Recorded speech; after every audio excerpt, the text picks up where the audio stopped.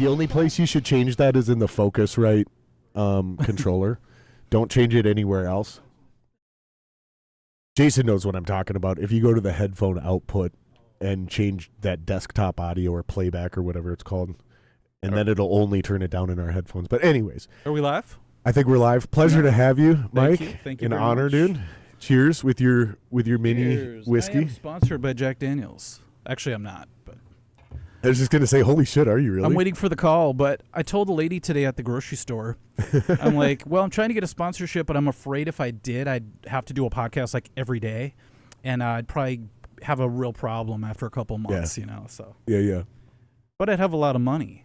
That is one thing I'm looking for. I had a cigar sponsor for a while. Well, technically, we still have a cigar sponsor. Really? Yeah, so if you want Marco V cigars, you can use one of the discount codes we have, and you'll get 15% off. So professional. But for a while, dude, they were sending me free cigars. And, dude, I was smoking a lot of cigars. Yeah. Like a box of cigars just shows up. Yep, I got a box a month.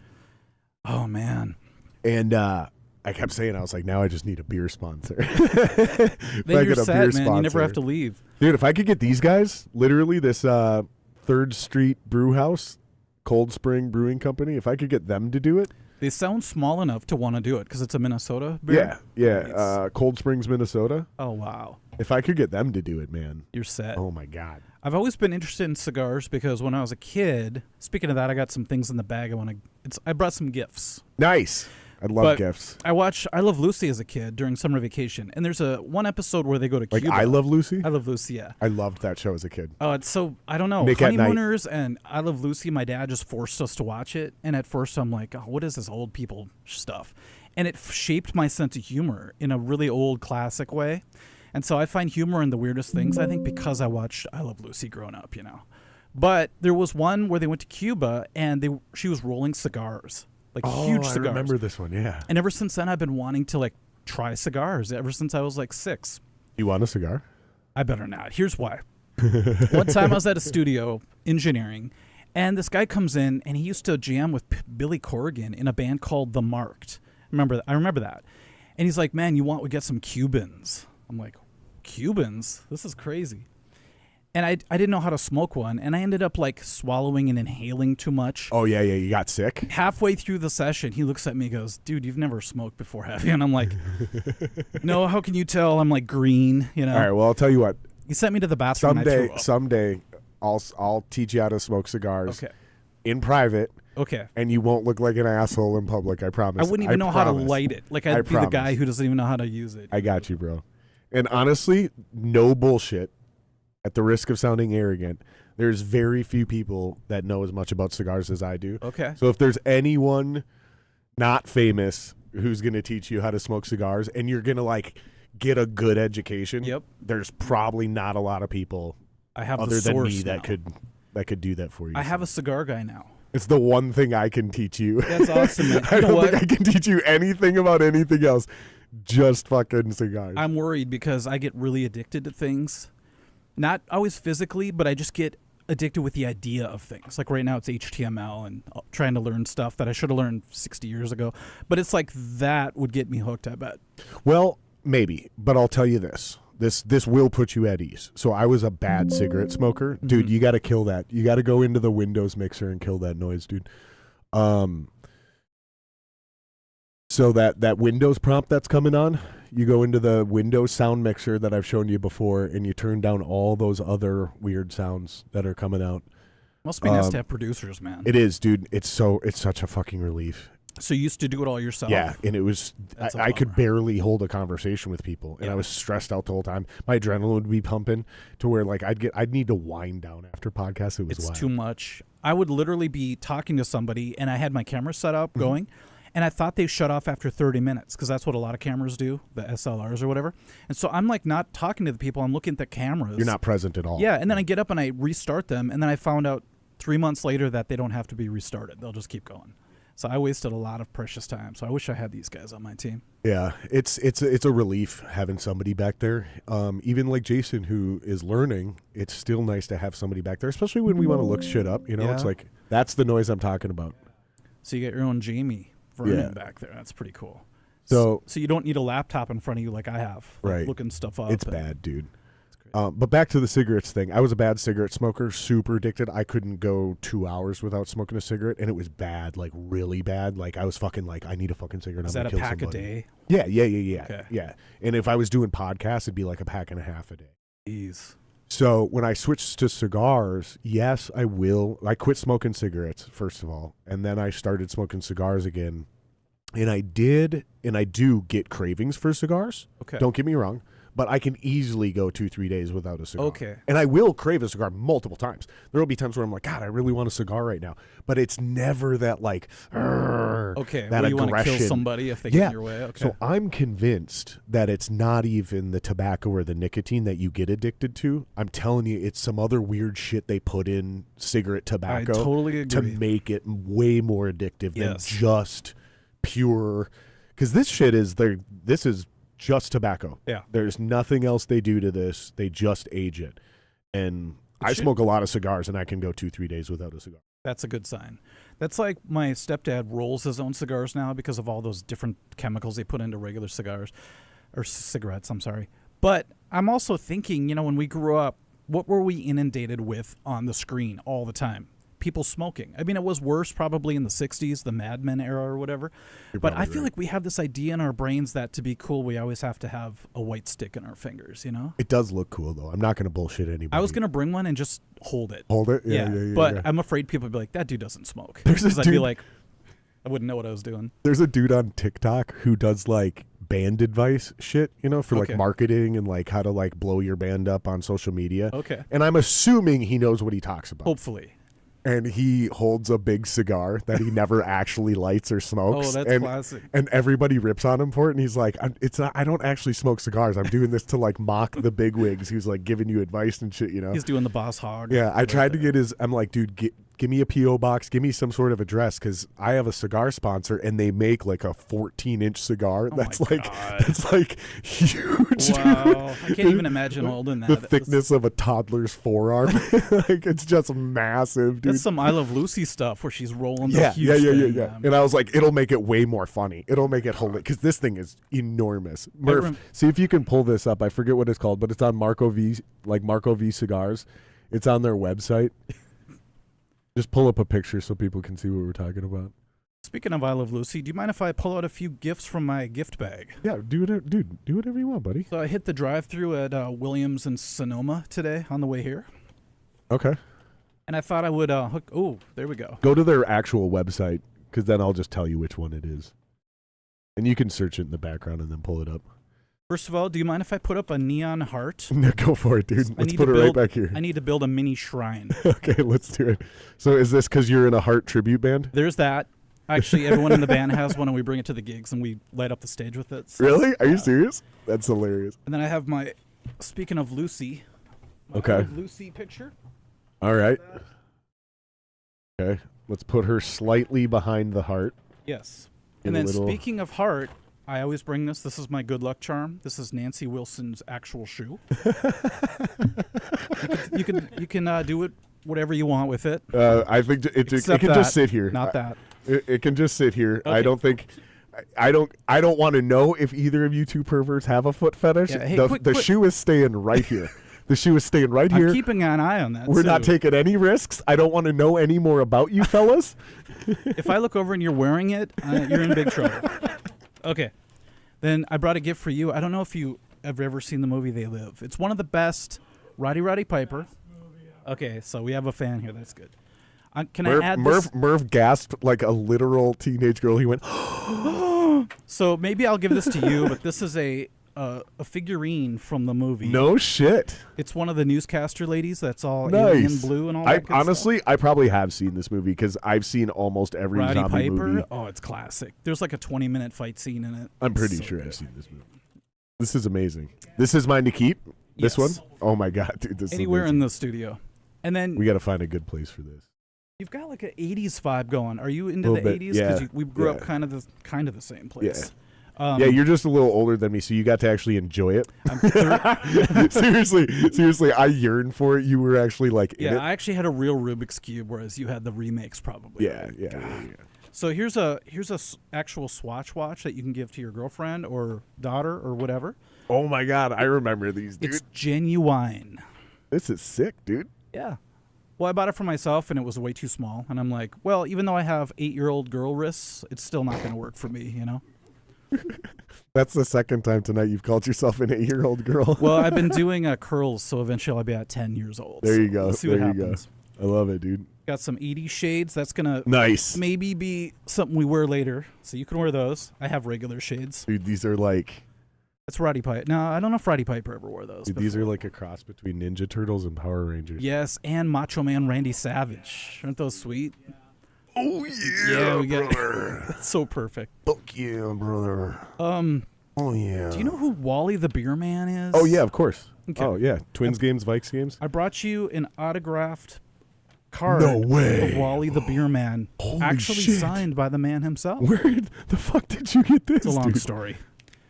We got time. Also, recently, I went to a concert, and I went out to buy a drink, and there was a guy who looked just like Wally. This might be the coolest thing I own now. Hand signed, hand autographed. Check this out, boys.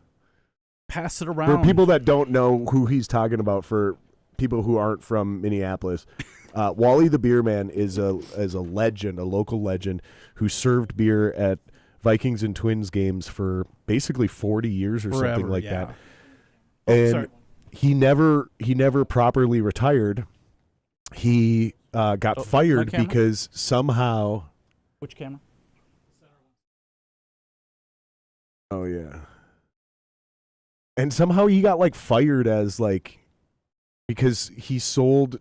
It wasn't even an underage person, but it was somebody who didn't present an ID. Oh, shit. I think. Is that right? Yeah. Am I right about that? That sucks, man. Fucking bullshit, dude. He got screwed. He got can't screwed fire real a bad. legend for one, one mistake.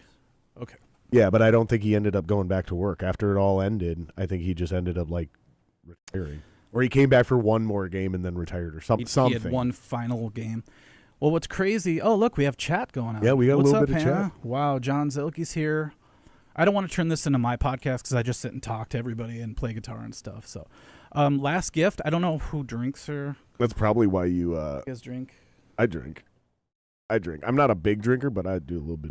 May I offer you this spiced apple juice?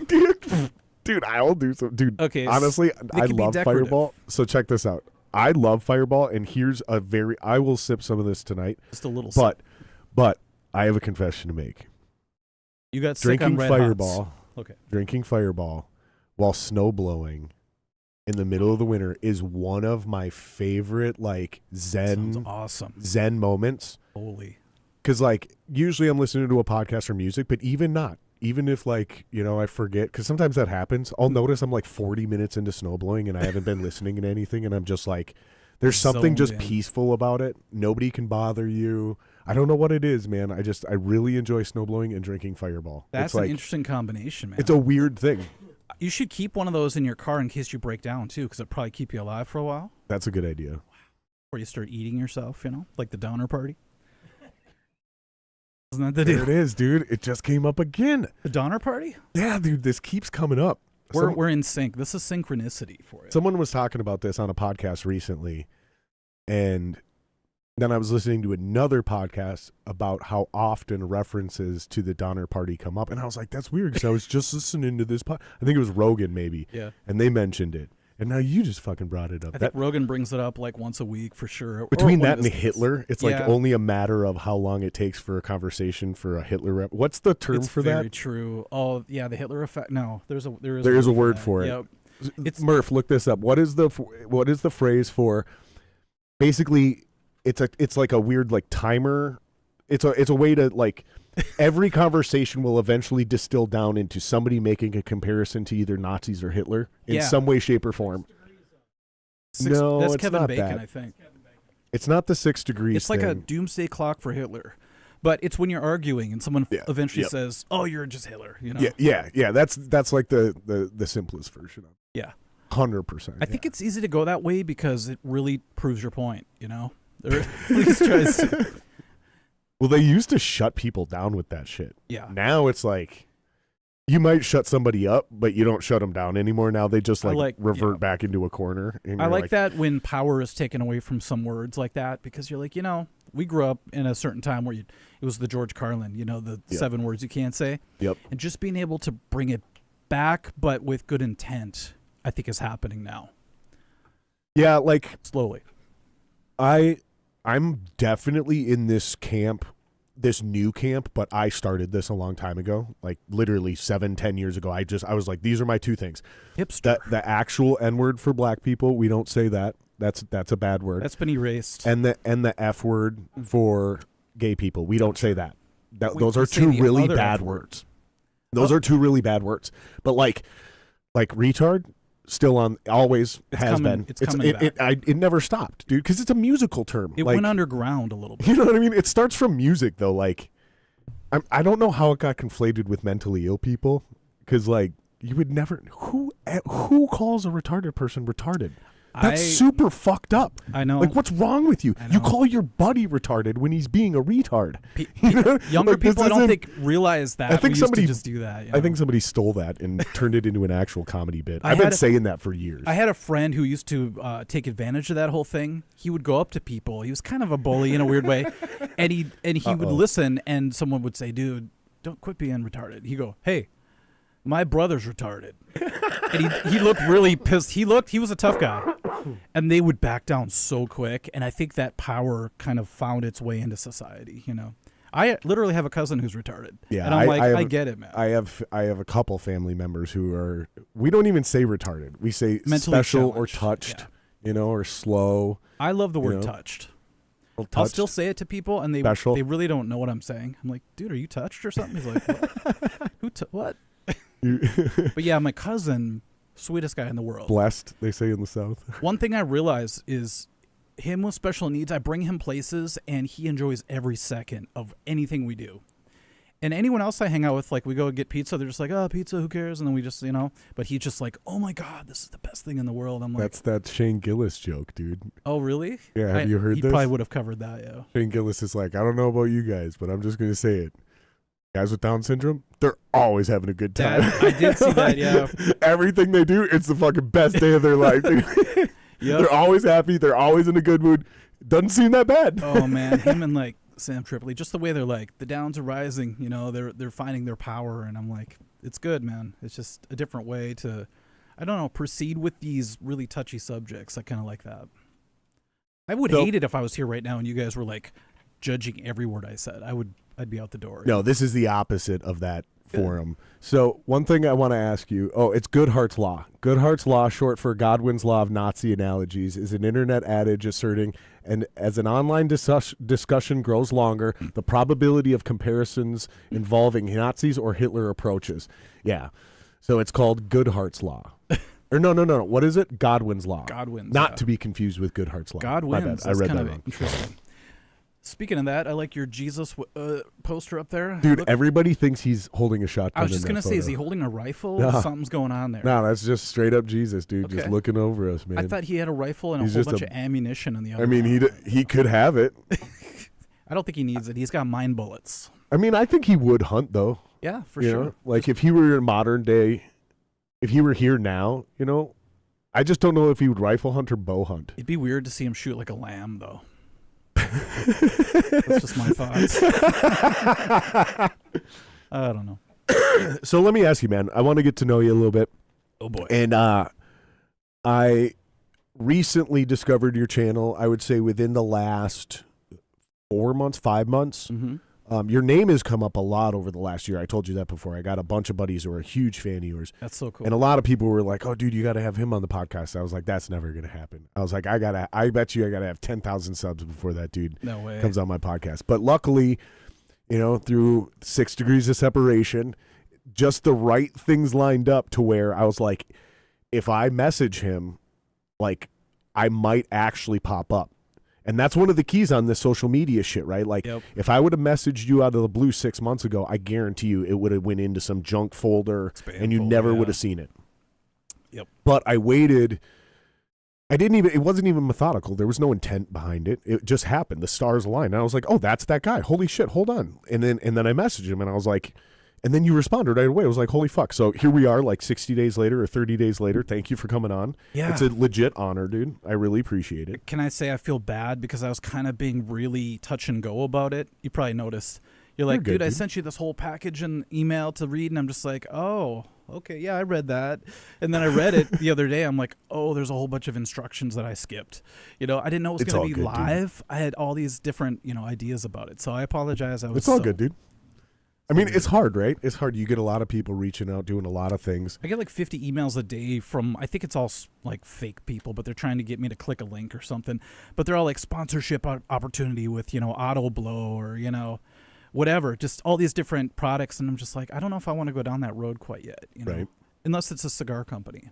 Well, be careful because I found out that I can't advertise for them on YouTube if I want to monetize, if I want to join their partnership program. Okay. So I got to be real careful about the sponsorships I take.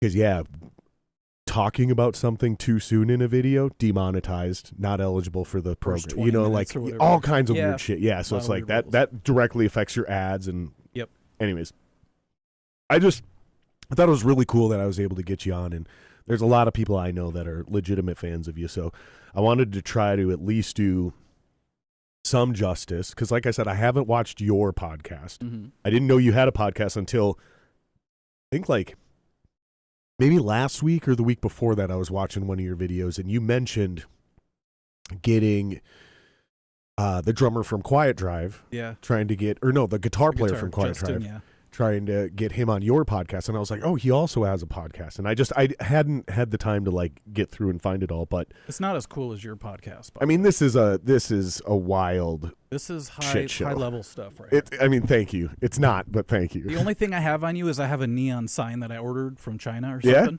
And it says The Art of Guitar Riffin', because we're riffing. We're just nice.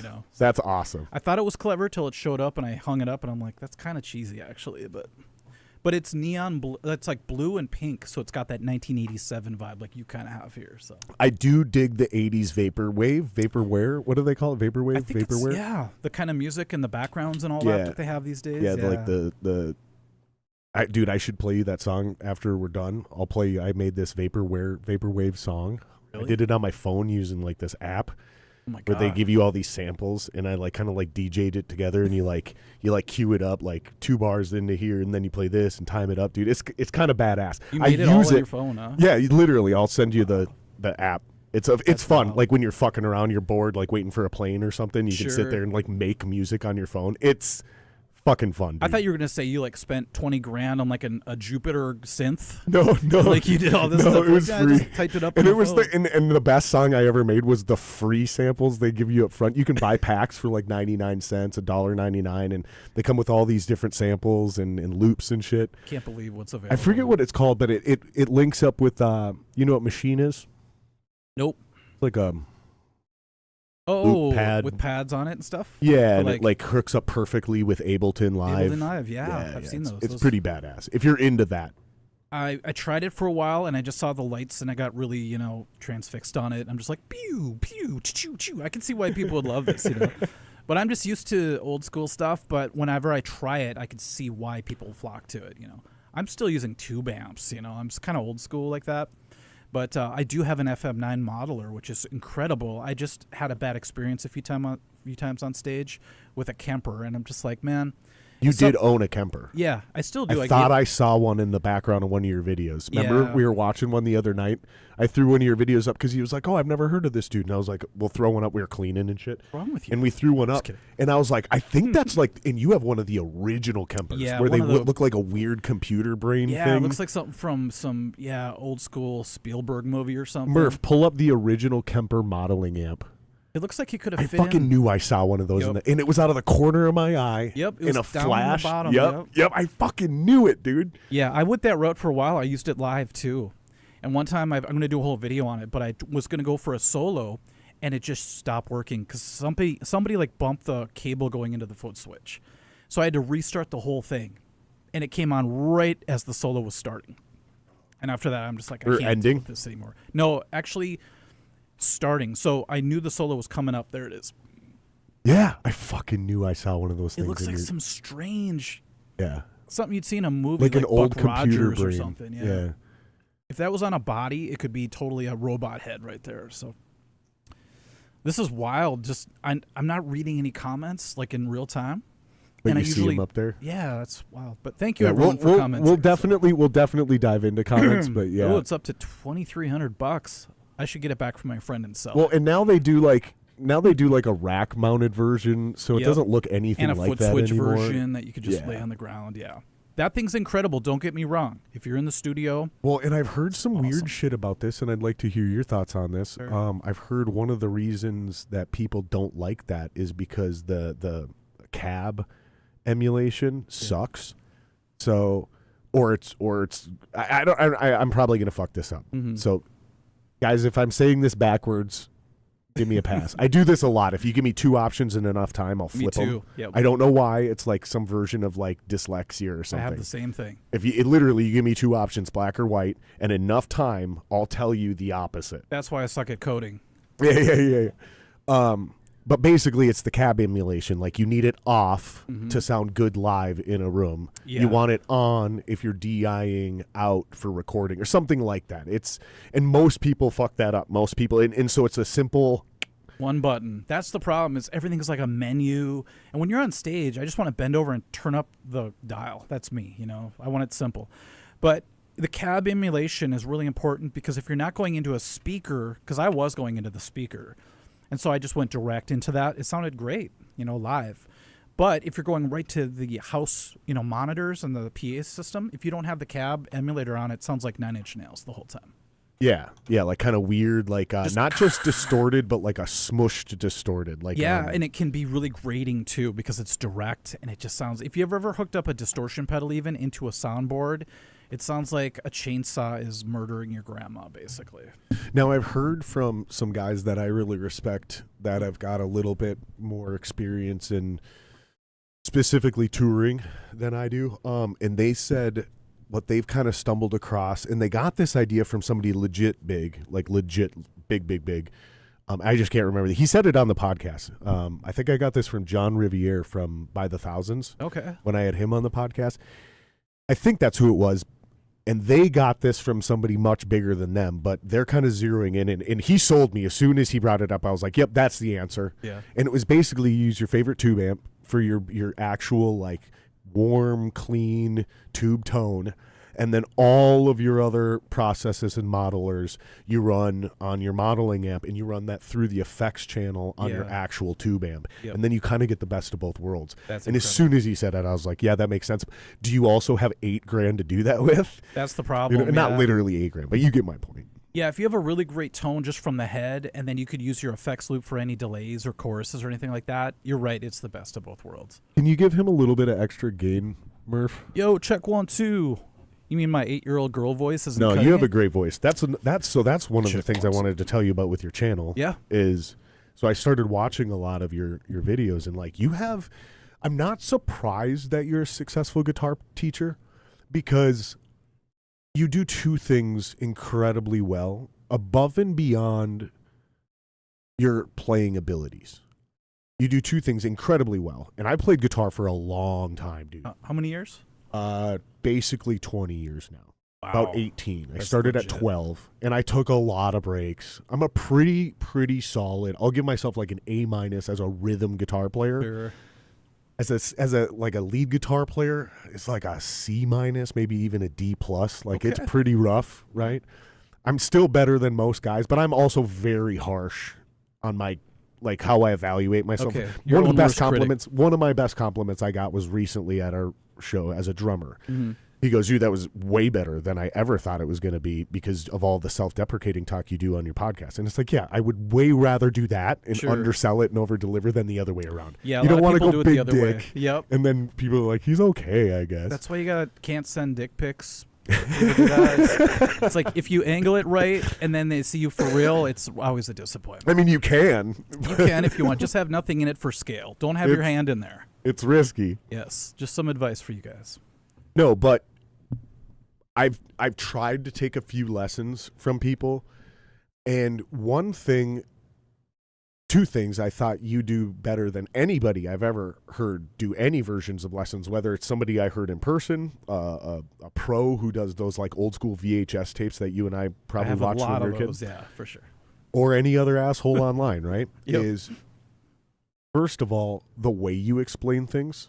So I'll take one you were talking about these like shapes or moves or modes or something, and you were talking about just this very simple, and you built a solo just in this one key of like C or whatever it was. I think it was C. And the way you broke it down and explained it, I was like, dude, if I would have had somebody tell me that at 14, 15 years old, I would be a badass guitar player by now, because it's so... It would have sunk in. It's just dumb. The way you explain it, you're like... And I'm not kissing your ass, dude. This one thing everybody knows about me is I don't kiss ass. If I give you a compliment, it's genuine. I feel it. I swear to God, dude, you're like the John Madden of guitar lessons. Ooh, I like that. What made John Madden such a profound teacher is that he dumbed this shit down to where everybody understood what you were trying to do. Mm-hmm. So you didn't need a high actual IQ to pull this off. Sure. Everybody went, oh. Same thing with Vince Lombardi. Wow. And not only that, but then the way you speak. Like, you can go on a long tangent. Obama was really good at this. There's a rhythm to the way you talk that doesn't drone people out. And I think those two things you do significantly better than pretty much everybody I've ever heard describe anything in regards to teaching, right? Because, like, sometimes the guy's voice is literally just annoying. Yeah, I get it. Sometimes it's not annoying, but the way he talks is, like, drony and, like, oh, my God, I'm falling asleep. I can barely pay attention. Yeah. You do a very good job of speaking upbeat enough to keep attention without going too fast to confuse. It's just a really delicate balance that I noticed, because I was just like, I want to see what this dude's videos were like at the beginning. And it's exactly the same. So, like, you've been really good at this. Thank you. From the beginning. Where did that come from? Because it doesn't seem like it's something you had to work on. It seems like it was a natural talent that you were born with. Did you always know that? I think it's from 35 years of teaching private lessons. So when you're talking to someone face-to-face, like 12 people a day. You started teaching lessons at 4 years old. When I was 4, yeah. People didn't take me seriously, but I'm like, just wait. Wait till these fingers grow. But it got to the point where I could tell when someone didn't know what I was saying, because I'd be talking and they'd be looking around or they'd be bored, and I could tell. So I'm good at perceiving the other person. Maybe it's because I'm a Libra. I don't know. I'm balanced. I'm a Libra too. Really? What's your birthday? October 4th? 25th of September. Ooh, so you're a fake Libra. I'm on the 2 days in. Gotcha. I'm on the spectrum, you son of a bitch. I'm on the spectrum. I know I'm on the spectrum. That's why I could practice guitar for 8 hours a day, because I'm just like Elon Musk. If that shit's real, everybody's on some spectrum of something. Dude. Yeah, like, I think that's true, actually. That's why I like have a hard time buying into that shit anymore, because I'm like, dude, I could find something I suffer from too, dog. Like, come on. Totally true. Like, people would say, oh, I think you're on the spectrum because you could just obsess over something all day. And I'm like, if that's true, I don't not want to be on the spectrum. What's the alternative? Just floating around all day doing, whatever. So I think having a good attention span is huge. But I would pay attention to my students, obviously, and I would teach them, and I would watch their eyes and see what clicked and what didn't. And after 35 years of that, so are you like literally looking for like their eyes to like get a little bigger? You could tell when like they're actually things? excited or if they're bored or whatever. And so my first lesson, my introduction lesson, just hit like 12 million views. And the only reason I'm saying that is to brag. It's a big number, dude. You should brag, dude. Congratulations. But it's also because people all say what you just said. Like, I understood what you said. You didn't make me feel stupid. Like, you gave me enough information, but you also didn't try to prove that you're awesome at guitar or something. It was a good mix of both worlds. Yeah, you dumbed it down. You idiot-proofed it, but without being condescending. Right, to make it accessible to people. Because I've worked with 80-year-old people that, and I've worked with kids and everyone in between. So it's like I kind of have a idea of the spectrum. Do you remember the specific video I'm referring to? Which one are you? So it was like... Oh, about the solo thing. Yeah, it was like this one move will make you instantly better at soloing or something. I think it was one of my first videos. it might have been one of your more professional videos, but it definitely wasn't like one of your older videos. Okay, where I was filming on a potato or yeah. Because I went back and looked at those because I'm always super interested at successful people on YouTube if they have the balls to leave the originals up. Oh, where it's like a different aspect ratio. It's like a square. Well, not only that, because also it's like for me right now, I shouldn't compare this podcast to Joe Rogan, who has 30 million followers. That's what I'm doing right now. I should go back and compare myself to Joe Rogan 170 episodes in, which you ever see that? Clearly I'm not doing well. You know what I mean? Like when they're on the couch together? Yeah. Those are the old days, yeah. So I always just do that. I'm like, okay, this is where they're at. But because the guys who are really successful always leave them up. Because it's an inspiration story. Yes. It's like you don't just start out with magic. Most of us start out doing really low production, shitty videos, right? And I think one of your older videos that I actually watched was it was a lesson video. I think you were doing something on an acoustic, and you were actually under a different company back then. Yeah, I'll tell you the story. But was I kind of wearing like a dress shirt and stuff? I don't recall, but it seemed like you were in like a professional room where like actual music lessons happen. Maybe even a school. Yeah, that's a weird story. Yeah, but where I'm going with this this Did it look like I was in glamour shots with the background all like? No. Okay. No, it was like there was like a, if I remember right, there's like a whiteboard in the back, and it like seemed like there might be like a horn section over here, Definitely. or maybe like some choir instruments, or not choir, but band instruments or whatever, or you know what I'm trying to say? Definitely. Orchestra instruments, something like that. But even back then, you had a really eloquent way of explaining this, and specifically, you were like, I'm just going to show you how to take this one silly C major scale, and we're going to build a solo out of it. And it was so funny, because as soon as you started fucking around with that scale, I was already humming the next bar. You knew. And I was like, oh, That's and da-da-da-da-da-da. And then you played that, and I was like, holy shit. I was like, oh, he's pretty good. Because like I only care about songwriting. Sure. Like I don't care about the shred. Yeah. Like I can find anybody that can noodle their ass off. Yep. I was like, can you write a song? And so you didn't just build a solo, you built a catchy solo. And then you even did a couple things where I was like, I wouldn't have done that. That's really clever. The twist. And you were just doing this in this simple fucking C major scale. Dude, it was mind-blowing. And I'm not trying to kiss your ass. I'm trying to pick the John Madden version of what you did. I appreciate that, man. It was very profound. And I was like, this is why this guy's successful. It's this one video right here. I don't know if you were here when I watched this video, but I was like, this is it. I was like, this one video perfectly makes sense why this guy has damn near 1 million subs, and you've earned them all, and you deserve it, dude. So congrats. Thanks, man. It's a slow climb. It's an honor to have you. I appreciate it. For like the 4th time. I always tell people it's such a slow climb with subscribers, but every day I wake up and it's like 50, 100, you know what I mean? It jumps up. But it's like I'm not even looking at 1 million, because it's like the more I do that, the slower it goes. It's watching the water boiling kind of thing. Plus, it doesn't even really matter. It's just a thing to tell people, like 1 million subs. It's kind of like if you could, like when I was in a teenage metal band one time, we were nominated for the Minnesota Music Awards that took place at First Avenue. It was like a City Pages thing. I vaguely remember this. Yeah, and it was like a big deal back then. And we were nominated, but we lost to everybody else. And ever since that day, we put above our name Minnesota Music Award nominee. And it actually had pull. Right. So I'm like, you know what? Saying you have 1 million subs means something at this point. I'm sure in the future that won't really matter as much, but I'm pretty proud of it. I mean, it definitely does. It definitely does. Because for people like me, especially, who know exactly what you mean, which is like the subscriber, it's a slow grind. Yeah. What was your journey? So in music, when I came up, we had this phrase in the music scene. It was 0 to 500 fans is the hardest hill you'll ever climb. Like your first million to make, basically. Yeah. So, yeah, it's like, because once you get 500 people that'll come see your band, dude, you have enough fucking buzz where the snowball's rolling, dude, bro. 500 for a band locally, that's insane. Right, especially now, right? Back then, it was like, if you wanted to headline The Rock or Star Central or the Urban Wildlife. Oh my God, I forgot about Star Central. If you wanted to really headline a lot of these clubs or have access to First Ave Main Room, you had to draw 500 people. It was like almost a minimum standard. Or play a metal massacre and steal everybody else's crowd. That's what we did. Still drawing 500 if you're doing that, That's though. True. Right? Yep. So YouTube has a very similar thing. It's 0 to 1,000. Plus 4,000 rolling watch hours, right? Yep. What was your journey like starting off? Was it like quick? Did you get 1,000 subs right away? Was it a pain in the ass like it is for this, which is the death metal of social entertainment, a long-form podcast? It's like...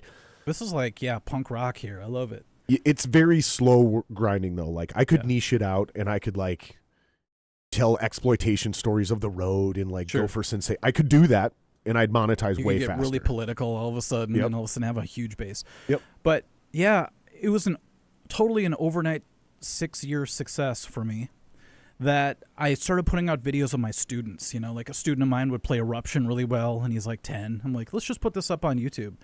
And after that, I watched the grid. I still pull it up on the analytics. I don't know if you ever watched the analytics.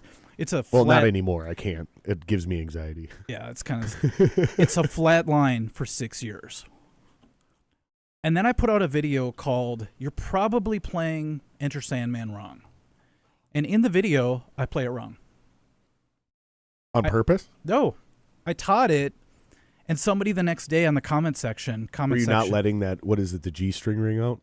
Or is it the A string? I always let the G string ring out. You have to. Yeah. Because that's what James does live. Yeah. And you have to play it so you're doing the middle two with your ring in your middle. So the bottom stringer played with these middle two stringers. Is your pinky and your middle finger. Yep.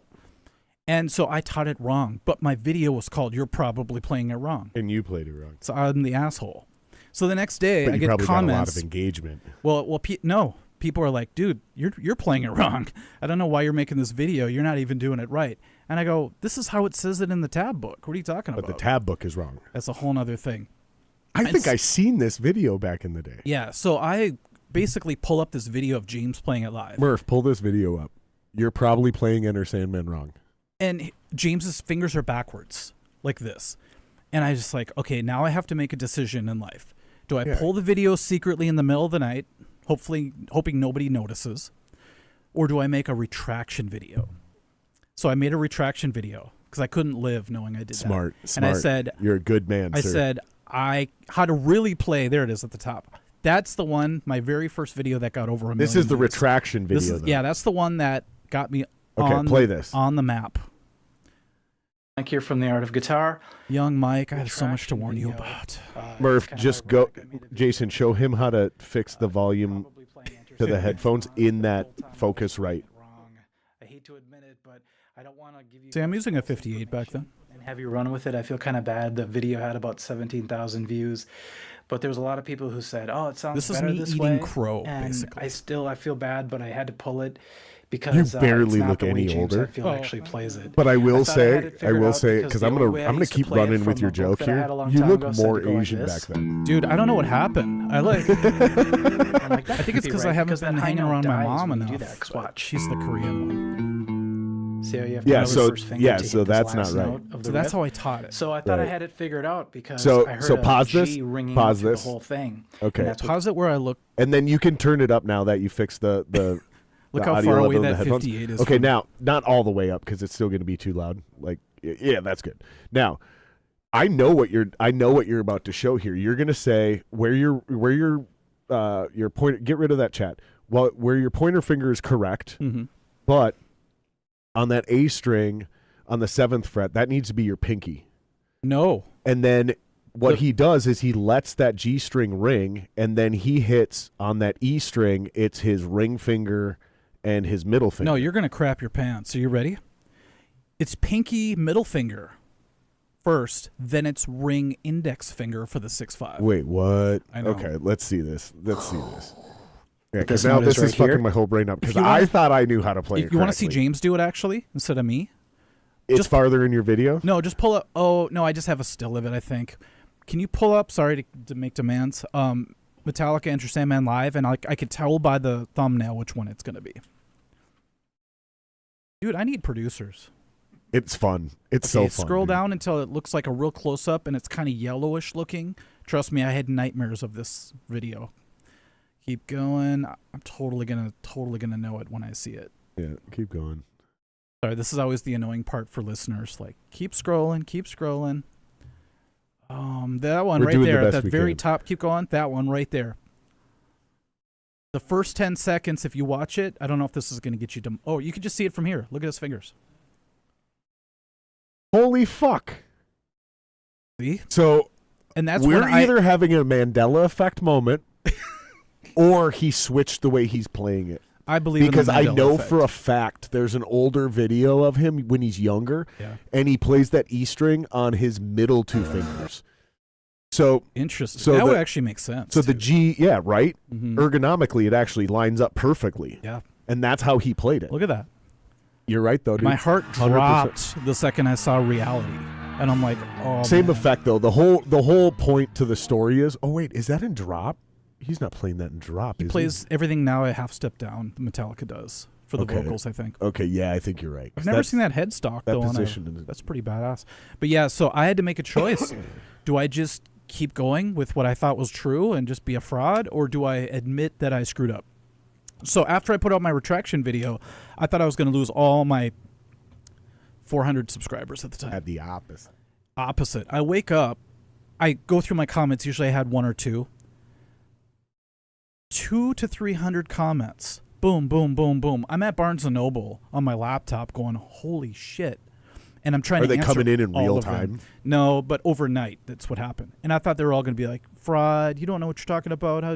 It was all, dude, I've never seen someone admit they were wrong on YouTube. Subscribed. I'm subscribed now. And I saw my subscriptions go up by like 500 to 1,000 to 2,000. And that video now is at like 1 million something views. So it's the video I never wanted to make me get on the map. I thought it was going to be some video of me shredding and being all cool, but it's a video of me admitting that I suck. That's super impressive, though. It's like it speaks to your integrity, though. I guess, you know what I mean? Or the fact that I wouldn't be able to sleep at night. You know, that's what I mean. That's the same thing. Because a lot of guys, and I mean a lot of guys, would sleep perfectly at night, just deleting that first video and pretending it never happened. And then putting out a new video on a new channel, pretending the first one never happened, and doing it the right way. You know, a lot of people. So good. I do that a lot in my life with other things, but when it comes to guitar, I can't just live a lie like that. You know. So I want to know something. You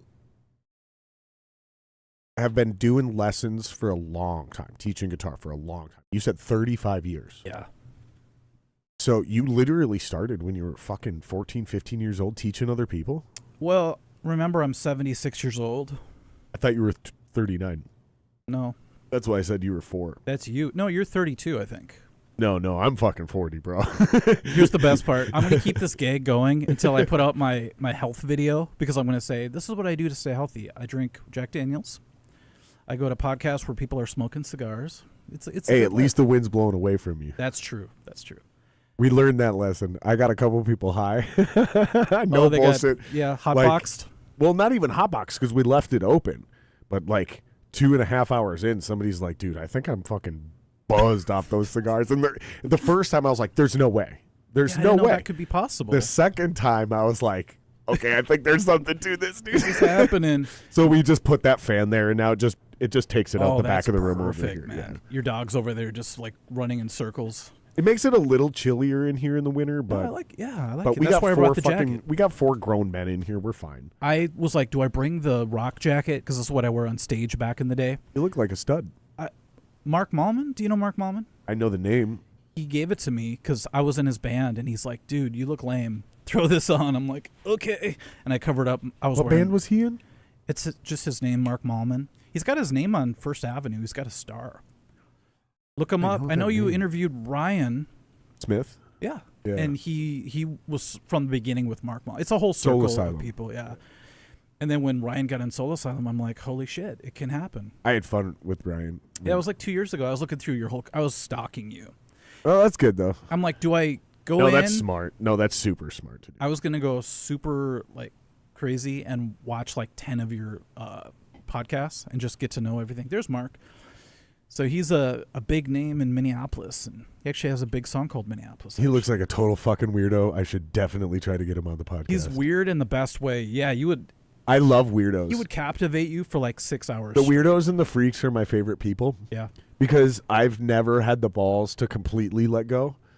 I was an elite level frontman, terrible lead singer, great frontman though. Because I was able to let go. I was able to let go and just really be a great entertainer and like really just let your body become an instrument, right? Like Because that's what being Allen? a front man is about. It's about like, you know, when you go up and you fucking throw your arms out, you got to do it with like reckless abandon. Yep. Like you got to be willing to throw your elbow out. You know, like If you you got to hold back, they can tell. Yeah, and if you're like going for a pose, There he if you're is. trying to look cool and you're going for a pose, Yep. now you look like a fake actor. Yes. It's so hard to explain, but Unless you're David Byrne. I was never able to really truly let go and like do the whole fucking David Lee Roth, like create a character and fucking like, Oh, gotcha. you know what I mean? Like Like an alter really, ego? yeah. Which I got nicknamed because we all gave ourselves nicknames, the bad version of us when we got too drunk at shows when we thought we were rock stars. Mine was Jared Lee Roth. Jared Lee Yeah, Roth. because I got a little bit douchebaggy and a little bit loud. Love it. What was that, Murph? Oops, Jared. Someone knows. Jared Lee Roth. No, it was Jared Lee Roth. I mean, if you guys said Ross, that's fine, but I heard Roth.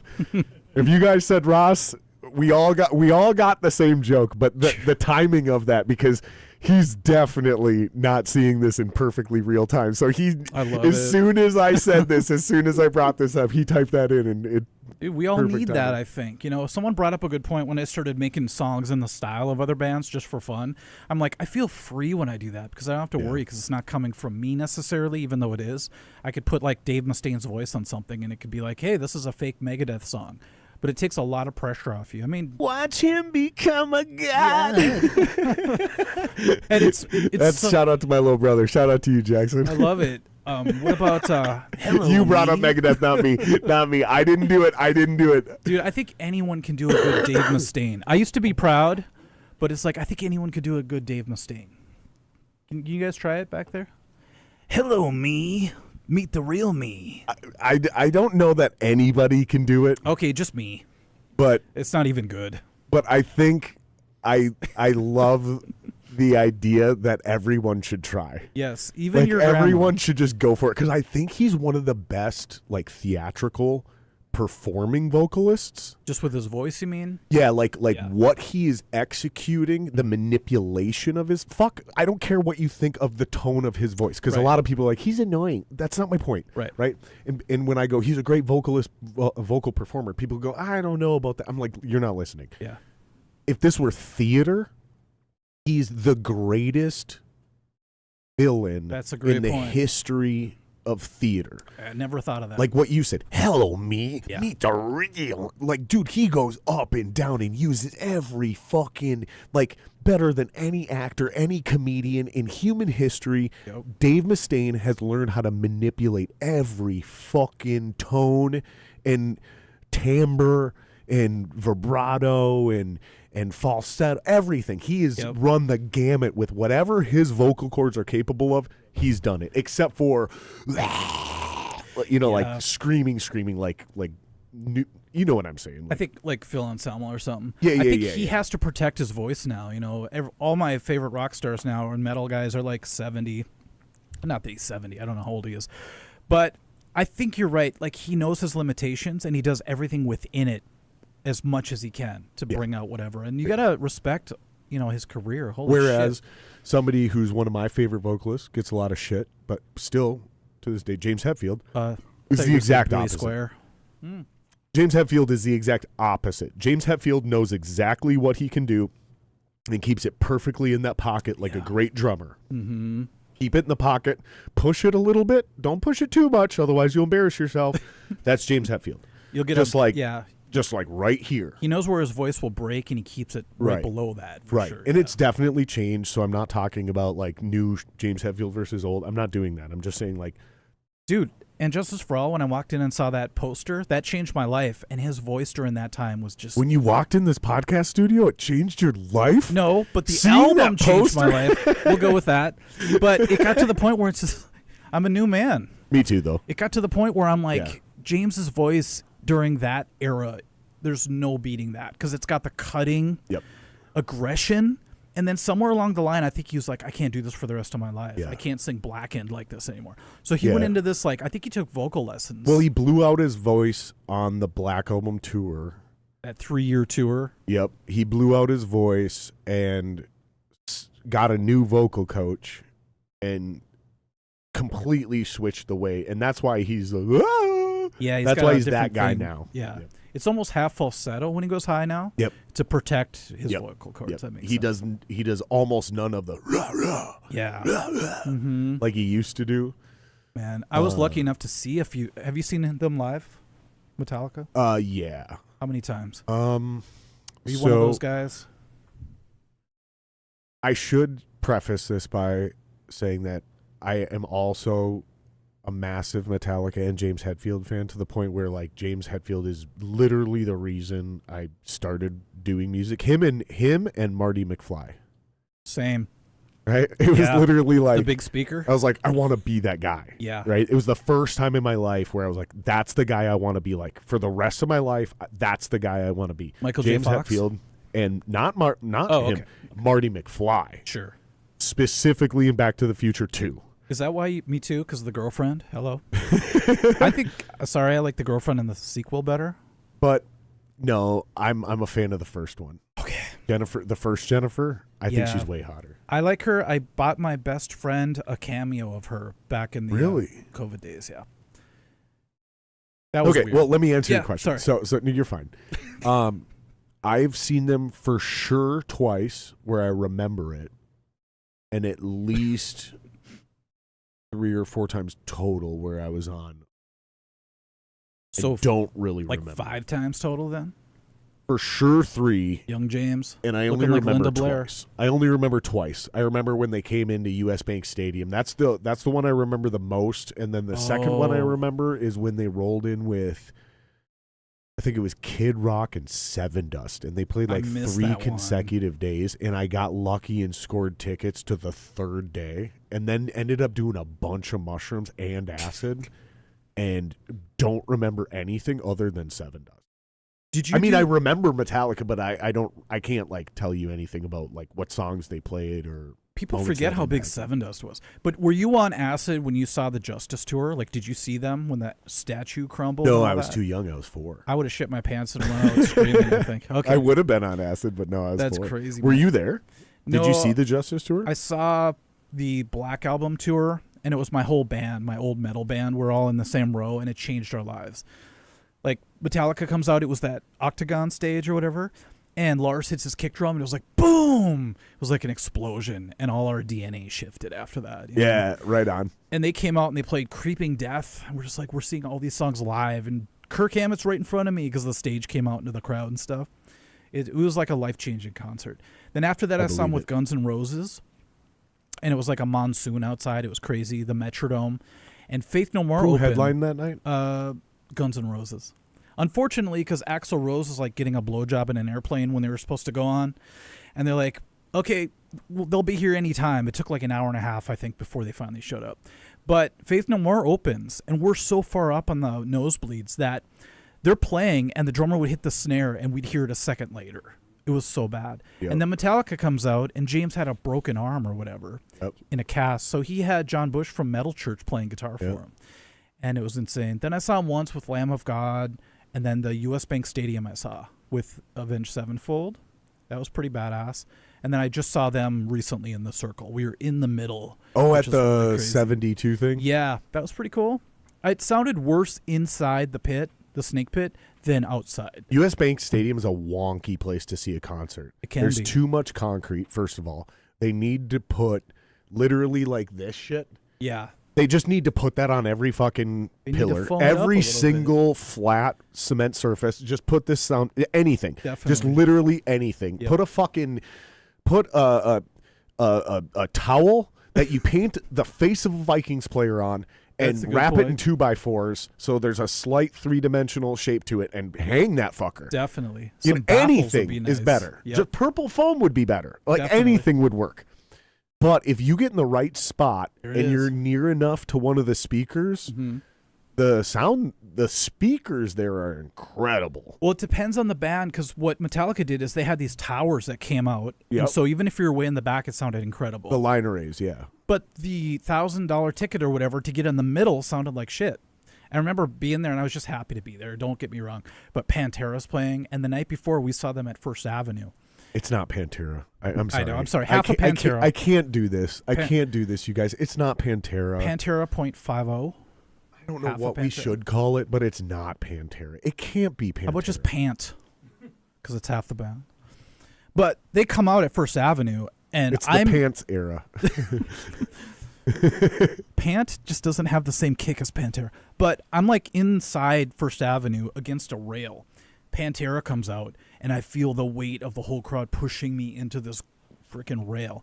And I'm like, I'm going to be cut in half in a couple seconds here. Once they kick into fucking Hostile, I'm dead. So I jumped over the rail, and I ran to the bar, and I just hung out there the whole time. They sounded so incredible. It was cool to see Zakk Wylde. He's one of my heroes. Same with Charlie. But then the next day at the Metallica concert, it was like empty sounding inside the middle of the pit. And to hear Pantera doing like, you know, a new level and you could barely feel the bass, it was just kind of, it wasn't what I thought it was going to be. That sucks. That really sucks. I literally left to go outside to hear the main speakers, but this is very first world problem. That only happens because of one reason. Whoever sound engineered that concert never actually went down into that spot and double checked. Because here's what would have happened back in the day. They probably picked an old pro. I'm just guessing here, but I think I know. I think I'm about to spit some hot knowledge. This sounds right. So they probably picked a super old pro who did all the right math, because when you're at that level, they do actual math. Yeah. Like they do real math. They know the size of the venue. They put things in the perfect spots. They're using the Pythagorean theorem. They're doing a bunch of shit that is way above my fucking IQ level. Or pay grade, sure. But now bands don't use monitor mixes like they used to. So you used to have wedges that pointed back at you, shooting a version of the sound at you. So like for me, when I was lead singing, I needed just the snare drum from my drummer and the rhythm guitar. Because that's where I took all my cues from as a vocalist. And then I needed just a little bit of the bass, just to fill out the sonic frequency. Otherwise, I was getting drilled with fucking too much top end. Yeah, too much 8K all night, and it was just too much. Point being is, the guitar player would have a different mix, and he'd be like, all I need is me and the vocalist. And then the other guitar player is like, all I need is me and the drummer, right? But if you were close enough to the stage, you would hear that monitor mix. Even though it was pointed away from you at the musicians, you would hear it right up against the stage. Plus, you would get their actual instruments blasting at you. Now, everybody plays with in-ears. Yep. So there's almost zero live stage monitor mix. Yep. And a lot of these bands on stage are DIing out of their fucking $1 million rigs. Yep. So their amps aren't even actually pushing any sound. If there is an amp on stage. Right. So the point is if you're too close to the sound sometimes, it sounds like fucking shit nowadays. And that wouldn't have been true 20 years ago. Yep. This is why guys like him and I are religious, and we're like, quote unquote, tube amp guys. Because it fills a room with sonic frequencies that even if you're not in the exact right spot, you can still hear. And if everybody does it right, and you get a good sound guy, and I'd love you to speak on this more because I've ranted about this 1,000 times. Sure. If I got a bad not a bad sound guy, but if I have a bad PA or an awkward room or things aren't set up right or the equipment's not working right, if my gear is legit and it's tube amps pushing actual air, we can still fill that room and we can still fucking sound good. Yeah. And we proved that recently.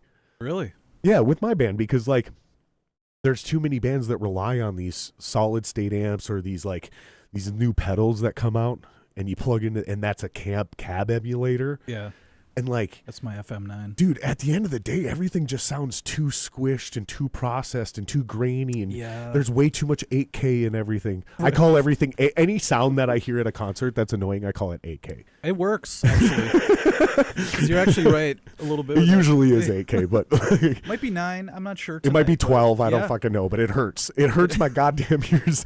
Yeah, it's that one frequency that just makes your ear buzz funny. Yeah. But I agree. It's like, back in the day, if they shut off the PA system, you could still hear like a warmth of a body of a band playing. Yep. But sound guys hate that. I have a best friend who's a sound guy, and he runs sound for the Heart Band, and he's super cool. But even he'll come up and be like, "Dude, you're way too loud." Back it up a little bit. That's a different story, though. We can, and if we have to bring in an attenuator, right, so I can still drive my tubes, but we bring the volume, fine. That's cool. But that's our job, dude. That's what we're here to do. Am I wrong? No, but when they want you to turn so low that you can't feel the air, like I need to feel. air pushing against my legs, and then I turn around and there's a force field that I can make feedback with my guitar. If that's not there, I feel like I'm playing at church or something, you know? Preach. Which is fine, but it's kind of like when I bought a V drum kit one time, and I was like trying to record with it, and everything was flat and really silly sounding. And it's like, man, I'm going to go to my grave just wanting to play real drums, real tubes. Call me old, I don't care, you know? I'll die on this hill. I will die on that hill with you until I run into another Chad Hinge who played these weird solid state Marshall amps in a band called Banehinge here locally. Oh, I know those Marshall heads very well. And anyone who went to a Banehinge show said, and I'm talking real tone guys, real guitar tone guys would be like, they have some of the best guitar tone I've ever heard. It can happen. But that's because Chad knew how to dial in those amps and make those amps sound dope.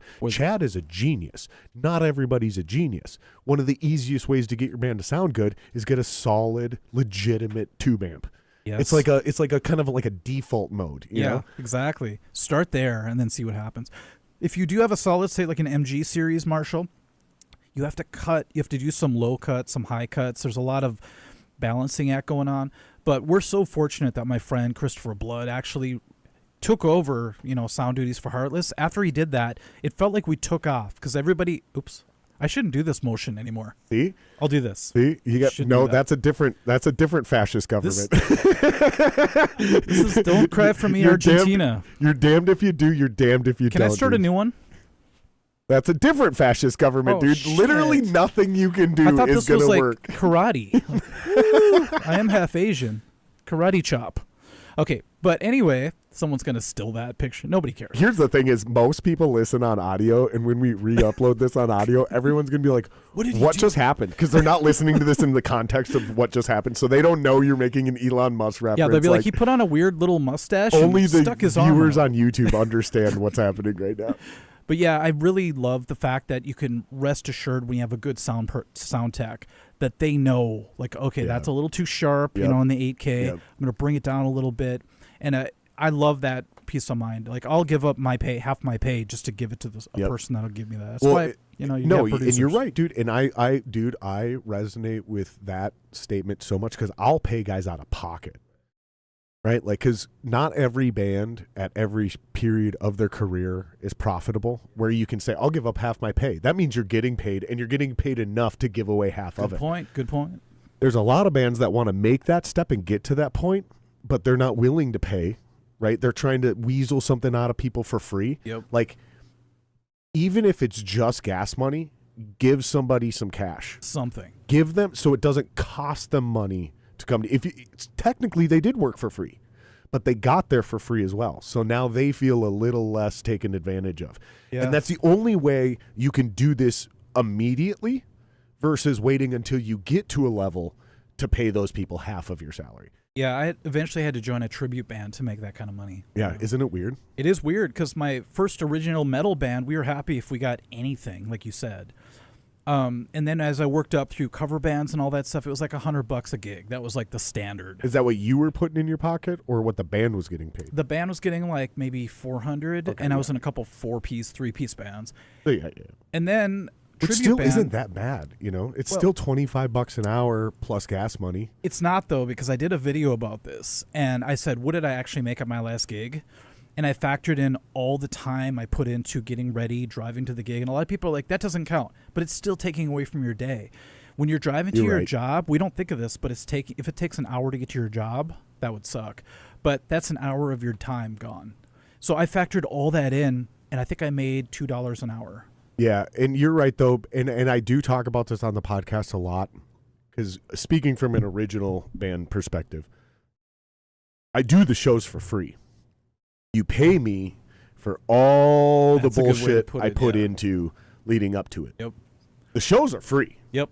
That's the fun part. Fucking love the shows. The shows are free. Yep. What you pay me for is to rehearse Monday, Wednesday, Friday for 2 to 3 hours religiously. Yes, I forgot about even rehearsing. That's time out of your day. Then you show up and you have to deal with all this stuff, especially if you're leading a band. You have to deal with the management. You have to deal with your band. You have to make sure everything's cool. Afterwards, there's teardown. There's all that stuff driving home, and you get home at 2 a.m. and you go, wow, I made $5 an hour tonight. So if you don't love it, you're not going to keep going. Right. But if you get to that next level, like luckily I did, it was kind of an accident, but to the tribute band, and all of a sudden your band's making 8 to 1,000, let's say, on a good show, like a casino gig. Then you go home and you're actually like in the black. Would you ever do an original band again? I don't think so. Unless it was like, I don't know. That'd be really tough to do nowadays. I know, right? My channel takes up so much of my time that all I can do now is I have like this little acoustic duo I do, and then whenever Heartless plays, the Heart Tribute Band, I just play those shows, and I feel satiated from that. It's like when I was younger, I needed more, but now I'm easily pleased. I think that might be a good thing. Sure. But ooh, here we go. Here's number 2. Yes. You got me. Yes. You got me, Mike. Anybody else? You got me on these little sippers, you son of a bitch. That'd be funny if we got the crew drinking back there and all of a sudden everything starts screwing up here. It's like, why is there pouring on the screen? The worst would be if those glitches showed back up. I had two of my cameras plugged into the same power outlet, and they were creating an electrical field that was sending digital anomalies. So you and saw distortion. the other side. It was like a. It was weird, dude. Okay. It was like lines coming through, and it was like green bars showing up, and like it looked like the cameras were just like failing. And then we had to like unplug one, run one across the room to a different port on a different side of the computer. And it ended up working out. You ever point weird, a camera at a mirror or 2 cameras at each other? Yeah, I think that's how you enter the Mandela zone. I seriously do. Where you can find the dimension you're supposed to be in. Yeah, I think Rod Serling told me. Do enough mushrooms, point a camera at a TV screen, look into it, and pick which frame you want to wake up in, and that's how you get the Bernstein Bears back. That might be true, actually. Oh my God, dude, we just did it. Clip that. Curious George has a tail suddenly. You guys have a bathroom down here? No, not down here. You have too much class to piss in the in the sink. Actually, it would fit in here. I meant the pee. I swear to God. We don't need a Minneapolis Ari Shafir. You can go upstairs and pee in the fucking. Could you imagine actual toilet like a gentleman? Okay. Whether it's Gigi Allen or Ari, could you imagine shitting on stage? My cousin did one time. I'll tell you the story when I get back. Yeah. So we're going to take a break. We'll play one of the Montoya tunes. You haven't heard any of this shit. You'll hear it on your way back. Go ahead and take a piss. This is your stuff? Yeah, we're going to... Well, one of the groups I'm in. What song should we play, boys? The Void? You think The Void? Even Murph went, yeah. You think the Void over Barrier? Yeah, really? I love The Void too, dude. But I like it better live because the way I finish that song on drums, I just go full hard on at the end of that song at drums on live. I wouldn't go that far, but all right, we're gonna play The Void. We'll be right back, guys, because I gotta piss too. I'm gonna piss, so we'll be right back.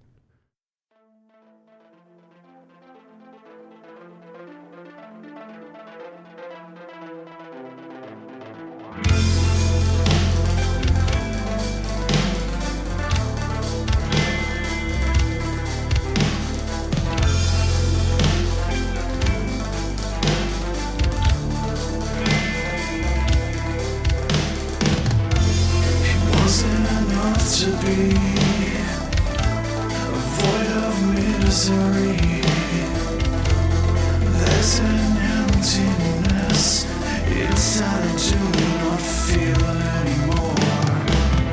If I need to say this again, I'm in this to the end, and I believe that's what you need to hear. I believe I have now made this clear.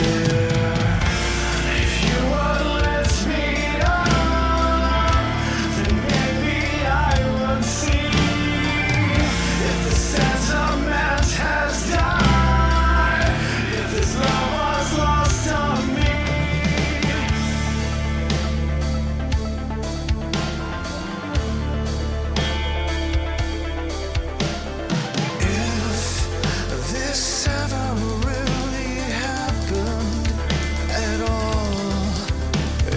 Hard to tell because 'cause it felt like I was dreaming.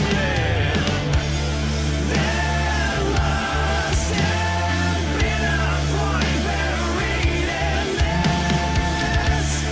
There must have been a word that I had missed.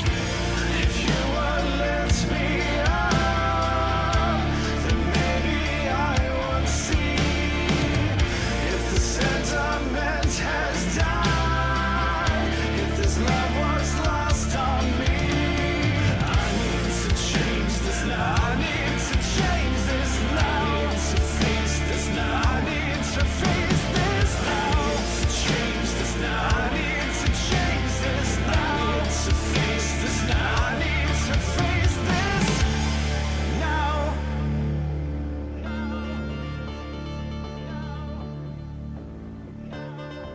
need to change this now. I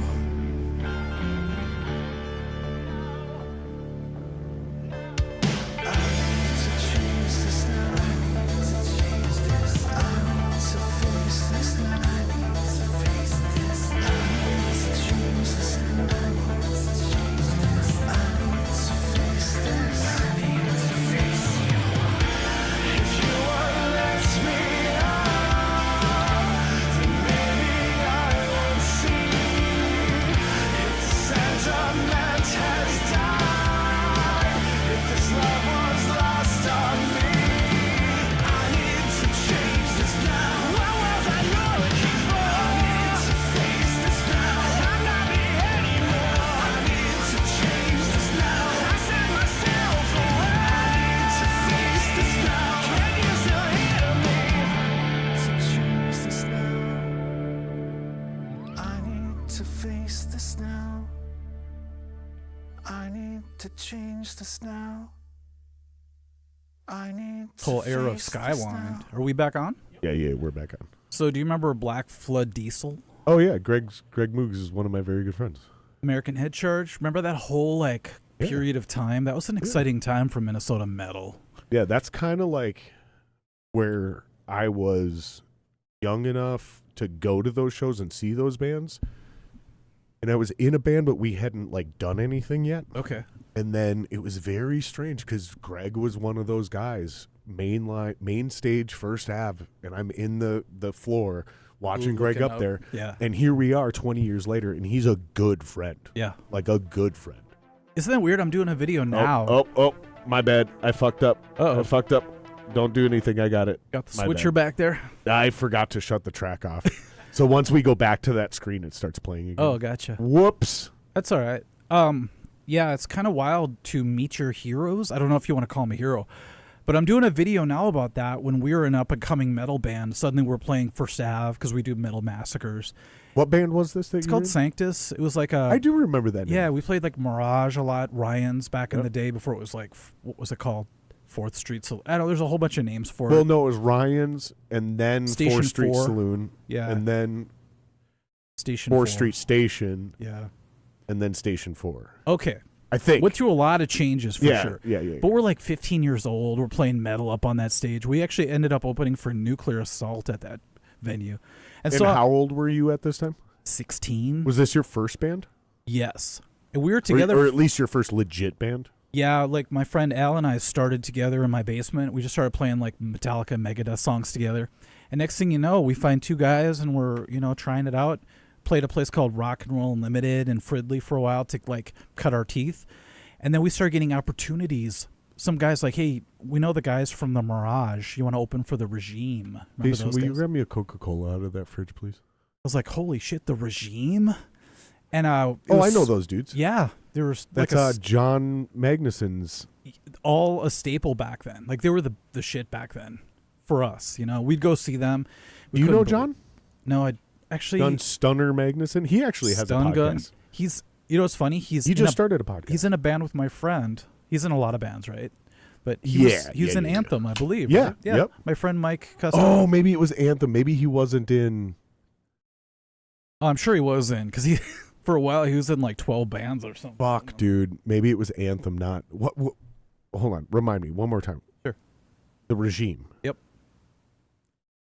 If anybody's in, he was on like Avalanche, maybe? Avalanche. One of those Peter, bands.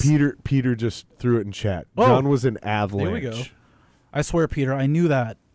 Thank you, brother. I feel better now. But yeah, that's the thing. He's like one of those guys that Sorry, stuck it out. my bad. I fucked up. So we're like little kids watching our gods on stage, so I understand. And then we went to First Avenue Metal Massacre, and the Coup de Grace were playing, Power Mad were there, and we're these little kids, and our drummer's sister brought us there. And we're like sitting up in the VIP section looking down and like, this is a dream come true. And then a few years later, we're up there playing, which is ridiculous. So you know the feeling. Well, it's weird because I know kind of the feeling. The one feeling I don't know is that First Ave main stage feeling. With the screen coming up? I believe it is the only stage in this town I haven't actually played. And the reason I say that is because I used to throw out a lot of things on this podcast. Like, oh, I haven't done this room. I haven't done that. I never did this. And then other people were like, yeah, you did. Because I was in a band with you when we did that. And I'm like, fuck.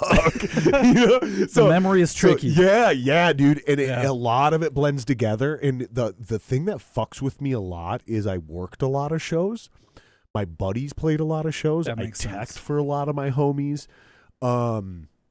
So I was at a lot of shows sitting side stage at a lot of places. Like a couple of my buddies played First Ave main stage later in my career, and I was standing on the side of main stage. So I looked out. So you have a memory of being on stage? You're like, but I know better. I know I didn't First Ave. I know I didn't do First Ave main stage. But my point is I made a lot of those statements that homies in chat were like, dude, you're fucking tripping. We did that together. Yeah. And I was like, fuck, I forgot about that. You may have played with Metallica and you just can't remember. No, I would remember that one too.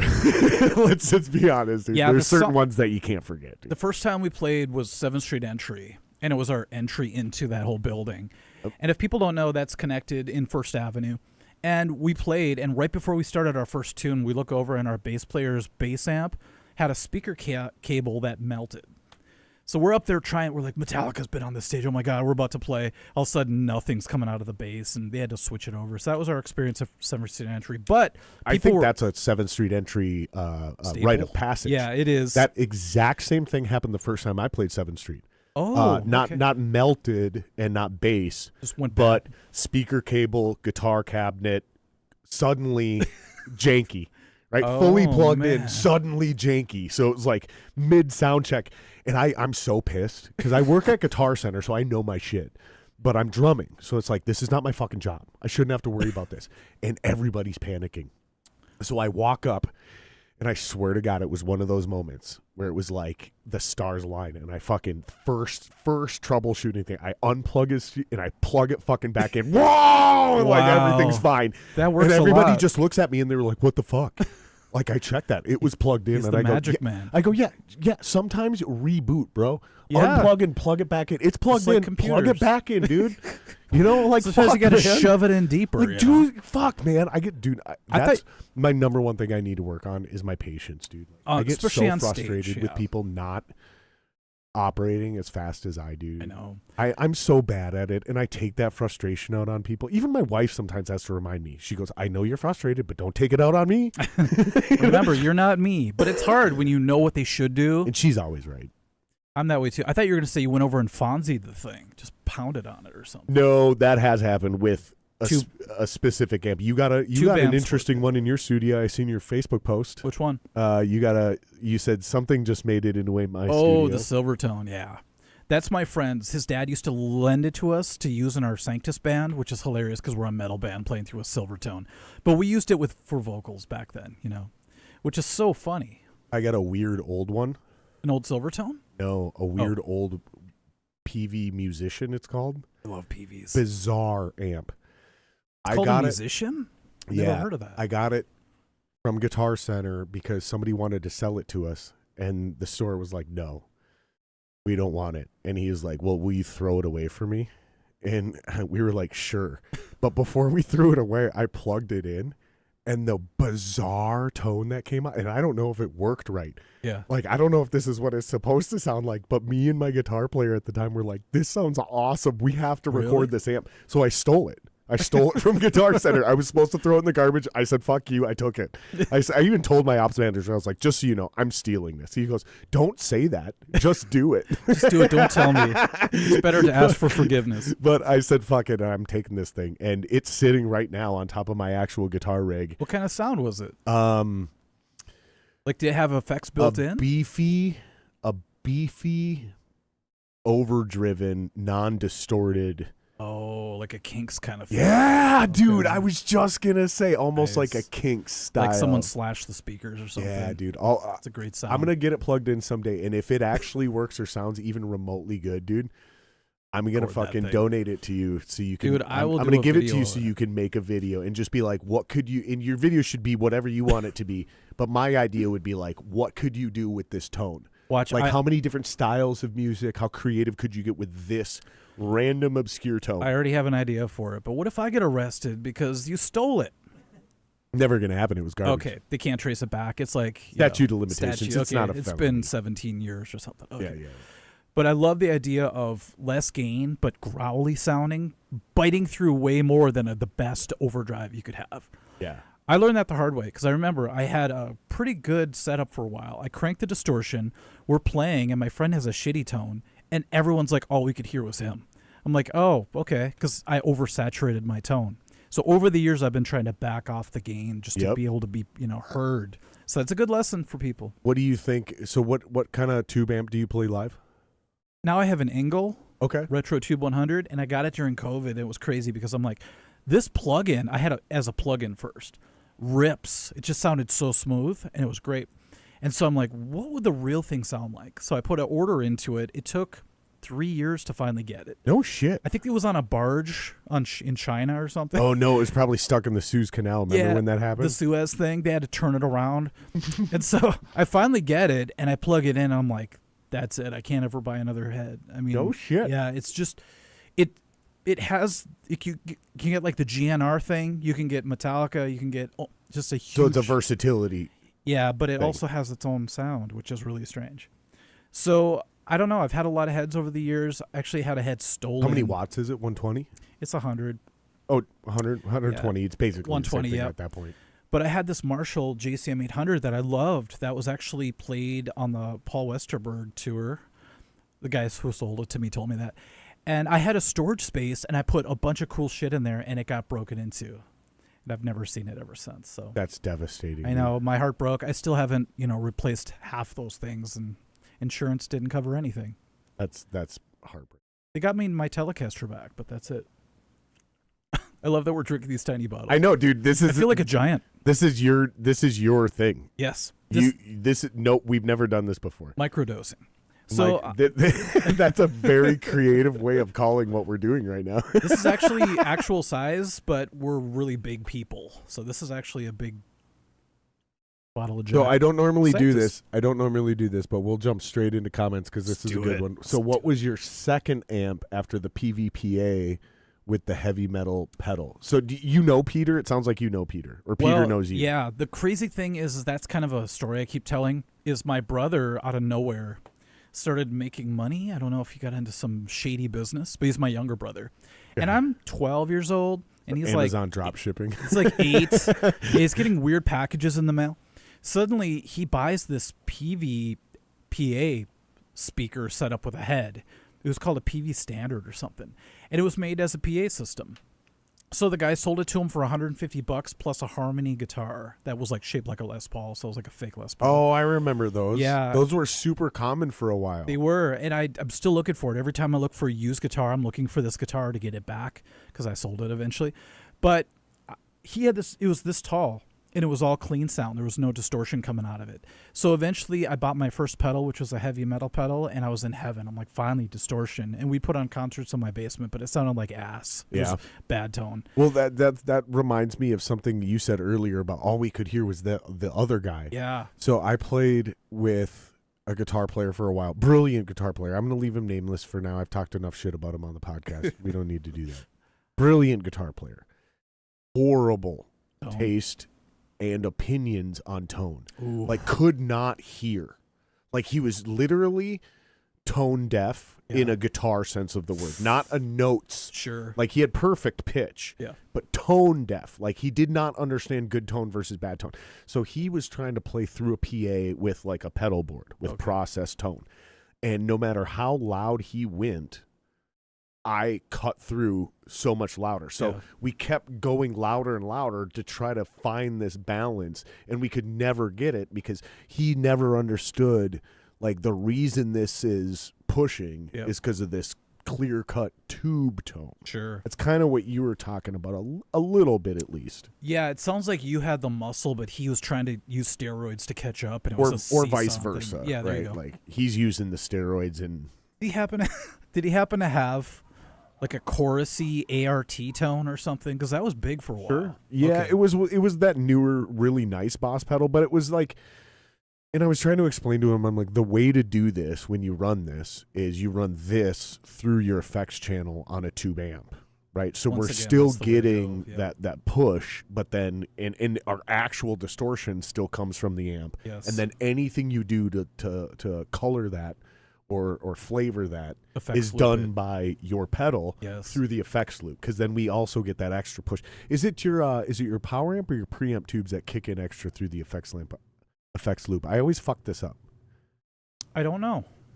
One of the sets of tubes kicks in a little harder or turns on like maybe an extra something. Peter probably knows. Once you use the effects loop. Peter probably fucking knows what I'm talking about. I should answer his question, actually. Sorry. So after that, we played a lot of shows with that freaking thing, and I eventually got a turbo distortion pedal. Sounded way better. But then my mom out of nowhere goes, "Hey, do you want to buy a new amp?" Which is so crazy because I was so poor. In order to buy a new guitar, I had to trade in my current guitar. So I always had to level up. My mom worked, maybe a shady massage parlor back in the day. She is Korean. Wink, wink, wink. So she had a bunch of cash. We'll leave it at that. And I'm like, so you go to B-sharp music in Northeast Minneapolis? No, I almost did a few times. They're like, yeah, we got what you want. We go down there. They don't have it. It's where I bought my first guitar. Really? B-sharp? Well, it's not where I got my first guitar. It's where I bought my first guitar. Everyone has a B-sharp story, by the way. It's great. And a Newt Capet story, but they were a little bit more legit, I think, Newt Capet. We called it Nut Cup. But anyway, we went to Guitar Center, and she's like, anything you want? I was like, holy crap. So she ended up getting me a white Charvel V. Remember, it was $400. It was a Avenger. Back then, $400 guitar is a fucking legit. Might guitar. as well have been $4,000. Now it would literally be a $4,000. Yeah, I looked it up because not only just the price point and inflation. That's not what I'm doing. I'm talking the materials in the guitar. Yes. To get that quality of wood, that quality of hardware, those fucking pickups, and the craftsmanship that went into anything back then. Anything back then. A $400 guitar back then is 100% a $4,000 guitar nowadays. It's weird how that happened. But this particular guitar had a weird thing about it. It had like the angled pickups, but was for it the used humbucker. Or brand new? It was brand new. And I had to get the guy so to maybe a $2,500 guitar. Probably, I would say. Actually, I think you can get one now for around $1,000 or something. I'm not sure. But I guarantee you it's not the same quality level. Yeah, it's probably a little different.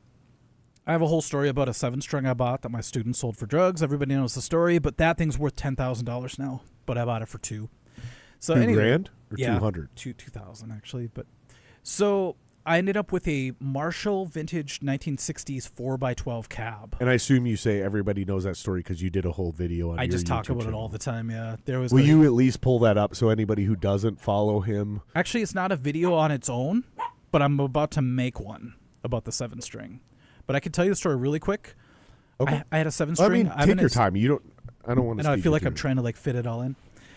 You can come back, dude. That's awesome. You don't have to tell it all in one story either. I'll bring a friend next one episode. I was thinking about a bunch of funny things I could bring here, and I thought I'd bring like some Asian girl that would just sit back here with shades on and like transcribe everything we're saying on a notepad. Oh, like the girl from that one podcast, the super cute Asian girl that sits in the background with the like. I don't know. With like Bobby the Lee Russian stuff hat or on. something? No, it's that fucking weird one where they It's that douchebag dude who basically gets a bunch of dumb OnlyFans girls to just dunk on him. Oh, I know what you're talking about. Yeah, dude, I watched a bunch of his shit because some of the clips he puts out, you're like, yeah, man. Yeah. This dude's on. And then I watched his actual podcast, and it took 2 podcasts, and I was like, fuck this guy. I was like, this is a shady, weird, fucking creepy dude bringing on vulnerable, unintelligent women to make them look bad and dunk on them. Basically the opposite of what we do here, Jason.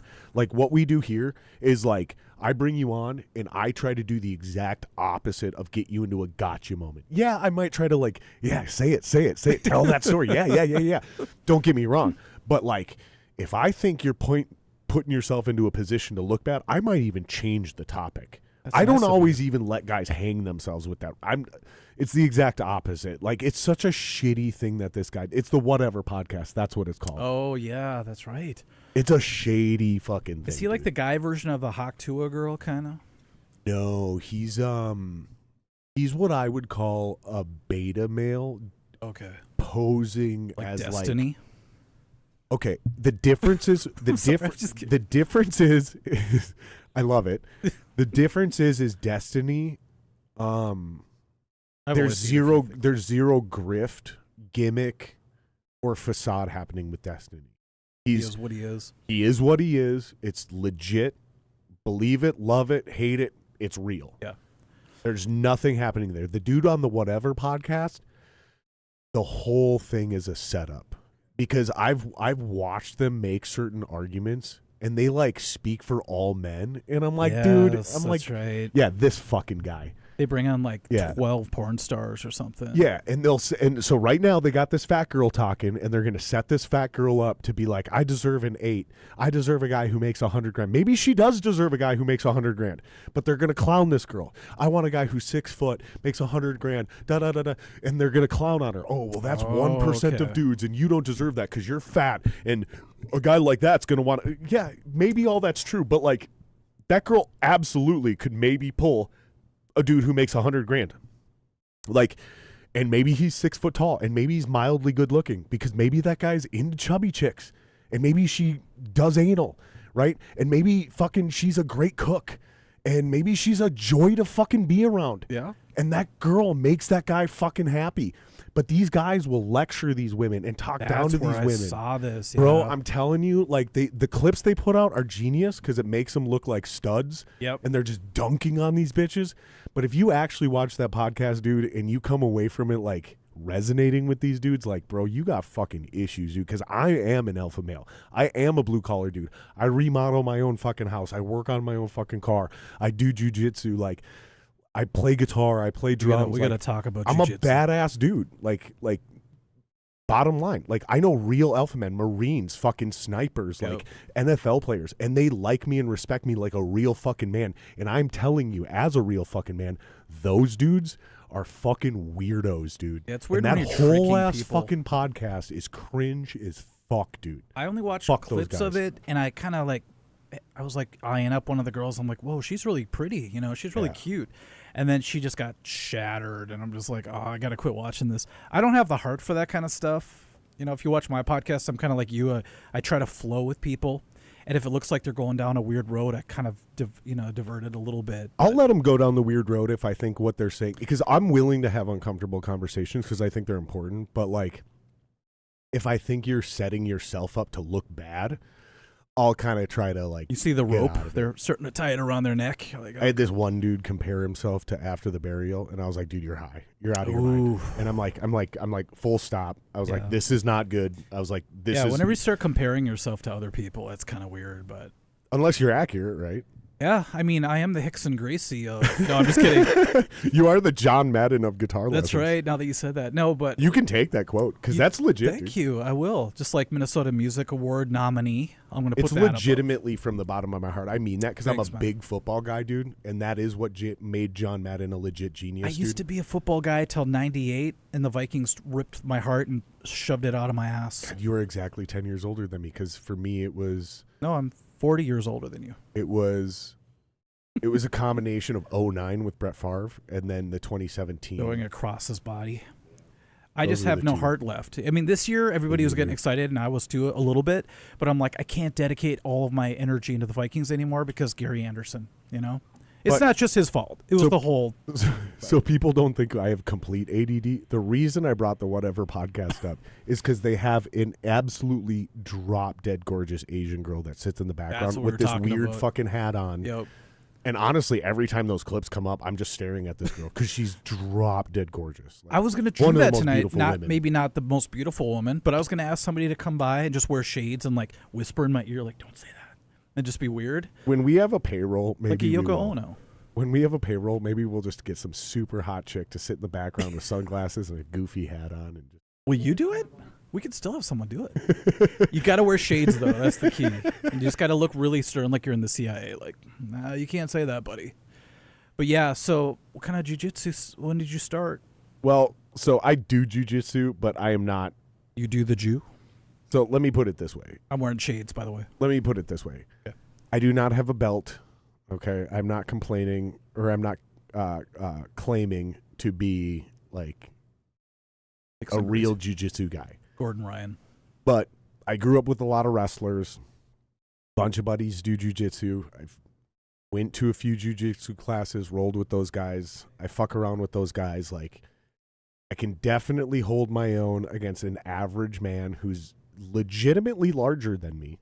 That's what jiu-jitsu's for. But if you have one belt in jiu-jitsu, you're probably going to wrap me up pretty quick. That's the cool thing about if you have two belts, because I forget what the colors are. We did this on a podcast recently. White, blue, purple, brown, black. No, not in jiu-jitsu. We learned this. Yeah. Wait, is it? Brazilian jiu-jitsu. Is it white, blue? Yep. It is. It is. You're right. It is. You're right. Because remember we did this, and I was like, oh, my knowledge is karate. That's right. Yeah, that's what I started with too. Yeah, so you're right. It's white, blue. Yep. So if you have a white belt, you'll probably wrap me up fairly quickly. If you have a blue belt, you're probably going to fuck me up. Yeah. If you have a purple belt, the difference, because this is how much I do know. This is how much I hang out with these dudes. The difference between a blue belt and a purple belt is a blue belt still has to think about what he's doing. A purple belt, it comes very natural. Yeah. And so it's about the speed of which you'll fuck somebody like me up. It comes a reflex. A purple belt will do it in seconds. Yep. A blue belt might take a minute. A white belt, probably about 4 or 5 minutes before you actually get me there. But all of them are going to beat me, is my point. Yeah. That's I'm still that low on the totem pole. Yeah. I'm not going to sit here and bullshit anybody and be like, oh, fucking, no.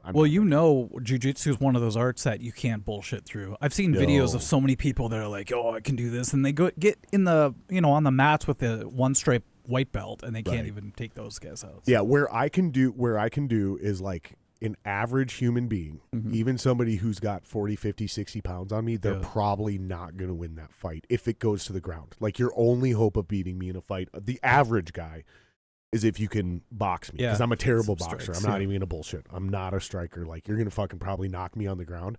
Where I get the advantage is you knock me on the ground, or I let you knock me on the ground, feign it, and then I get you to charge after me. Even if I'm on the ground, because I grew up with a bunch of wrestlers. Yep. So like I can be on the ground and get you to come towards me, and then as soon as you unless you know what you're doing, right? And then I'm fucked. But most guys don't know what they're doing. They grab your legs and throw it to the side. You're like, oh shit. Or they come in swinging.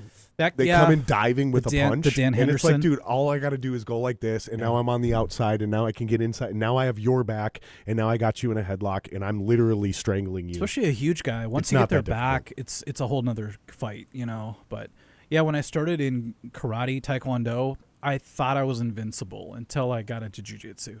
And then it's like, nope, I'm dead. This white belt's kicking my ass. He dragged me to the ground. Now I'm choking. And in real life, that's where all fights go, are to the ground. Yeah, pretty much. I mean, the only way I could avoid a ground fight, which even though I've been doing jiu-jitsu 15 years, I would still avoid the ground. Because you watch people, they get kicked in the head by somebody else, or someone pulls out a knife and just stabs you. There's so many things that can happen. The craziest thing, and it's funny because I have cauliflower ear. But nice. That's the crazy thing is, like, don't look at a guy's size. Don't look at how jacked a guy is. If he has fucking cauliflower ear, He's training. Just walk away. He's training. Just walk away. Just don't even do it. And I'm telling you, this cauliflower ear has saved me from a lot of fucking fights, dude. Oh man, a lot of fucking fights. It's just the signal. It's like, seeing a cobra with a certain color. You're like, okay. But I've seen guys try to give themselves cauliflower ear. They're like bashing their ear in with a bottle and stuff. I'm like, whoa. Like, I don't know if that's the way to go. You said 15 years you've been doing it? So what belt are you?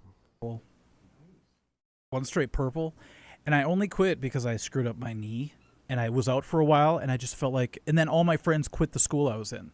And started their own school. Warriors Cove, St. Louis Park. Oh, okay.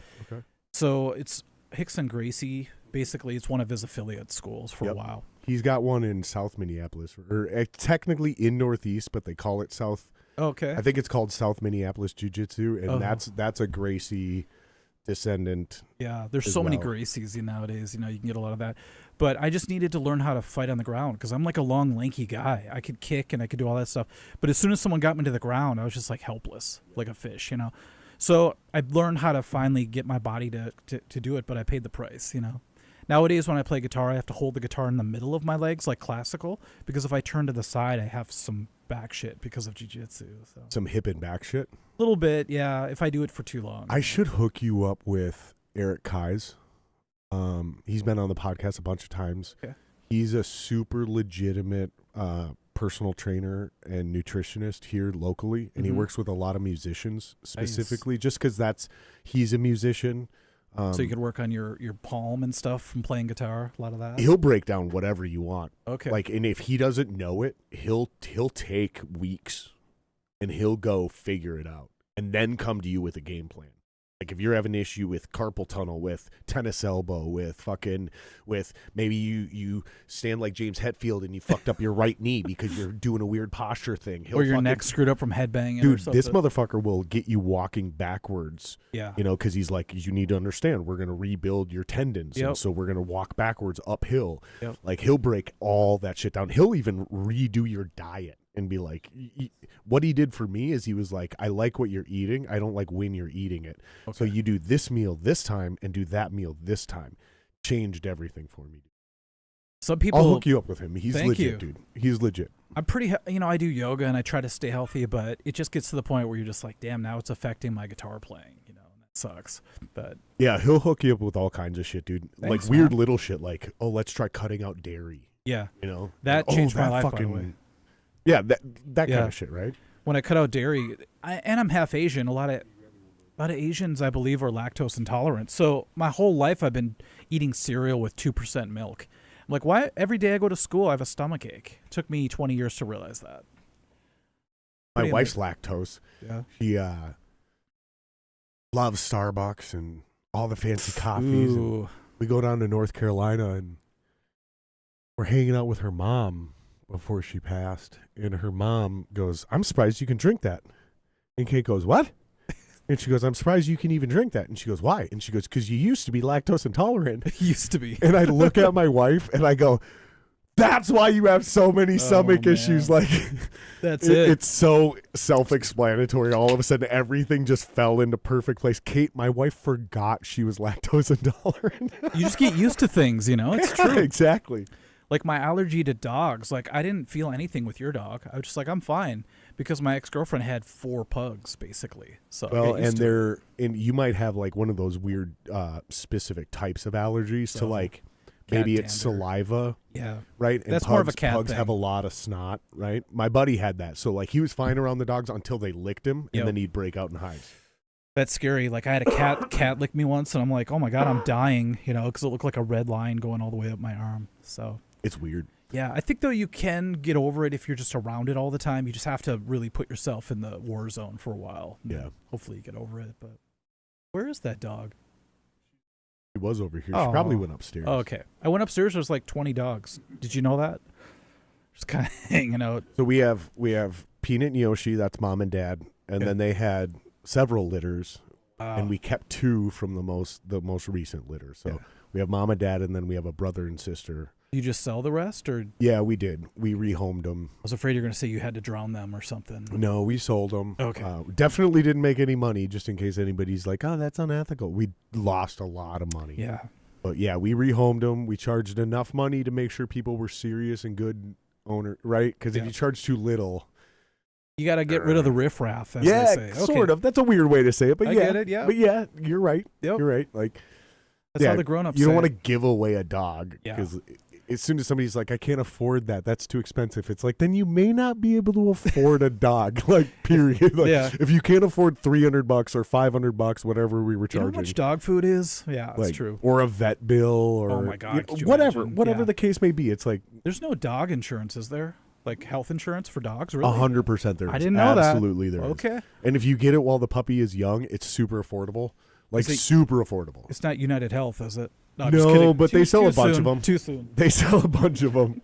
Wow. They sell a bunch of them. I think the simplest one is like they do it right through PetSmart. Something called, I think it's called Banfield or something like that. And yeah, Banfield, is that right? Yeah. Can you get like hamster insurance? Maybe not. Okay. I think it's cat and dog only. Damn. Maybe exotic bird insurance. Because those are expensive. Actually, I'm pretty sure, unless you're in California, I'm pretty sure you can get insurance for anything if you're willing to pay for it. Insurance caps it, or California caps it. Yeah. They're like, you can't charge over X, and then insurance is like, all right, fuck it, because there's going to be a fire soon, and then a fire happens, and then everybody's Yeah, fucked. hopefully your pet doesn't catch fire, but I'm just kidding. So I didn't answer this question about the amp. I mean, technically you did. Kinda. The cabinet. We can wrap it up because my mom went crazy and just blew a bunch of money on me, which is crazy. But it was a 4x12 1960s vintage Marshall cabinet. I always dreamt of having a full stack, which is silly because if you bring a full stack to a gig now, they'll just laugh at you, you know? So I had a half stack, but I made a mistake and I didn't buy a tube head. I bought a Digitech Valve Effects rack unit. Oh, no. Yes. And the worst part is we were recording at the time, and I brought it in, and it sounded like Nine Inch Nails' ass. It was like direct distortion. The 8K was killing my ears, but we kept it. And I can never live that down. I do call it 8K, but I think it's somewhere around there. It's somewhere between 8 and 13. It's a biting type of... I can hear all the way up to 14. I know they say most people can't hear past 12 or something like that. Ooh, yeah. I can absolutely hear up to 14 because I've done those tests. I bet you could hear 20. If someone brought it in, you'd feel it at least, probably. Well, I've done the tests. Okay. Where they like blind test you and they ramp it up and they just go, tell us when you can't hear anything. Okay. And you go, now. And mine's like 14.1. Pretty good. It is. It's way higher than most people. Yeah. My left ear it's useless. Is really bad, so it stops at a certain point. And this is weird, but one time I was trying to figure out a Jimmy Page solo, and it was in just one ear. So I put in one earbud. Never do this, by the way, you guys. And I'm like slowing it down to 50%. So it's like, at the end of the day, everybody who talked to me sounded like Darth Vader. Their voice was like, hello, Mike, I'm your father. And I'm like, I've screwed up my hearing. Like the audio equivalent of those visual things you look at where it's like up and down. Stare at the center of this thing. Yeah, and it was off. And you stare for like 30 seconds, and then you look away and everything's like stretching and growing. And I could see like Jesus's reflection everywhere. No, but it was like everything was like pitch shifted down. And to this very day, this ear hears a half step higher than this ear. That's an insane thing to say out loud, dude. Yeah, I know. But everything... That doesn't make any sense, bro. Everything is binaural beats now for me. So when you're talking to me, I'm like tripping out. But yeah, everything, if you play a pitch for me, it evens out because as long as this ear can hear it, my brain figures it out. Are you fucking serious, though? You're not fucking with me. No, if I cover this you're ear, dead serious. your voice turns into Minnie Mouse. You're serious? Yeah, it's weird. It's an actual different pitch in your other when I go to ear? sleep, I play like Alan Watts lectures or whatever. I turn to one side on my pillow and suddenly he sounds like a woman. It's like, oh. Are you fucking serious? Yeah. And then I turn over and it's back to normal. And it's never healed itself. So I probably should have went to the doctor. Yeah. I just fear doctors. So I've never heard of that before. There's a term for it, but so you would think I'd be the worst musician because I can't really, differentiate out of one ear, but it balances out somehow. So it's interesting. The brain does some weird shit when it comes to that stuff. I wonder if your brain knows, like, okay, I'm hearing this, but it's still this. Yeah. I think that's why I maybe get tired a lot and I sleep. This is my excuse for sleeping a lot. There you go. This is great. What's it called? Diploxis? Diploxis? Yikes. It's called diploxis. Okay. What's the treatment? I need to read this. Well, what's the cause, first of all? The cause is listening to Led Zeppelin solos in one ear. Never do that. It's often caused by damage to the hair cells of the inner ear. However, there may be several other causes, many of which are temporary and can be resolved. I've had all the most those. common causes of diplopiosis include hearing loss due to noise exposure, age, and medical conditions, head trauma, certain medical conditions, I don't know why I just did that. It says certain medications, earwax blockage. That actually kind of makes sense. Yeah. Ear infections, blocked sinuses or wow. A lot of things. Or So I'm dying. It's literally Oh, it's easy to resolve. Well, it's not the wax thing because I've already done that. I think I'm doomed the rest of my life. I screwed up my own hair. dog. It clearly says here that you got a dirty ear. Man, I don't know. You got to go to a doctor and get that shit flushed, homie. Yeah, okay, I will. That's got to be a relief, though. Yeah, if it It's works. fixable. Yeah, I mean, it was kind of scary because I had a gig a couple months after this happened. When did this happen? Years ago or months ago? 5 years ago now, I believe. Okay, so you've been dealing with this for a while. Yeah, it's pretty bad and it's scary, but like everything, I just avoid the doctor and it eventually fixes itself, except for this. So I don't know. I feel you, dude. I'm kind of the same way. I don't go to the doctor for shit. Yeah, I just want to run more tests. I know. I feel like I'm paying for their yacht. I have a good doctor finally, but I had a doctor one time who walked in. This is swear to God. Walks in, has like this medication on his clipboard. It was like a logo for a medication. And he goes, "Hey, have you ever?" Because I have asthma. He's like, "Have you ever tried this purple disc? It has powder in it. You inhale it." And he showed it to me, and I go, "That's weird. That's the same logo that's on your clipboard, you know?" And he goes, "What do you mean?" I go, "Why? Okay, I'll try it." I tried it. I almost died. And I come back, and I go, "Dude, that prescription you gave me almost killed me." And I'm a little suspicious because it looks like they're giving you free shit. And he goes, "Well, if you think that way, I can't be your doctor anymore. You got to find somebody else." So it's almost like I caught him. Yeah, you totally did. Yeah, instead of just being like, "No, that's not true." He's like, "Just go somewhere else." So Yep. I have a weird thing because with he's like, I gotta X this relationship before this guy sues me for liability. Yes. Yeah, because you caught him and you nailed him to the wall. And he bro. made me sign an NDA. No, I'm just kidding. But it was really weird. I was just like, okay, this is when I'm starting to not have all the faith in the world in the medical industry. But I grew up sickly, so that's probably why, yeah.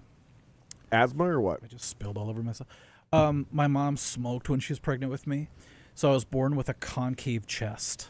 Really? So yeah, so I don't even know if I have a heart. Get out, I might be a Jesus heartless, Christ, might be a heartless bastard. Which is weird. I'm in a band called Heartless. All right, so let's. Okay, so I was gonna try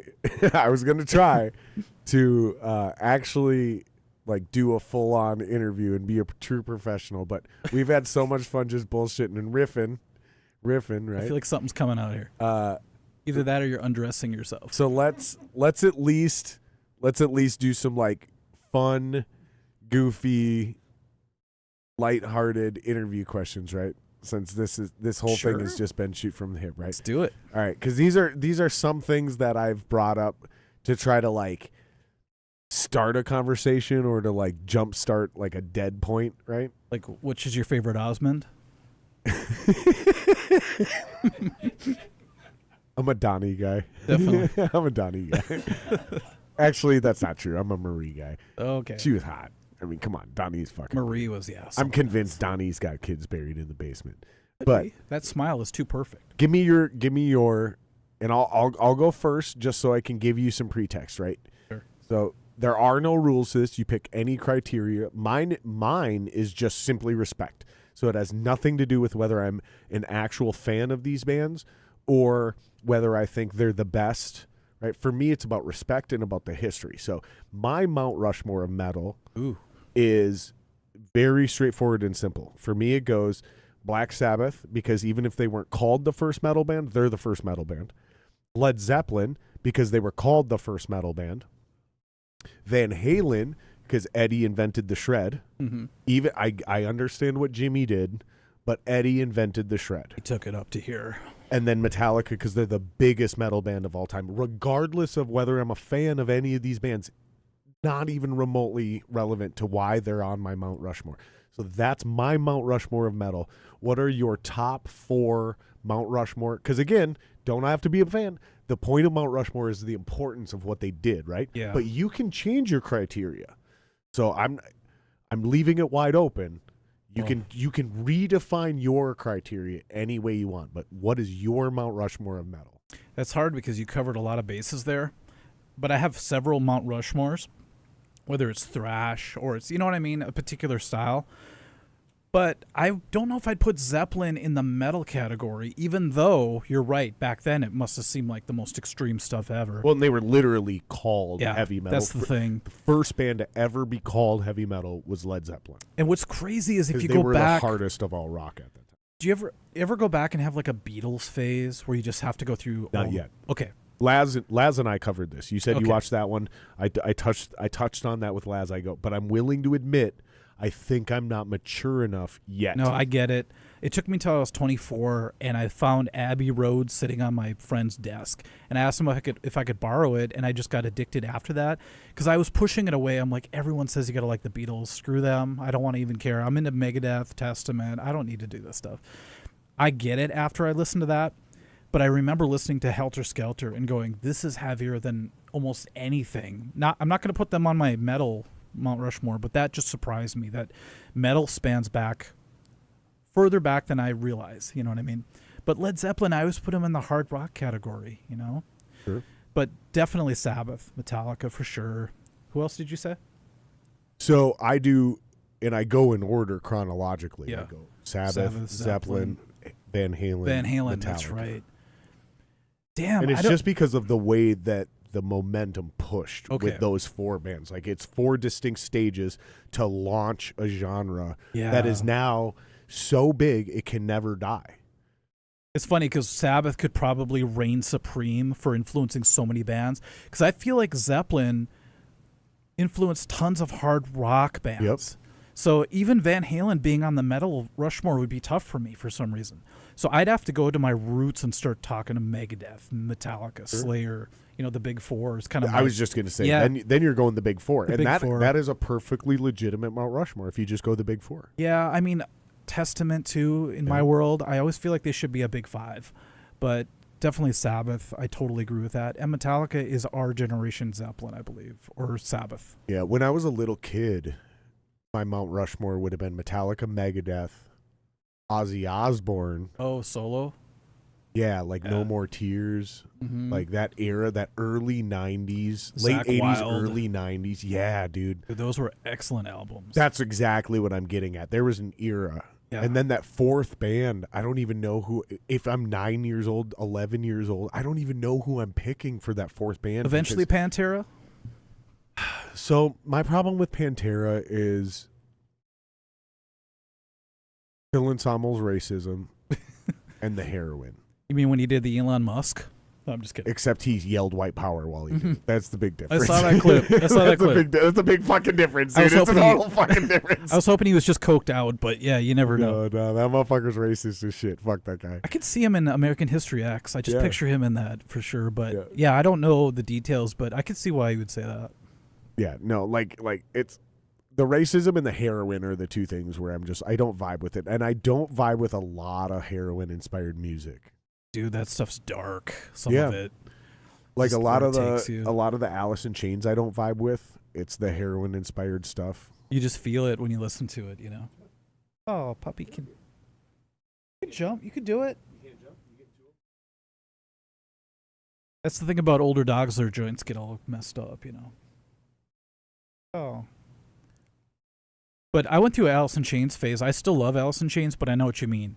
When I listen to it, I just go to a certain place that I don't sometimes get out of. Yeah, and don't get me wrong, I love Alice in Chains. Respect the shit out of them, especially. My respect is greater than my love of them. Right? That makes Terrific sense. musicians. Yeah. Like, can't say anything negative about Alice in Chains. But there's certain parts of certain songs that are so obviously heroin inspired that it takes me out of it because that's not my vibe. When they do the weird dissonant fucking minor harmonies. The weird harmonies, yeah. Yeah, and it's like, I get it, and it works, and I love it, but it's not something that like resonates with my soul. It's cool. That makes sense? Yeah, totally. And here's the weird paradox of it. So when I first heard Facelift, I saw Clash of the Titans. They opened for Megadeth, Slayer, and Anthrax. And they were the odd band out. So here's this Alice in Chains band with a short-haired lead singer twisting his head instead of headbanging. But they rocked. But the crowd was a little bit like mild on them. They're like, who are these weirdos? We're used to Slayer, get off the stage. But I got into Dirt because we were in a band and we were on this tour, I remember. I say tour, we just played an out-of-town show. So we're on stage and they're playing the entirety of Dirt. I'm like, this is something new. I don't know what this is, but this is crazy. So I always have good memories of Dirt. But that's where they start getting real dark. But for some reason, Jar of Flies to me. Do you know that album, Jar of Flies? It was a comfort album for me for a while. Now it's really depressing because I went through some dark times during it, but it lifted me up at the time. Was I just that deranged that Alice in Chains made me feel good? Well, no, because like No Excuses, I Fade Away. Yeah. These are songs that hit a lot of those same melancholy moments, but are brilliant, uplifting, inspiring songs. So I don't think it's about derangement. I think what's interesting is that those bands are able to take that inspiration and somehow make it resonate with people who've never done here. We've never experienced that level that you've been on, but you somehow bring expression of art out of it that the world loved. Did Pink Floyd do the same thing? With Acid, but yeah. Because when I was younger, I remember putting on the Dark Side of the Moon, and I'm laying in bed, and I took NyQuil back when it was good. You guys remember the real stuff? Yeah. And I was legit sick, so I real took some stuff. NyQuil. I'm laying in bed, and all of a sudden time starts up, and my VCR, this is how far back it went, had a 12 o'clock flashing exactly in time with the music the entire time. And I'm like, I feel like I was on drugs, I guess. Yeah. Codeine back then. But Here we go, number 3, baby. yeah, it made me feel like I was part of that world when I never really was. So maybe that was the same You ever effect. done acid or mushrooms or any of that stuff? I went right to the top and did salvia, which is DMT, basically. And I saw the other side. Really? I've told the story a few times. Yeah, it's the first time. On your channel? Or on it was on a podcast or live what? stream before. Really? But this is the first time I saw a cartoon world out of these eyes, And I'm like, this world, I get it now. This world is Minecraft.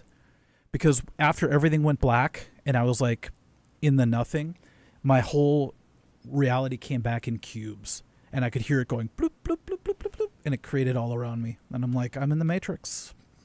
So how old were you when you did it? In my 20s. Had you already seen things like The Matrix and things like Minecraft? Or were those things that had Minecraft been planted in your subconscious? No. It was like when you have a dream and something surprises you, you're like, how can I have a dream and someone tells me a joke I don't even know?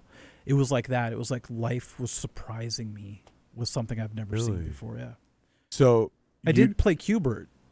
Okay, so Maybe that's kind of what what I'm getting at is like, do you think those analogies that you use to describe this are planted subconsciously based on analogies of things you already understand? Or do you think you actually saw the fundamental way that our reality is actually built? I feel like I went back to the base point of zero for a while. No shit. And the second I felt regret for zero, that started to come back. It's almost like the universe is like, dude, don't worry, it's okay. We'll put you back in this playpen so you feel better. Really? Like you weren't ready for the chaos of the Right. They're like, this kid's a noob. Get him the hell out of here. Do you think you're a young soul? Or do you think you're an old soul? Do you think you've been here before? I feel like we've all been here a billion times. Have you ever seen that Rick and Morty where he plays that VR headset game and he lives an entire life and then he ends up an old man and he falls off a ladder and dies, and then he's like, he thinks he's dying, but he takes off the headset and goes, oh my God, I was in an arcade the entire time. I feel like it's something like that. So as soon as you die, because I've felt this before, I've had an out-of-body experience, I've had a lot of stuff. I think you recognize it as something you've done a million times. You're just like, I can't believe I forgot. I think something similar with the deja vu. I think when you have deja vu, what's happening is that in some version of what we now refer to as the multiverse, those. So actually, when I was 14, I did a bunch of acid, and that's young to see the other side. And I basically came to this immediate conclusion that when we fall asleep and dream, the only thing that actually happens there is that your consciousness is observing your reality in another version of reality. What we now call the multiverse. Sure. It is perfectly described in Doctor Strange. The difference is I came up with this on my own doing acid at 14 years old. So you had no references. Exactly. Yeah. Literally 26 years ago, I came up with this on my own. And just a handful of years ago, Doctor Strange, the beginning of that, perfectly described what I believed is a version of our reality in that movie. And so I think deja vu is the conscious version of the same thing. It's where two versions of your lives lived the exact same moment. And you're like, I've been here before. You haven't been here before, but a version of yourself just experienced that exact same moment at the exact same time. And both of you just went at the same time. You both went, convergence of. Wait a minute, I've been here before. Yeah. No. You just like accidentally crossed planes for just your two bubbles just vaguely touched each other for just that brief moment in time. Just a glimpse. And then moved on. Yep. I think that keeps life interesting because if we're tethered it to life somehow, but we still get to glimpse the other side every once in a while, it keeps that curiosity going. Because I don't like people that think they have it all figured out because I'm like, do you really? I've seen some crazy stuff and I can't explain it. So I think that's what makes life interesting. If we knew everything, why would you keep wanting to do it? I have so many moments like that where I just have to take a step back. Oh, yeah, but okay, but you know what I mean? Yeah, Where you're yeah. like, yeah, I understand what I'm supposed to think get here, it, but yeah, totally. but there's a little something else happening below the surface here. Something. And a lot of people, it's weird whenever you bring things up, people have stories left and right, it's great. Let's dip into chat here. Jeremy Blake says, shout out to Jeremy Blake, old homie. When I was 5, I imagined that there was such a thing as a unicorn. And this is before I had even heard of one or seen one. I just drew a picture of a horse that could fly over rainbows and had a huge spike in its head. I was 5 years old, couldn't even talk yet. Are you sure you didn't see the Never-Ending Story or something? So the question is that. That's the question Yeah. is had you actually seen something like that when you were 2 before you even knew that you had seen it? We talked about this before the podcast, where you hear a riff or a song, you forget you heard that riff or that song, then you write it thinking it's yours, and then later you're in trouble for ripping off somebody's. There's an actual term for this syndrome. Next thing you know, Coldplay is suing you. Yeah, this is real. This has happened. Yeah. A lot, actually. Yeah. Like maybe not literally Coldplay, but basically Coldplay. Like a real band suing you because you stole something from their first demo and then you got big on it, blah, blah, blah, blah, blah. Or vice versa. Some random band you toured with in Europe when you were 19 they were opening for you. Yep. And you were fucking tying your shoes and stretching during sound check. You vaguely heard it in the background. Yep. It got implanted in your subconscious. 5 years later, you're the big band. You come up with a riff. You quote unquote come up with a riff. Yep. And you think it's yours. Dude, this actually happened with Jeremy Blake one time. Jeremy Blake and I were in a band and I wrote a riff. And I was like, dude, I think this would make a great intro to a song. And he goes, that's As They Lay Dying. And I went, what? And he pulls out the album and he puts the CD in. Man. He goes, and he plays it. And I go, that's literally the exact same thing. But I played it like down a half a step or down a whole step, right? Yeah. So like frequency, it wasn't the same, but it was the exact same riff. It was identical. It's a musician's It curse. was perfectly identical. Yeah. One of my best friends wrote a song for his solo album. And I go, dude, that's Dwight Yoakam already, And he goes, shut up. And I played it for him, and you should have saw his face. It's like he thought he was so proud of this part of the song, and he's just like, fuck. Because you never know what you're picking up, even if you're not directly listening to something. The worst is when they pretend it isn't that. That Like, goes back to the video, I think we were talking about, yeah. The most infamous example is... Ice Ice Baby. Yeah. You're going to say that? Dings. Yeah. Yep. Yep. That's so funny. The most recent example is Dua Lipa, Levitating. Yeah.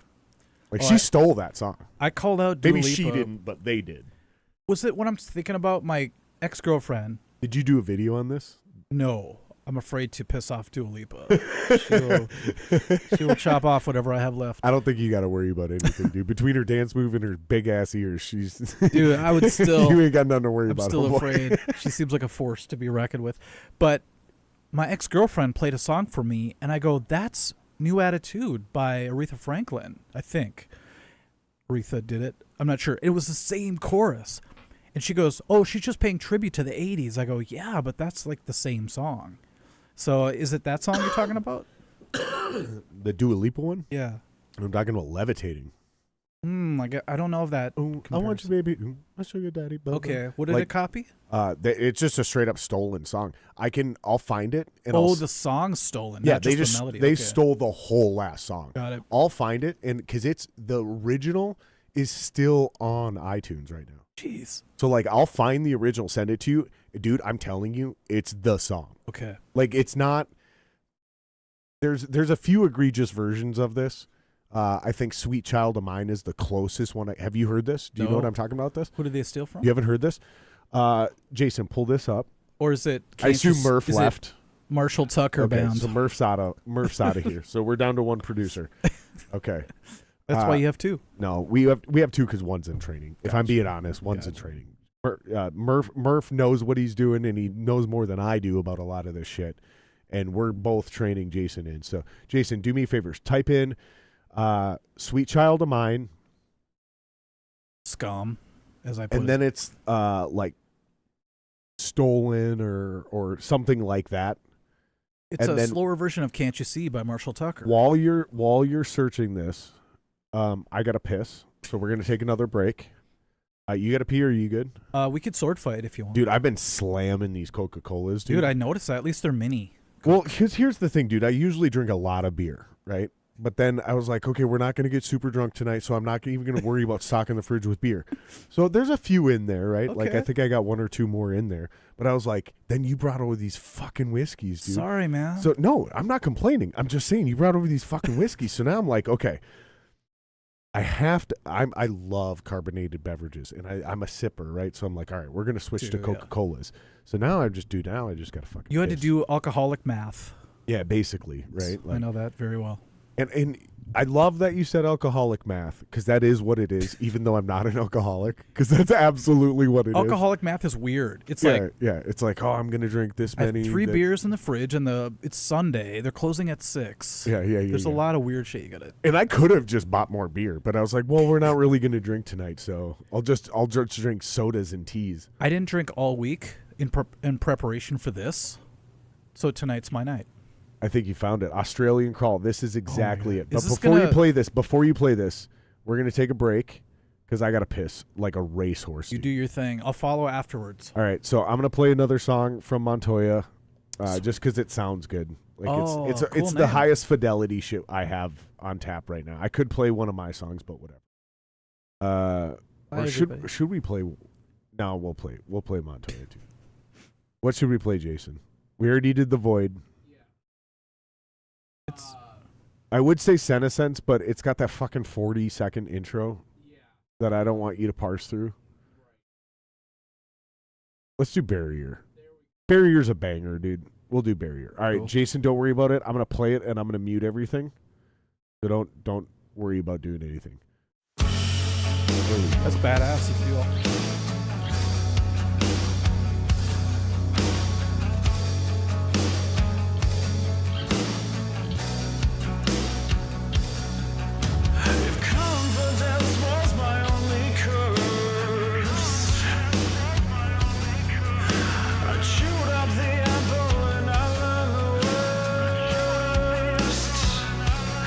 Felt my mind break today. I saw the time slip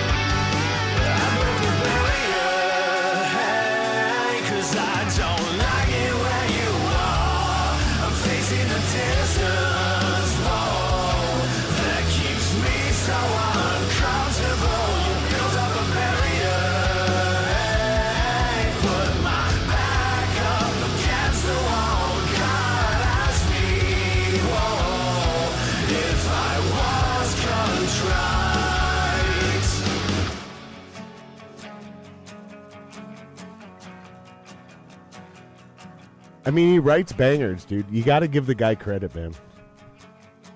I mean, he writes bangers, dude. I do like my live drums better than what's on record, and that's not just because I'm doing them. I just think I bring the human personality to those. To the AI he used to do those drums is incredible. It just lacks that human element, that like little bit of like, like fucking the human touch. I don't know how to explain it, man, but. And I don't know that AI music will ever be there, but I wanted to touch base with you on this theory before we play this song. Yeah. Because this is a true Jared original. Okay. Very few of us have original ideas, right? Most of us regurgitate talking points and shit we've heard from smarter people than us. But if you spew enough bullshit and you have the confidence to throw enough bad ideas out there, which I've done, eventually you will have a good one. I think the reason most of us don't come up with good ideas is because we don't have the confidence to put enough bad ones out there. Yeah, that's right? a good point. Yep. You got to fail a few times. You got to fail. 1,000 times. Yeah. Right? So here's an original idea. I think with the invention of AI, it is going to render writing a banger borderline useless. It is going to render electronic music, dance music, pop music borderline useless. The only thing that will matter is if you can resonate with live human beings in a live concert environment. Because here's my point, and I've said this 1,000 times on the podcast, but I'm going to say it again because I'm going to say it until it becomes pop culture. Because I'm telling you, I think I'm fucking right. It won't matter if you wrote a top 40 banger, dude, because my autistic 12-year-old neighbor can fucking do that in his basement with an AI program too. With his phone. We're all going to start with AI programs to like, hey, I have this chord progression. I have this idea. I have this riff. Help me flush it out into a great song. Cool. We're all going to do that, meaning everybody's going to write bangers. The only thing that will matter is can you get on stage and play that shit on an actual instrument and execute that shit live and speak to my soul. So I think, ironically, AI is going to save rock and roll and metal. Because the guys who actually get up there and play it, those are going to be the ones that everybody's like, oh, fuck. Because I can go do that in my basement. Sure. I can make a banger right now. I just got to prompt the AI correctly. Anybody, that's not talent anymore. Write a banger. Right. Yeah. Right? But getting up there and then doing it and then having the charisma of being a James Hetfield who doesn't need to fucking be Axl Rose. He doesn't need to sprint across stage. Yeah. It's the charisma of the way that motherfucker stands there. It'd be weird if he did. Commands the audience, with a hand raise. Even Scott Stapp. Give him all the shit you want. But there was a period of time where that dude could walk to the front of the stage, raise his arms out like Jesus, and the fucking crowd would lose their goddamn minds, dude. Yeah. I'm about to do a video on the Creed guitarist, actually. So Tremonti? Yeah. Dude, okay. I just listened to that new record. Is it bad? It's not bad.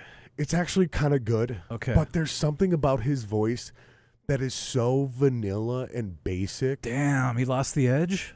I don't know if he ever had it, dude.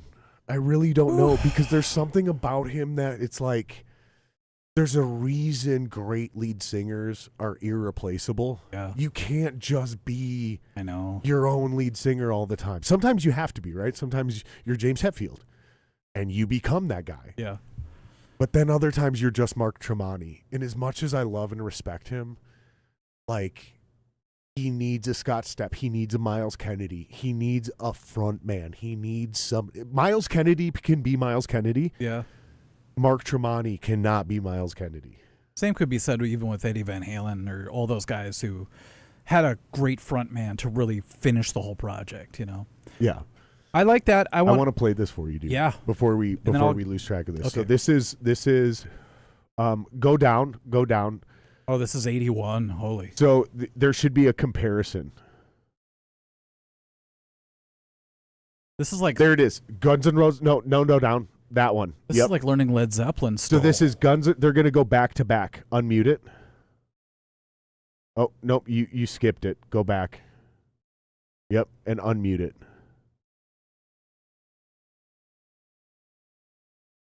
Okay. Now they're going to switch.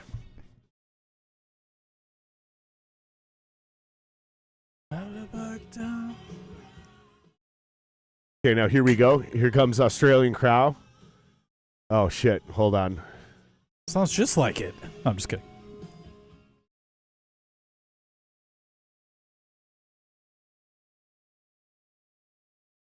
They don't look as cool, at least. Okay, here we go. I can't. Oh shit! It's all right.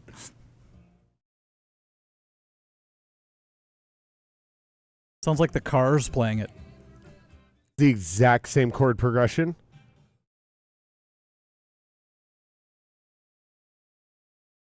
So the vocal line changed completely, Wow.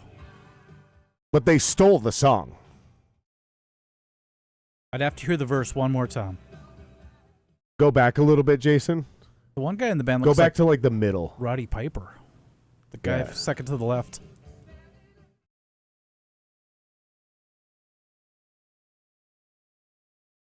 That's tough because when you go to D to C, that's a very obvious melody. Yeah, it's pretty close. That is what gets me. Sweet Yeah. child of mine. Was there litigation for this? And yes, not only was there litigation for this, but if I remember correctly, Holy. Australian Crowl opened for LA Guns Oh shit. way back in the day. That's the death knell. So, there. Wow. so if I remember correctly, basically what happened was they stole that chord progression and the song structure from that band directly, Yeah. and then Axl Rose wrote his own vocals over it, probably without ever hearing the original. Yeah. And Slash came in and wrote the iconic intro riff, and then they took it from there with the maybe the greatest. Mike, tell me, is there any greater ending to a song Then Sweet than Child Sweet of Child Mine. of Mine? The way It'd be they hard to break out find of that one. second chorus. Yeah. Oh my god, and it modulates. Yeah, it's pretty Bro. awesome. Dun, dun, dun, dun, dun, dun, can't do- Suddenly they're in A. It's like, what the hell happened? Yeah, it's crazy. And then the build up, the exotic scale. It's like, what are you doing, Slash? Maybe the single greatest chunk of music ever written is the entire ending half of Sweet Child of Mine. Okay. Maybe. Maybe. For some reason, I was thinking some Queen song you were going to bring up, but Maybe Queen. Oh, you could throw some Queen in there. Yeah, there's so much. This is the beauty of our profession. Is there's so much to just bask in. You know what I mean? And you could choose a lane, but I prefer to go back. Like I had friends that always tried to get me to go back to the old school stuff, and I'm very Yeah. grateful now that they did, because back then I was stuck in Injustice for All. That was like my only thing. And Kiss, Metallica, that was my world. Then my friend's like, dude, you got to check this out. You got to check this out. Next thing I know, I'm a freaking Stones fan, a Beatles fan, and some of the bands you've never heard of too. I'm just like, oh, a lot of these people have just taken from these other people that never got heard, you know? So that's quite the eye opener. It's like when people played the Zeppelin comparisons. Yep. It's like, no, Yep. That's the other one I was going to bring up. Yeah. Yep. So So for people that don't know, basically it's almost unarguable. Zeppelin stole Stairway to Heaven. there's some verbatim parts in it. You're just like, can't be denied, you Yeah. know? But the worst, and where I wanted to like wrap this little thing up was, it goes the other way in the wrong way too. What do you mean? Do you remember when what's his name got sued by the Marvin Gaye estate? Yes, I do. The guitar player dude. No, it was Robin Thick? Thicke. Okay. I And heard he has Pharrell Williams made a song Yeah.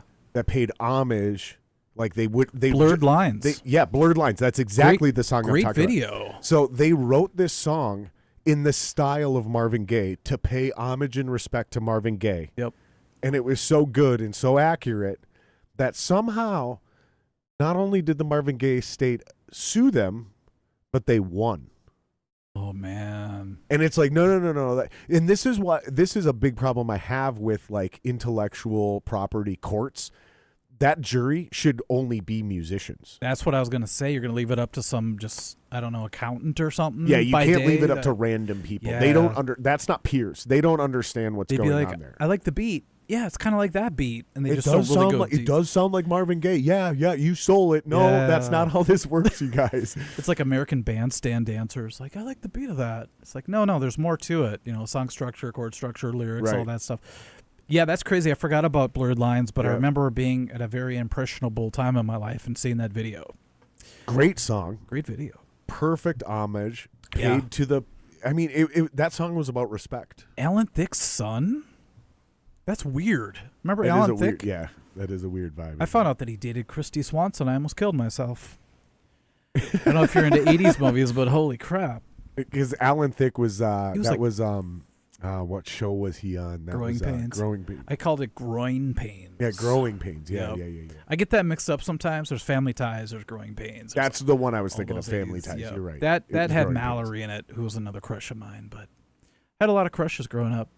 Wait, no. Alan Thicke, I think, was also on Growing Pains. Family Ties. I don't think so. That was Michael Gross, I believe. Pull it up. Let's look it up. Yeah. I believe Alan it's Thicke. Michael. Alan Thicke, I believe, was Growing Pains. Alan Thicke. But he dated, I think he was like 45 and she was like 16 or something. Christy Swanson. Do you know who that is? Pull that up and you will be a different person. Alan Thicke wrote the Facts of Life theme. Are you fucking serious? I didn't know that. I would Shout believe out to that. Jeremy Steffen, dude. Yeah, Jeremy. Holy fuck, dude. What a pull. What a pull from the fucking fan base, dude. Yeah, that's total nerd stuff right there. I love it. Shout out to anybody new. By the way, you guys, thank you for coming and hanging out on the podcast. I appreciate you guys, man. A lot of these people I've never had the pleasure of having in the podcast. You're going to get some crossover with Art of Guitar now. We got Jeremy, I love it, dude. We've got Hannah. We've got... a great honor, dude. It's a great honor. Alan Thicke. I have to hate him because he dated Christy Swanson. I'm sorry. All right, scroll down. Let's see what he was in.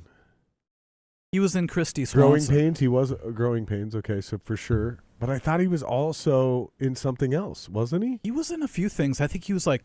Scroll down. Keep going. Keep going. Keep going. Past talk shows. Different Strokes. Different Strokes. Facts of Life. Wow. Oh, he wrote theme songs for all those.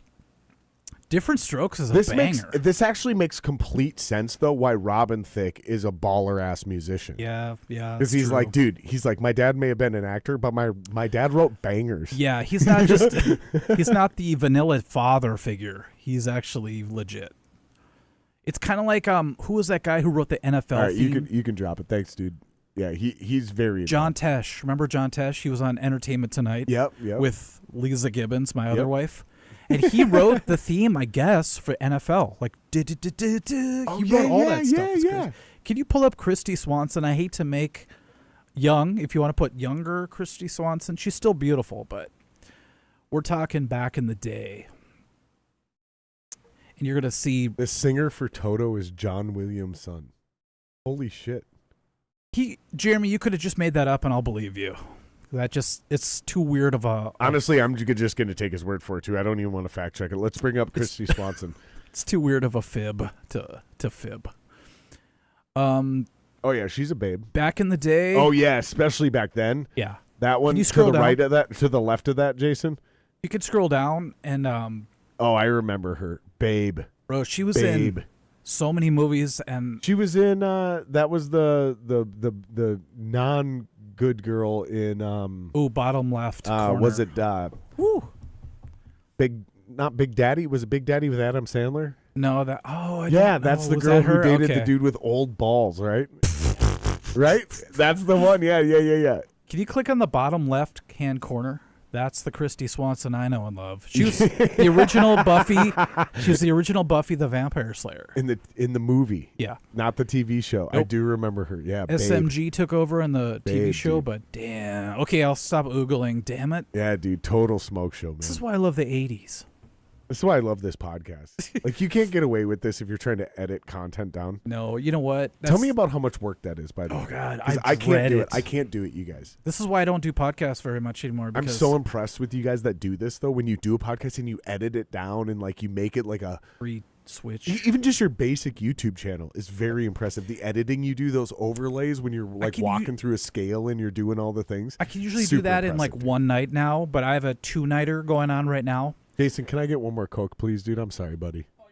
But podcasts take me a week because I dread it. Because I already did it. We already got it out. We're talking. We're having fun, and now I have to go back and watch my embarrassment word by word, and then edit it so it's on the right camera with the right person. You ever thought about hiring an editor for it?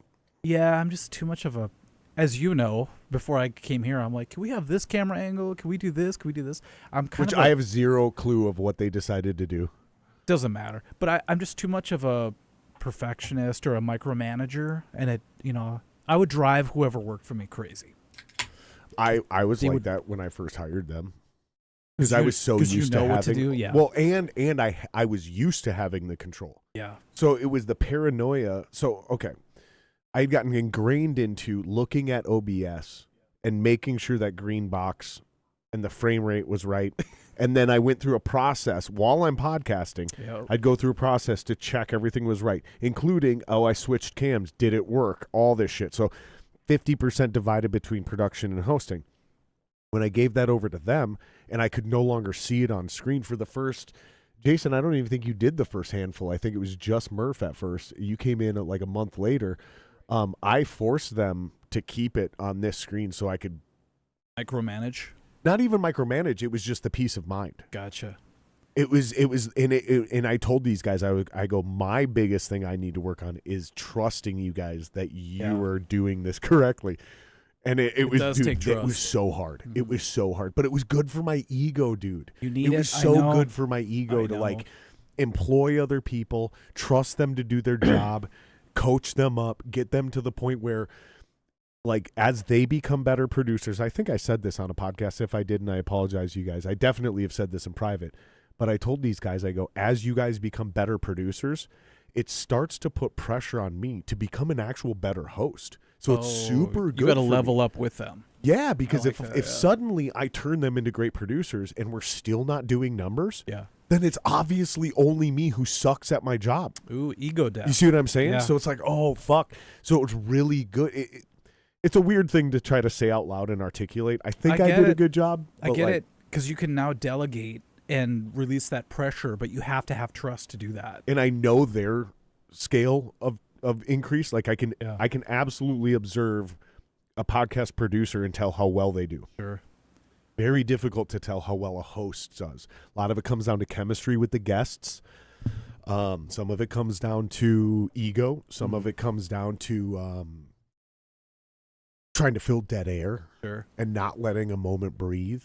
Some people have said in their right, I need to do a better job of letting my guests talk themselves into exhaustion before I interrupt. And I can do that easily. It's a lot. Let me put it this way. One of the ways I define a pro in any industry, sports, music, podcasting, if they make it look easy enough to where you're criticizing them and you go, I could do a better job than them, they're already doing it at such a level that makes it look so fucking easy that you think you can do it. Right. That's like stand-up comedy. Stand-up comedy, jiu-jitsu. Yep. You watch people rolling around on the mat. You go, okay, let me try. Next thing you know, you're getting choked out. Right. It's like, but it looks so easy when he did that. I learned that lesson when I was rolling with a purple belt once, and he was killing me. The whole time I'm smothering for my life. I push up, I'm getting armbarred, everything. Next thing you know, the guy next to me who's a brown belt comes up, and he just toys with the purple belt that I just got killed by. And I'm like, there's levels in life, and that'll humble anybody, hopefully. And if you don't get humbled, you're just going to quit. You're not going to be a part of that whole thing. The easiest way to observe this, because jiu-jitsu's very nuanced. You kind of got to know what you're watching. That's true. However, everybody has seen professional football. If you really want to see how difficult football is, go watch any high school football game. I've done that. And you will see a different struggle. And then you go watch pros and you go, this is why they're pros, because they make this shit look easy. Even when you watch football average, sometimes. exactly. Even college football sometimes. To an extent. But I say high school football because you're guaranteed. Like even the best high school football team, still you're like it's work. It's a lot of fucking work. They look like the Keystone Cops out there just batting the ball down. It's a lot of work. Like they're not making look. There's one guy usually. Yeah. Or one standout guy who's like 7 feet tall.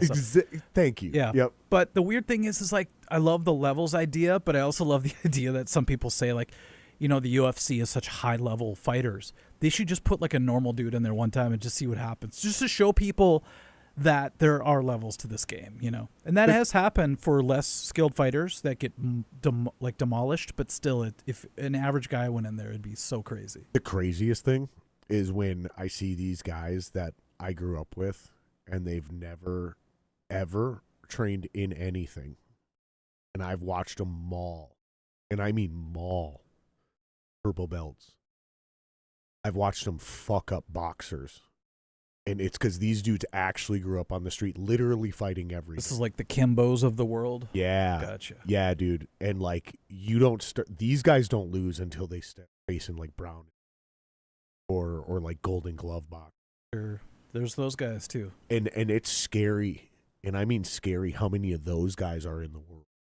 That's why I don't start shit.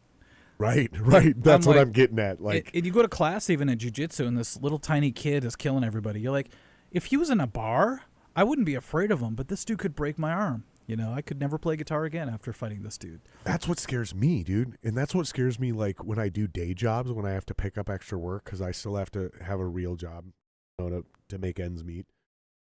Unfortunately, I don't make enough doing music or podcasting. Yet.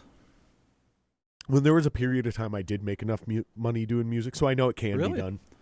I was a job. I had about 18 months solid where I was like making good money doing jobber gigs. Really? Yeah, they weren't good jobber gigs, but the money was good enough to where I did it for a while. And I stopped doing it because like I realized I wanted to be the man. And that didn't mean like I had to be the rock star. It just mean I didn't want to be a second class person who pushed and shoved. And were you the conga player for Mick Sterling? No. Okay.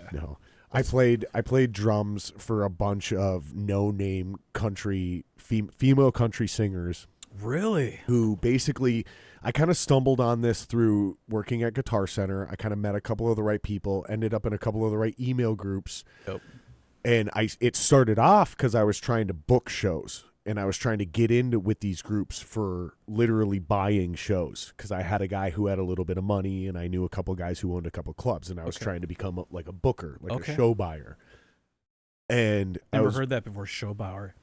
So basically, what it is like you'd get an email, and it'd be like these 6 bands, these available dates. Here's the price for these shows, and then I could put in a bid and be like.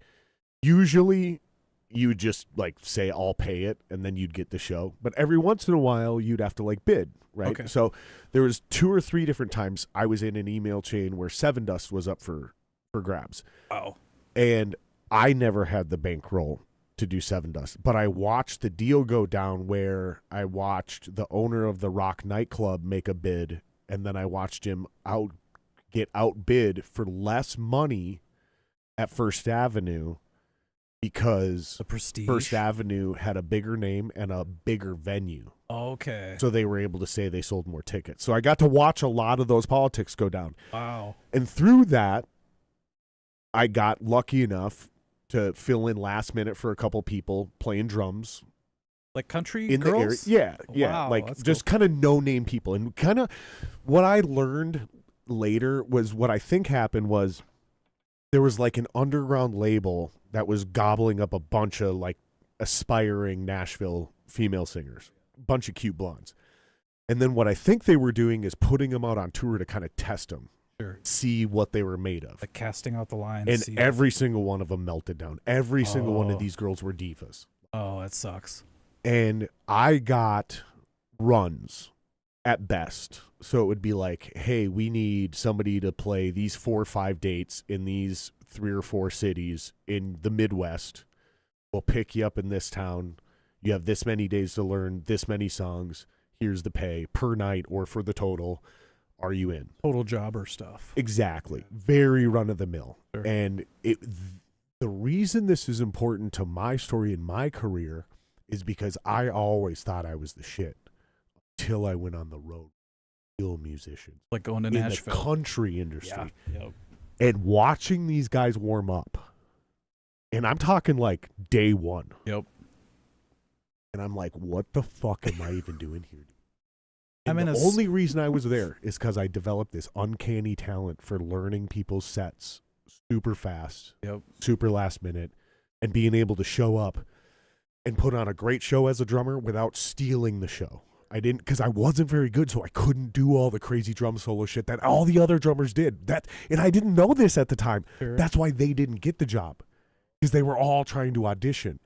I was just trying to play music. So you fit in just right. Because I sucked. You know? But just like we talked about, you did a lot with what you did have, so it worked out. Okay. Yeah, exactly. I knew how to play in the pocket, and sometimes that's they more weren't important. looking for Carter Buford. Exactly. Spinning. Dude. Yeah. Exactly. Yeah, Great example. They weren't looking for that. They were looking for somebody to just be decent, play on time, play in the pocket, make the band sound good, because it wasn't about the band. It was they wanted to figure out if this chick had it in her to be able to handle herself as a professional on tour. It lasted sucked. about 18 months. Really? Made some good money and really, really understood like where I rank in the world of musicians. It was a very humbling experience. But you also learn that you don't have to be, like we talked about, Dave Wackel to play with a country person. You lay it down back there. You don't put up any, problems in the band. A lot of people squeak by that way. Yeah. I'd rather be way more solid and dependable than just be some like Yngwie Malmsteen guy that everybody worships or something, I guess I only say that because I know I'll never get there, but I don't know. I mean, you're pretty fucking good, dude. Well, if I put my mind to it, I found this sounds so generic, but like coding, if all I did was coding, AI would crush me obviously nowadays, but I would go pretty far in it because I know I'd obsess about it, But it's also important to know your role. So I think you did the right thing. You knew what they needed. You filled it perfectly. You had your time and you got out. I don't even think I knew what they needed. Really? I just wasn't capable of doing You more. just did what you could do. Yeah. Okay. And so when I tried to be flashy, it was because I was afraid that what I was playing was too dumb or too simple. You had right? to spice it up a little bit. Yeah. When I was staying in the pocket and dumbing down, it was because I was afraid to go too flashy and fuck something up. So I just stayed in the pocket and did like what we were talking. Yeah, keep that groove going. It's not even really a fill. Like you said, it's basically continuing the beat. Yep. I just threw the snare on a different. It's hilarious, dude. It was, and yeah, it lasted long enough for me to fucking make a little bit of money and feel like I could say I had a real music career. That's awesome. Just past local band enough to be like, okay, I can fucking respect myself. That next tier, it's like the blue belt. It's like you got here, I found that was really interesting to watch other musicians and see how the, really proficient people didn't always get to where they thought they should be. And it's always nerve-wracking, though, when you're playing on stage and the studio cat is watching you from the side of the stage and you're just laying down on the floor. You're like, I don't care. I'm getting paid the same. You know, I just don't have to be the best drummer in the world to pull this off. You Are gotta you know. entertaining to watch? That, too. So if you ever watch a drummer and they just can ignite the audience, they stand up and they know when to, like, lift the stick up and all that stuff. I think that's very important. Yeah. Because if you aren't the best drummer in the world, you better have something. It's kind of like dating, It's the same thing with guitar, though. The guy who makes the right faces while he solos. Exactly. Or the right people, or you have some sort of attribute that puts you in an important spot. I learned that early, too, I always compare it to dating. Like, if you're 4 feet tall or something, you better be really great at something. You better be like Prince-level musician. If you're not the best looking person, you better be funny. It's just a very common, natural thing with humans. Yeah. You got to bring something to the table. You did a great video about this. You did a video where I think it was you. Yeah. You set the stage of like this hypothetical, and you kept using the word "you" as if you were talking to this proverbial person trying out for a band, right? But it sounded like it was you, and you were just telling your story. Sure. And the guy who got the job was dressed like Thor, right? Because he had the chops, and he had the looks, and he had this and that. And you were like, well, tell me I at least got second. They were like, well, no, it was actually this other hot chick because Orianthi. She also knew this person and had connections here and this. And then this other guy actually finished because he had a lot of money. And like, so there's all these other things other than just being badass at your instrument. And sometimes it's just as simple as he's really fun to hang out with. Like he changed the vibe of the band. When he showed up in the room, everybody became excited to play music. Right. Yeah, just a good positive energy. You walk into a room and sometimes somebody walks in and you're just like, ugh, what just happened? And those people, even if they better be like Yngwie Malmsteen, you know, they better be up there. I never pronounce his name right, by the way. You said it right. If you Yngwie Malmsteen, right? Some people say Yngwie. Yeah, fuck those people. Yeah, I know. They're cork sniffers, as I call them. But yeah, it's very true because I learned that the hard way. It doesn't matter if you could play, you know, 8-finger tapping. If you don't have the right vibe or the right look or whatever. I learned that a lot with Mark Mallman, actually. You know, I went to try out and I just played a couple power chord songs. Actually, it was bass first, but after that I switched to guitar. And it's because I didn't offer him any issues. I didn't like confront him. I didn't try to like fight him on anything. And recently I had a friend who fights me on everything. I could say the sky is blue and he'd be like, oh, it's a little more like violet. He's one of those people. Sure. I can be that guy sometimes. I know. And it's like a thorn in your side. And he's like, dude, I want to be in your group, you know, because I'm starting this band. And I'm just like, dude, I love you, but I don't want to fight with every decision I make for this band, you know? Right. And so those things can really determine where you go in the music business. Dude, no, Are you a good hang, you know? Well, and even if those guys are a good hang, it's like, but when we need to make a decision, like everybody's like, yeah, sure, cool. And then for you, it's like you got to talk for a half hour. You got to tell us how you feel. And then if we disagree, you're going to talk for another hour and a half. And you're going to basically just like railroad this until we either give in, we have a confrontation, or we just like straight up shut you down. Like it can never be like, it's kind of like what you said earlier. I'm going to die on this hill. Yeah. Like not every moment is that. And I've had to learn that through my career when I wrote all the music in one band, and then I was just the singer in another band, and then just the singer in another band, and then just the drummer in another band. You had to learn your role. Coming back to a full circle, where now I write everything except the vocals.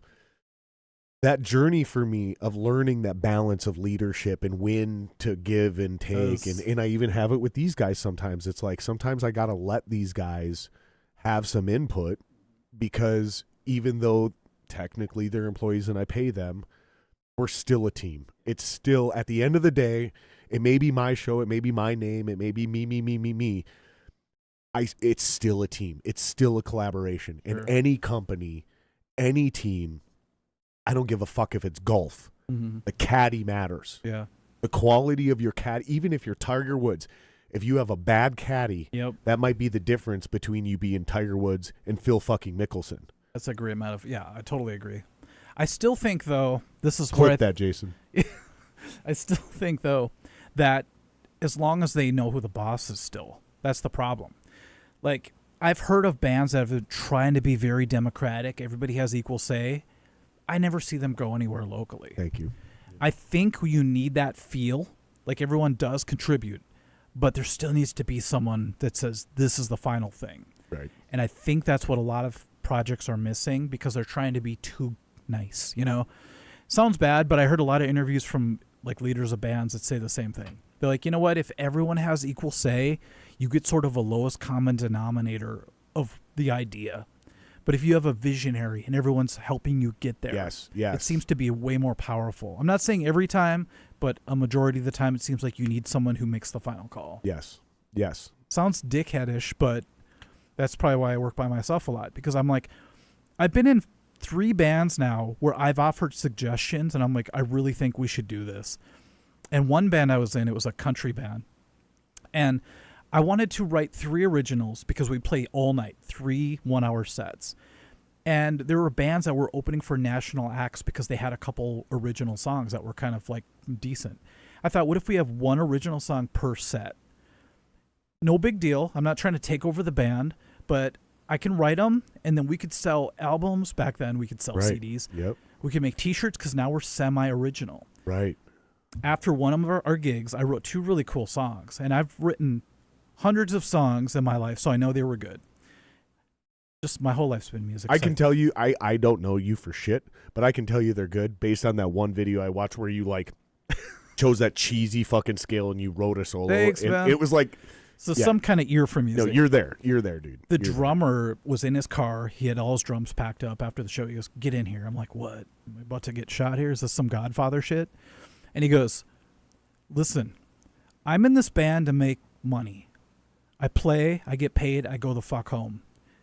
Stop with this original shit. I don't want any part of it. And I got out of the car and I quit the band. Yeah, I was going to say, and then, you know, whether you quit that moment, you know that your time was just dead. It's like a relationship where someone drops a bomb. You're just like, I know it's over. The rest is just going to be sorting out how to get out of it. Yep. I love the guy. He's still my friend. But it's like, I knew right there we shouldn't be in a band together. Yeah, we have different paths. Yeah. We're It's like, I get it, dude, but I just thought it'd be cool to open for like a national band every once in a while. You know, it'd be a good way to get better shows, but some people don't, and I get it. Not everybody shares your vision, and that's why they shouldn't be a part of your train, you know? Well, and I have like pretty much the exact same philosophy. Like most bands have one or two guys that kind of lead the way, and then that doesn't mean the other guys don't matter. It's just like there's a different role that they play.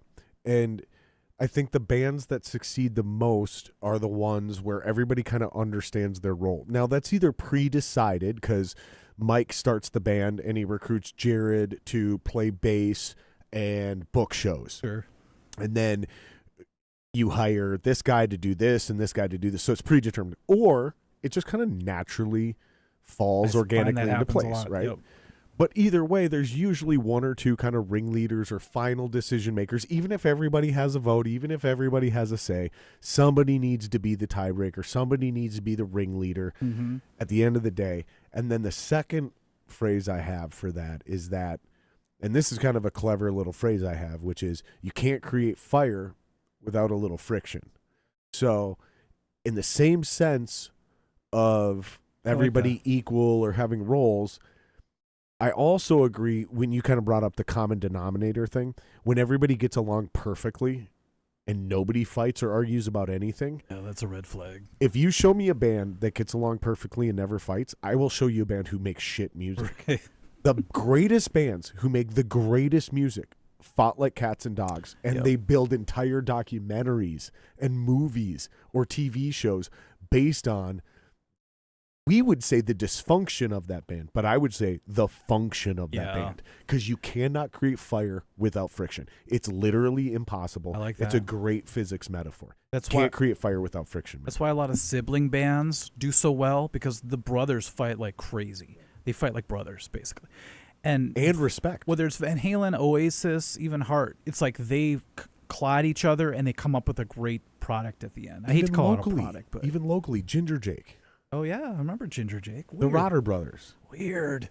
Right? Like those were twins. Yeah. You know? Weird. Pantera. Brothers. Pantera. It's a good one. Because not only is it about the tension, but it's also about respect. Because that's another thing, is like if you and I started a band together, hypothetically, let's say we knew each other for years. We're best buds, right?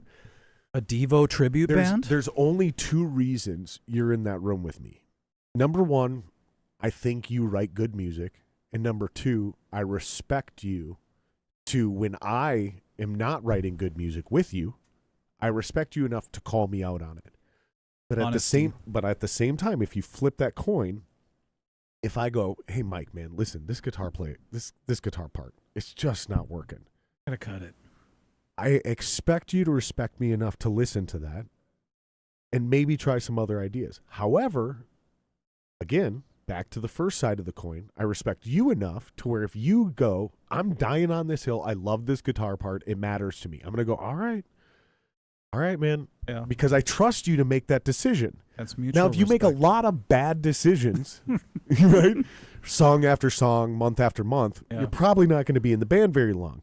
That's when the respect starts dropping, so it works itself out. But what usually happens, at least with me, is I trust you, I respect you, I back off. Usually, a few months later, I'll come around and be like, man, I'm glad you fucking dug your heels in, dude, because I now love that part. It can happen that quick, huh? Like, you literally, like, it took a couple concerts or a couple of rehearsals or something the reaction clicked. of the audience? Something, yeah. Okay. I don't know. Because this has happened dozens of times to me. Sure. Across bands, across instruments, and where I'm like, man, I was wrong. Like, you were right. I'm glad, because I didn't see it. Yeah. I didn't hear it, but now that it's fleshed out, now that I know it's coming, and I can't imagine a better part. I'm so glad you didn't let me change your mind. It's big of you to admit that, because I'm afraid in my projects I don't give it enough time to finally see the big picture if somebody else is saying something. So whether that's a limitation or whatever, I think that's big of you to see the big picture. Well, for me, that's just whether it's bigger me or not. It's collaboration, and that's to me that's the definition of collaboration. It's a mutual respect thing. It's like, listen, dude, I think your part sucks, and you're like, it doesn't, and I'll try your other ideas. Yeah, but we did it all, and I'm gonna stick with this part. I'm like, all right, man. And it might really fucking bother me, really piss me off for a couple weeks. But then, like I said, all of a sudden, 90 days later, 6 months later, we've done a few shows with this song now. Maybe we recorded it. Yeah. And I listen to it when I'm not playing the instrument. And I go, oh, now I get it. Yeah. It does vibe. You were right. My bad. It's kind of like when you listen to music and it doesn't catch your ear right away. You know, that's kind of what's missing, I think, a lot these days is like the songs that grow on you. At first, if you listen to an old album, you might just like 2 or 3 songs out of it. You're like, I don't know if I like that, 8th track. And then over time, you start to get it. You're like, oh, I can't imagine this album without this track. If I would have just thrown it away, that's why it sucks that we're like in a singles world right now where everything's a single. Because I feel like we're missing out on a lot of those B-sides that have to grow on you over time. I know exactly what you're talking about. Actually, I got a video coming out pretty soon about that. Because you would put on like a Kiss album, or I would, and I'd be like, oh, I hate that song. It's terrible. It's like the Peter Criss song or something.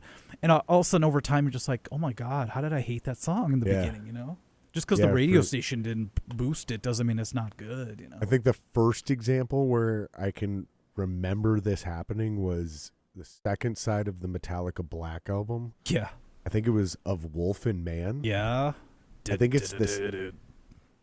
I think it's the 6th track because it comes after Wherever I May Roam. I think it's Of Wolf and Man. That sounds close. Through the Never, Of Wolf and Man, they're all in that same thing.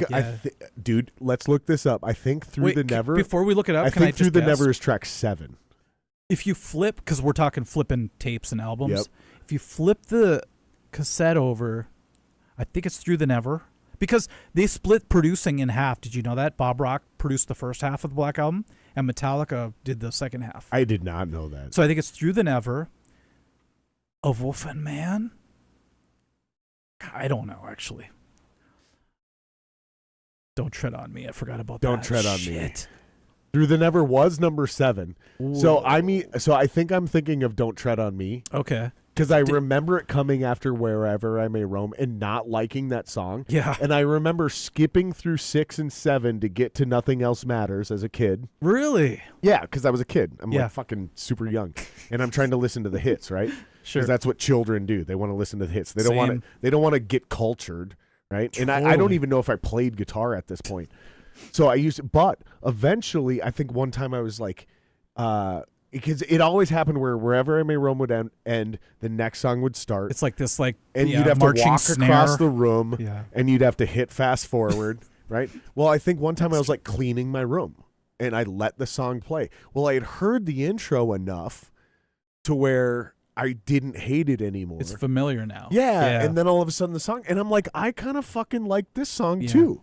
And then all of a sudden I liked the whole fucking album. And then I was the kid who, when I played Countdown to Extinction, the whole album went from beginning to end. The Black Album, beginning to end. And Justice for All, beginning to end. Puppets, beginning to end. Appetite for Destruction, beginning to end. Rust No More in Tears, Peace. beginning to end. Yep. And then I became an album kid. So by the time I was 13, 14, I didn't look for hits.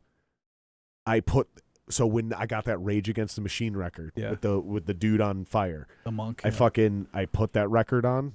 I closed the CD player. I hit play, and I sat down with my headphones, and I just listened. You heard it as a whole. Yeah, I just listened to the record, man. That's 14 big. years old, 15 years old. That's so mature of you, because I started playing guitar by 14, but yeah. Okay. You get my point. Those are those hidden gems that only true fans seem to get.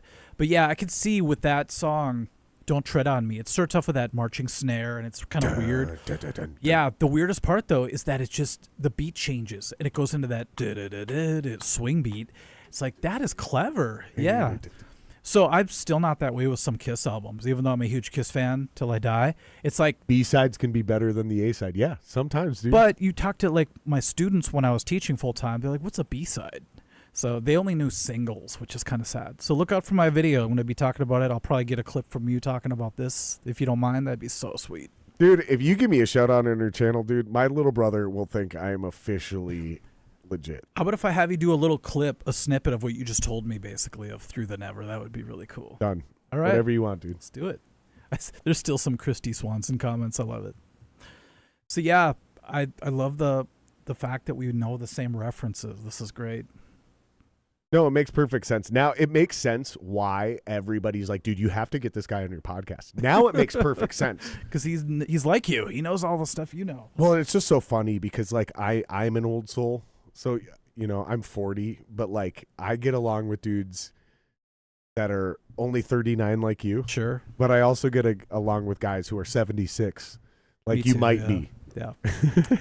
Well, the 76-year-old in me, I feel like I could go to like an old folks home. I might do this actually and just talk to old people. I just feel like that would be really cool to just, I don't know if they'd be really like wise or if they'd be really curmudgeon-y or whatever, but I think it would be really interesting to talk to people from different eras and see what they think, you know. I think it would be really cool to see you go to an old folks home, have conversations with those old folks, but then literally just ask them their favorite genre of music, and then just start playing music from that genre. That'd be cool. Because you're good enough to do that, whether they like the Beatles or they like Hendrix or they like whatever. You could probably fucking... Unless they go into Lawrence Welk territory, then I'm screwed. I just play some jazz chords. I wonder, though, you know, when I was a kid, old people listen to Lawrence Welk. Explain that for the people who don't understand this obscure jazz reference you just made. I would just say when I was a kid, the old people listened to Lawrence Welk. He had a TV show, and he was like the band leader, and it was all big band stuff, you know. Kind of like Johnny Carson. Yep. Actually, before Johnny Carson. But I wonder... A little bit of Ricky Ricardo vibe. Little bit of that whole it's a big kinda band type director of a band leader, but would still kind of get in there and do their thing or whatever. But I always wondered, like, if you go to I think of Ricardo Montalban. Oh, you're thinking of that's Fantasy Island, I believe, but I could see him doing. Fuck, I think I just totally fucked up. You got your Ricardos a little mixed up, but I get it. Dude. I stepped on your touchdown call. But Ricky Ricardo was a big band leader, so he was just Cuban. That's the difference. But the crazy thing is what do old people in old folks' homes now listen to? Zeppelin, Sabbath. What's older than that? Iron Butterfly. It's like, what are they going to want to request? Because when we're in an old folks' home, we're going to be like jamming out to Rust in Peace or something. You know, it's going to be wild. It's going to be a weird vibe, dude. You're going to see some old guy with like a electric guitar sitting on his bed. You know, he's like 90. He's like, you take a moto, man. It's like, this is weird, dude. It's just going to be me at 85 going, watch him become a god. Like, I could finally do on the stage. I would pay money to see that. So I just wonder how weird it's going to be if we're all in an old folks home. You know, we're going to be singing Cypress Hill. What the hell? You know, I don't know. Oh, the 50s Elvis, kind of very good, Jeremy. Yeah, it's probably like Elvis right now, right? Oh yeah, early Beatles. Well, no, I feel like that was a while ago. It already passed. Because I feel like you're right, dude. I feel like it's getting into the, because I heard somebody on a podcast today be like, oh, you know, whatever. He's some fucking old guy. He's 50 years old, and I went, that's only 10 years older than me. Like, he was alive when Back to the Future came out. That's what they said. They go, he was born in the 70s. Oh, shit. And I was like, dude, I was born in the 80s. Like, I know what you mean. Like, he's 50. He seems old. But, like, dude, we're not. Our version of 40 and 50 is not the same 40 and 50. If you look at pictures, for sure. If you were 40 or 50 years old in the year 2000, it is not the same 40 or 50 in 2024. Right. It is a totally different vibe, dude. Because I still feel like 25. I know. Like, I do not feel 40. I don't physically know why a little bit, but like mentally, I still feel kind of stupid and immature, sure, and unevolved, and like I still have a lot to learn. And like, I feel 19 in my head, but experience-wise, I feel old. My body feels old. But I wonder, like, when you see like Barney Miller was actually like 39, you're just like, oh my God, what the hell, you know? Like Archie Bunker, he was 42 or something, and he looks like a grandpa. Right. So I wonder if it's what the difference is. Is it you and I? Our Archie Bunker is Ed Bundy. Oh, Ed O'Neill. He's a black belt. Or in not Ed jiu-jitsu. Bundy. Al Bundy. Al Bundy. I thought you were gonna say Ted Bundy. Yeah. I fucked that. You got me. That's exactly what I fucked up. I freaked out when I found out he's a black belt in jiu-jitsu. Al Bundy could kick your ass and my ass. He can score 4 touchdowns in a single game. That's true too. Yes. And submit you. Yes. Could you imagine Ed O'Neill like triangle choking you? Actually, here's the crazy thing. I can absolutely imagine that with zero stretch of my imagination. That is one step from total reality. Oh my God, I'm not quite there. Like, nope, I'm not going to shove Al Bundy. Like, nope, I'm not doing this. He's got to be like a brick on top of you. Just like, oh my God, this is what Peggy feels every night. I feel like Al Bundy / Ed O'Neill was born a purple belt. I do too, yeah. You know what I mean? Like, he's just stocky in that right way. Even when he was thin and 24 years old, he was automatically a blue belt. Like he's got the grip. He just crushes you, whatever he does. But yeah, it's just weird, man. These people you don't expect things from, and you find out that they were just like journeymen. I love that. A lot of the times that happens with actors where I look at them and go, oh, they're just good looking. And then you find out, oh, they're actually, 10th degree black belt or some shit. And some of them are cool. Most of them are fucking weird, dude. I know a bunch of actors. I grew up with a bunch of them. I went to creative arts school, and the theater they're kids the worst people. Yeah, I know. They're the worst human beings. I was engaged to one. They're the worst people. Like everything about them is a facade trying to get the attention on them. Well, either get the attention or create some sort of persona that they believe will be respected. Like, there's no principles, there's no character, there's no... I get it's just literally like what they think sounds good, what they think look... And you can watch it, especially what you said, the theater kids. Not just actors, theater kids, because they, like, walk differently, because they're taught... When you want to portray a character that walks confidently and he's this, you walk like this. So they start doing it in real life, and you're like, you're not, fuck you. Yeah. Get out of here. I know this a little too well. It hits home. Especially when you date them and they're the chicks, and then they start trying to have sex like it's a movie, and it's like, they start getting saw dramatic. This already. You're like, yeah. You're like, who are you performing for right now? Like, we're not on film, right? Like, no one's filming this, right? Wait, are you filming this? Yeah, hey, what the hell? She's wearing a GoPro. Like, what the fuck? She's calling me Forrest Gump. What the hell? It gets super awkward. Yeah, I think it's just being friends with those people is impossible. Yeah, it's tough because you wonder what kind of person's going to show up when you're hanging out. Then you get to a party and they're totally different. You're like, whoa! Suddenly I'm hanging out with Sharon Stone. This is really weird. Yeah, it's weird, dude. But I just saw it for what it was, and I get along with theater people, but I just have to know that they're a theater person, kind of like musicians. I know how to.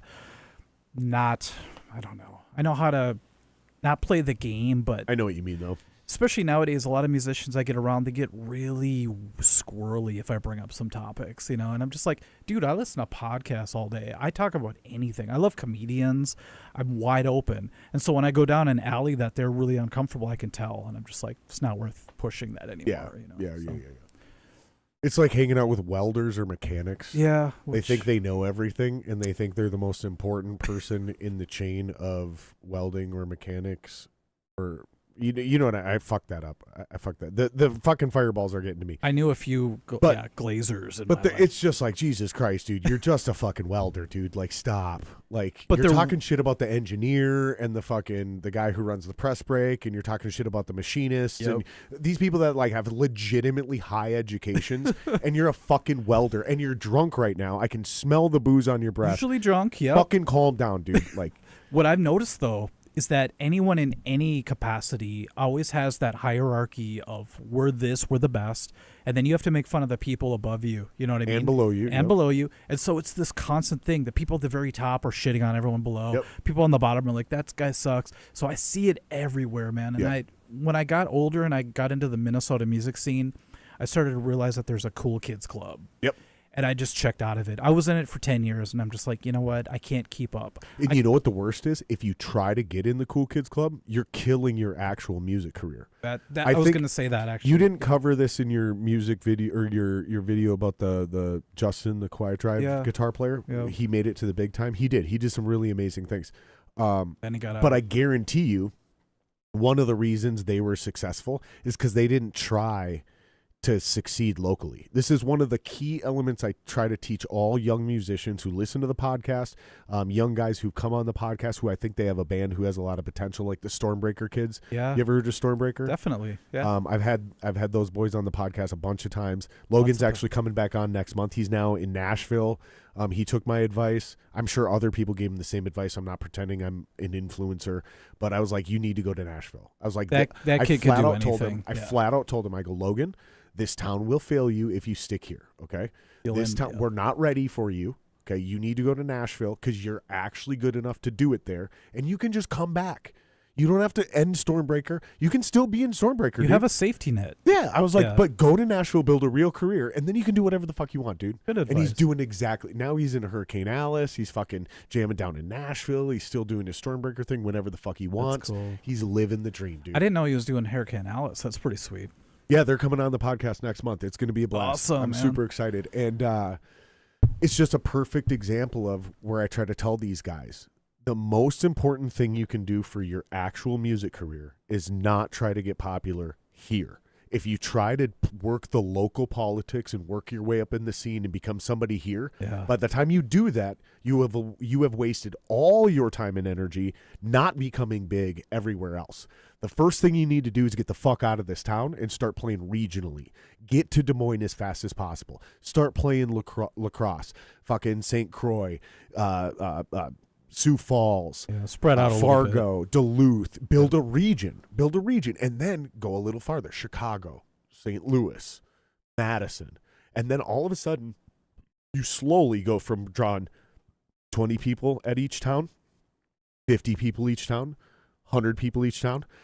This is going to take like 4 or 5 years, by the way. But you do this, and all of a sudden, you're drawing 500 people in every single one of these towns to see your fucking. And trust me, when you do that, when you drop 500 people in like 15, 20 cities across the Midwest, homie, you have built your fucking snowball. Trust me, by that point in time, you've got legitimate record labels and distribution companies knocking at your door going, let's make a deal. Yep, because they see you actually working and trying yourself. Exactly. That's like Quiet Drive. They did the whole MySpace thing. They had a huge following there. And so the record company just had to basically guide them because they were already going that direction. I like your advice because this is both a positive and a negative for Minneapolis because I've been through that scene a little bit. Oh, before you make this point, this isn't a Minneapolis specific thing. I learned this lesson from Seattle. Yeah. Because I knew people from that scene. There's something about your hometown or something that doesn't, it's weird. You gotta, if you're not LA or New York or Nashville, get out. Spread out a little bit. I use Minneapolis because we're from here. Yeah. But the point you're about to make, it is a positive and a negative, and you're right. Everything you're about to say is, but I don't want to sound like I just shit on Minneapolis. No, because I realize I all. just came across that way. This is why. Because you're right. I will buffer what you said because I've been through that a little bit. I've hobnobbed with those people. The fact that Minnesota is such a gravitational pull that almost keeps you in this orb is because it was so powerful, and it kind of is still. Replacements, Prince, Husker Du, everyone. It's just like this. Head Charge, Dylan. Trampled by Turtles. All these things are encompassed in this bubble. And I remember one time, who was it? Hippocampus opened for Malman, and I was playing with Malman. And we got done, and this guy ran up to Hippocampus afterwards. They're like, you guys signed? After that, they took off. They're like, Hippocampus, have you heard of them? Yeah. They're huge now, or they were. And it's just like, they just opened for my band, and suddenly they're gigantic. Guess what they did? They hopscotched over the whole Minneapolis thing. Yeah. And just like Quiet Drive, because you could get in here and be the hit Minneapolis band or whatever, but it's such a gravity that it almost keeps you here in a weird way. And you could thrive in it for sure, but I just feel like it's a club. There's a club going on. No, it is. And you're right. And a lot of them are great. And where I learned this lesson was from Seattle. So I knew a couple people that were very young when Nirvana blew up. That had to have been crazy. And the irony was they couldn't draw 50 people in their own fucking town. But somehow, some way, they got out on tour. They recorded 2 albums. And then Smells Like Teen Spirit blew up. And suddenly they sold out their version of Target Center when they finally went back home. But all their success came on building momentum and word of mouth on the road. They had to go the roundabout way back home. Right. And the irony is, unless you're from LA or New York or Nashville, that's probably how it's going to work for you. Yeah. If you spend your time trying to get popular and work the politics, and it sounds insane when you say it at first until you realize what's actually being said. Right. And it's about energy. If it's just like this. If you and I start a band together and I'm playing drums and you're playing guitar, every moment I spend worrying about your guitar riff is literally a moment or a unit of energy that I haven't spent on making sure my drums are as good as they can be. Yeah. That's a waste, right? So again, it comes down to like that old Metallica thing, like pre-Black Album, right? James, I write the fucking rhythm guitar. Kirk, you write the solos. Yep. Keep your fucking lead guitar out of my rhythm guitar and vice versa, right? Fucking James Hetfield getting frustrated at Lars. You want to hear the fucking vocals? You sing them. You fucking sing Yep. right? I know that Right? scene. That was a fucking super famous scene. And I resonated with that at the moment because I was a singer and I was getting tired of singing everything because somebody wanted to hear the fucking lyrics. It's like, you know what the fucking vocals are. Fucking goddamn. Imagine them. Yeah. But it was about respecting the role and the authority and the expertise that person brought to it. And even in that band, it eventually kind of broke. Yeah. And they started collaborating a little bit more. Yeah. But pretty much everybody agrees that Metallica peaked First somewhere 5 between albums. Master or Black Justice Album. or Black, yeah, for sure. It's a debate, Yeah. but like, I wonder if Seattle, the live Seattle album, if that was their peak. Binge and Purge, is that what you're talking about? Yeah, the 'Cause Seattle that included show. the and Seattle and yeah, Mexico the Seattle, City. whatever that live recording is just like, I can't see him getting any better than this. Yeah, I think that was like they literally recorded that in 92, I think. Probably. Yeah, ish. Yeah. That Binge and Purge thing was amazing because that was a culmination of 4 or 5 years. There was 2 of them. They did 2 box sets. They did Live Shit Binge and Purge, That's which was the one I like had. which was like 88, 99 Detailing the Black tour, right? through up to the Black Album, and Yeah. then they did a year and a half in the Life. Oh, Remember that? You're right. And you actually said you went to that concert, so I wanted to Black ask Album. you about this. If lore serves, when the Metallica tour came around and did the Black Album tour pre Guns N' Roses, they didn't have an opening act. They played a year and a half in the life of in its entirety, and that was the opening act. I have the ticket. It's called An Evening with Metallica. Yeah. And they didn't play anything on the screen except a few little snippets, and then they showed them talking onto a microphone. And they're like, all right, everyone, we're going to come up pretty soon. And I thought it was pre-recorded. And then he goes, let's hear you, Minneapolis. And we screamed. He's like, all right. It was so Which cool. it still probably was Kind of the same pre-recorded concept. earlier that day. I don't know, because he was like responding to everything we were doing, but maybe. And then they came out and it was just like, lights out. But I'm trying to. You're right, though. That was the peak. That might have been. I don't care if you're a Puppets guy or a Black Album guy or a Justice guy. For me, it's Justice. Yeah. It does. I respect anybody who makes any argument for any of those 3 albums. It could go either way. I totally get it, right? It's subjective, right? But live, James Hetfield with the fucking full mustache. Yep. The band's in all black. The Black Explorer. The Black Explorer. Yeah. He was wearing like long sleeve black sweat, like whatever that was. Or the tank. tights. No, for me, it's the tank top. The black tank top. Oh, that's Right? He played that in Russia, I believe. Oh, right? dude. His stance. Bro. That's the widest he Bro. ever like. And it's the lowest he ever held his guitar. I actually Bro. measured it. I was like, okay, that's crazy.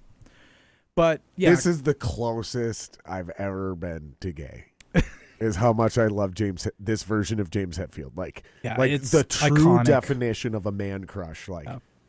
Like I get butterflies in my stomach seeing that image in my head. That's how much I love that James. Because I'm at this time, again, you got to understand, I'm 7 years old, 8 years old. Yeah. This is my Thor. Yes. Right? Like your generation kids, you guys have actual Chris Hemsworth as jacked Thor, Yep. right? In an action With the movie. CGI muscle. I have James Hetfield playing for 1.6 million people in Russia. Yep. I have actual James Hetfield with helicopters swooping down in front of him Yes. in the most epic music video of all time. Yep. With That's what I military have. in That's the front my row. Thor. Yeah. It's That's my crazy. Thor. I'm 7 years old when this happens, dude. And we're watching it live on MTV. Well, it's probably not live, but you know what I'm saying. Yeah, they record it. But that's huge, man. Speaking of life-changing, like you said, dude. Yeah. Life-changing. So when we saw him live, just the kick drum, just the power of the band, and just knowing that they're right in front of you was so incredible. And, you have the people that love the Cliff Burton era, and I get it. But when I got into Metallica, it was Justice for All. You and I wouldn't be here having this discussion if it wasn't for that band. Yep. Think about that. Yep. Your entire life, and my entire fucking life literally got pivoted on maybe not even 3 degrees, maybe 12 degrees, different routes. But you and I would not have ever met or let alone had this podcast tonight if it wasn't for that fucking guy and that fucking band. That's why I freaked out when I walked in. I'm like, that says everything right there.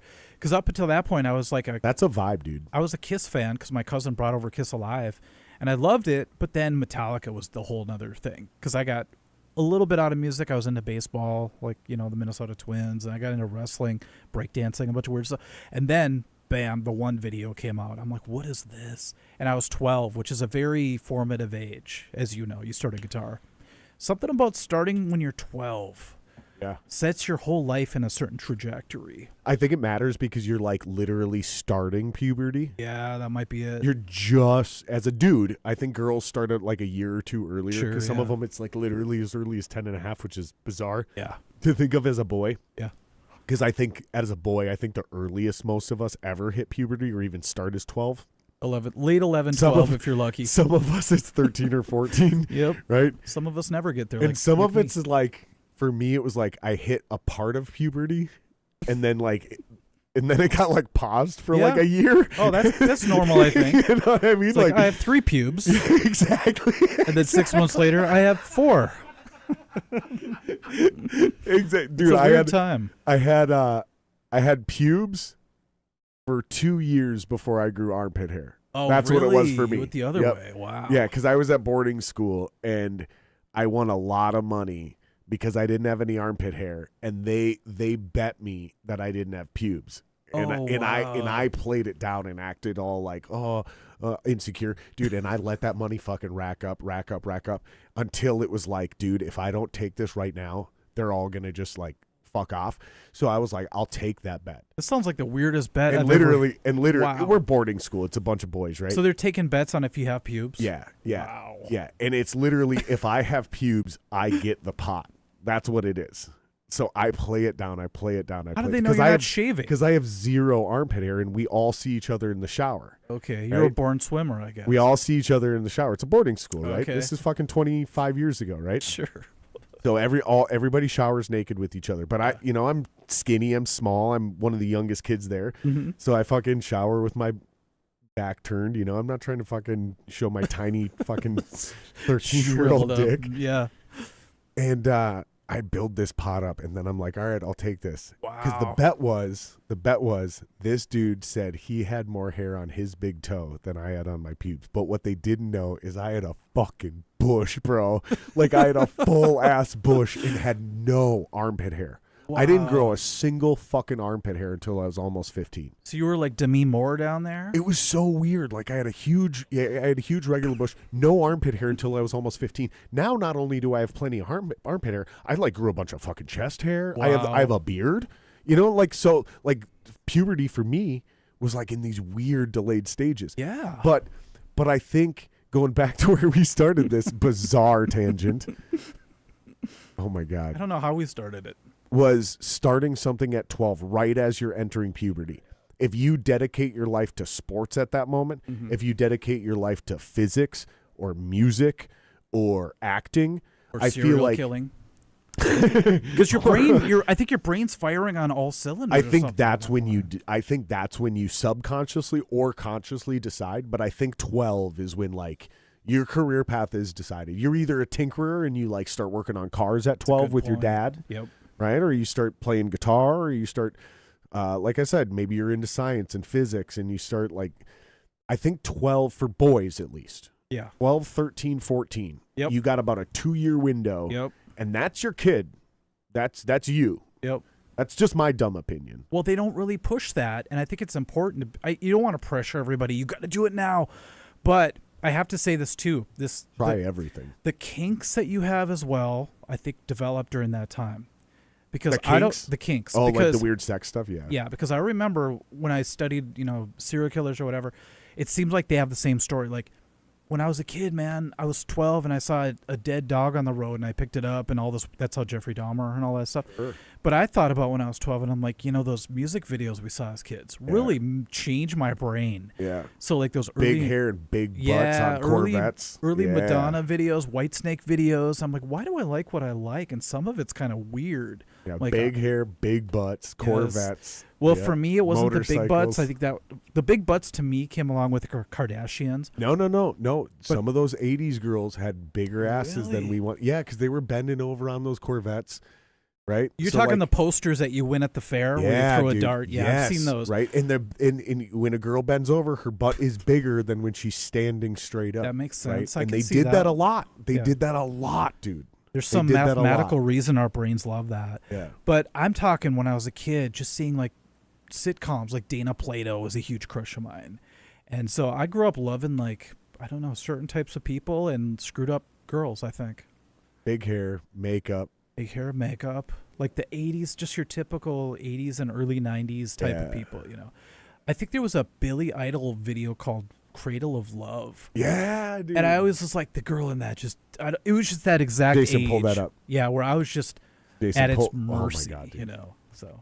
Dude, and there every once in a while there's a girl that'll come along every 10 years. Like a and generational she'll have girl. big hair with curls. I know. And she's just always just gorgeous, man. It just always stands out. It's that, and it's also Ragdoll by Aerosmith. All right, play that on mute in the background until you find the chick he's talking about, and then bring it up full screen. I'm like, what's up with this look I'm always into? It's like, I'm kinked, man. My brain has been, when I was a kid, MTV, I think, did it. I'm just blaming MTV, I'm sorry. But also Ragdoll, by Aerosmith has a girl in the video, and I'm just like, I'm Daddy's dead. little cutie. I'm dead. Dude, that's my favorite Aerosmith era is Permanent Vacation. Pump, Permanent Vacation. Dude, Pump. Into Get a Grip. Get a Grip, Yeah. yep. Those were awesome albums. You ever see that era? Yep. You ever see Pump? Her? Is When that she the girl starts you're talking dancing, about? check it out. Hit play, leave it on mute. Leave it on mute. I'm the dorky art collector guy back there. Tiny little butt. See, too small of a butt for me. She looks like Amy Adams. Oh, I love Amy Adams. Can you go to Ragdoll? I'm sorry, Aerosmith. But this whole video, she just starts dancing and getting crazy, and I'm like, too small of a butt for me. yeah, you're a butt guy, huh? Oh yeah. I grew up on ZZ butt Top over titties. legs. I'm a legs guy. Something about those legs. I I'm was letting never. way too much out tonight. What? I'm letting way too much info out tonight. Dude, you're good, dude. This is a great podcast, man. I think legs. I hope you're having a good time, dude. I'm having a great time. I am. This is one of my favorite podcasts. Legs mess me up because it's three women, 80s, with mini skirts and those socks that kind of floof out. And I'm just fucking 50s. I'm a goner, man. Yeah, I don't know what it is. What are those?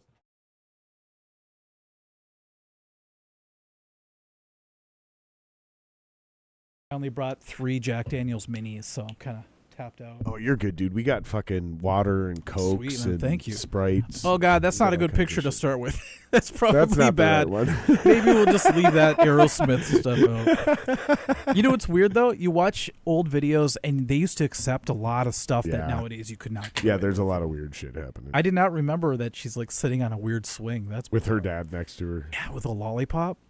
Yeah. Isn't it weird? Because a lot of it was humorous. It wasn't supposed to be serious. Yeah, but I also watch videos where they're like, the lyrics, just like Christine 16. Like, things were so bizarre back then that you could just get away with that. Or 17 by Winger. 17 by Winger, or like Banger of a song, by the way. One of the greatest really guitarists hard of all to time. play. Yeah, if you've ever tried to play that song, it's really I can't. tough. It's I don't one think of those riffs it's not happening. It's inside picking. Do you get. And then a Yeah. couple Scorpions album covers. Yeah, it's a lot of, you call it inside picking? Or you're stuck inside between the strings. Yeah, it's like a chugga chug. Yep, but every time you do the chug, it's on an upstroke. Right. So like chick chick. So I yeah, like so you're hitting outside you're hitting a whole chord on Yeah. the up. Dun, dun, gang, gang, gang, gang. Red Beach is no joke, man. You could you could eliminate if you wanted to make that playable. You could. You could eliminate the down and play the entire thing almost like like a ska song. Yep, I was just gonna say like reggae or ska. Or you could be James Hetfield and just downstroke that sucker. It'd be too stompy if it you would downstroked be, yeah. it. You need that like 90s kind of like lighter style. What is it about upstroking the same chord versus downstroking it? When you downstroke it, it sounds very stompy. Mm-hmm. When you upstroke it, why does it get it? I don't know. Other than the obvious fact that you're hitting the higher strings first. Yeah. I think it's just the angle of the pick and it's just the energy. It seems like first time I tried to play ska, because I was, you were around when the ska thing got big, and I tried to play Knock on Wood. No, The Impression That I Get is the actual title. And I was doing it with like alternate picking or something. And the dude's like, what are you doing? It's just, that song? Yeah. Boss Tones, the Boss Tones, yeah. Yeah. I was like, I know that song. Yeah, I remember going through the ska phase and hating it at first, but then I grew to love it. But it's just those upstroke triads that just like, it's just like some reggae. It just has to bite, you know what I mean? Also go all the way back to 50s, 60s music where it's just like, do-do-do-do, king, do-do, king. Those upstrokes just have the power to bite through. Yeah, and it's so interesting because the obvious is that you're hitting those literal notes in a different order. Yep. But is it because you're not relying on gravity? You actually have to pull the pick? Maybe, right? Like maybe it's a snap you're putting into something because logistically, if I hit them fast enough, you shouldn't hear any difference. Because, right, like at some point in time, I'm traveling fast enough in either direction where you're hearing all three at the same time. But it always, no matter what speed I seem to play, there's always a difference. Yeah. And I'm very curious as to why. Some weird universal anomaly. Right? Yeah, like, and I don't mean to like be hyperbolic and make a mountain out of a molehill, but it is one of those weird things that I've never been able to. There's a lot of that. Because usually, if you work hard enough, you can replicate any sound in another technique. Sure. And I think that's the only one that you can't actually do. Like the up is the up, and it sounds like that, and you're never going to get away from it. Isn't that strange? Also, one time I was in a Motley Crue tribute band, and we played Livewire. And before I was downstroking, I thought I could get it with upstrokes just as clean with alternate. Oh, yeah, because that's also that chugga. Yeah, and I couldn't get it to sound like the downstrokes. Yeah. You look at early McMars, he's downstroking all that stuff. Later, he switches to alternate, but it's never been the same, you know? We talked about this earlier with the bass thing. Yeah. It's the same thing with fingers versus pick. Okay, yeah. Like, there's certain tones, like if you want to play Jet City Woman. Oh, yeah. And I saw a guy use his fingers recently for that. But you're going to miss that plucky, cagey... Because each side of the pick's a little different sounding. Right. Yeah. It's almost too smooth and too mid. It's too rounded out. Yeah, rounded is a good way to put it. You want the tick, and it's too. Not to mention that big slide right into it. It's got to bite almost like a Metallica riff. It's crazy. Yeah. I have a friend who's in a Queensrÿche tribute band. And I'm just like, that's freaking ambitious. That's one of my favorite songs to play on drums. Really? It's part of my warm up. As I do Jet City Woman. It's just such a perfect song. There's a lot of up hits on that song. Yeah. Yep. And my favorite part of it is when they go into, I think it's the pre-chorus. I might be fucking this up. The fireballs are getting to me. But he does. Nice. Yeah, I did drink all three. He does like a Carter Beauford. He does an open hi-hat on the one. So yep. He does that in the intro too. And then on the next bar, he backs it up. And oh, he switches it up? Yeah, dude. And wow. I think he does it twice in that song. And I might have said that backwards. He might do it the other way around. But it's fucking cool. And especially if you appreciate when he was doing that, which is the fucking 80s. Yep. That band is the most progressive band of the entire hair metal era. And I don't know that it's close. I just recently... They were really writing songs. I went into this... it was an upward spiral in the Queensrÿche world, and I listened to every single song by them because I never really went back to The Warning or even before that, Queen of the Reich. I never really listened to all of it. Empire. Was that 80s actually?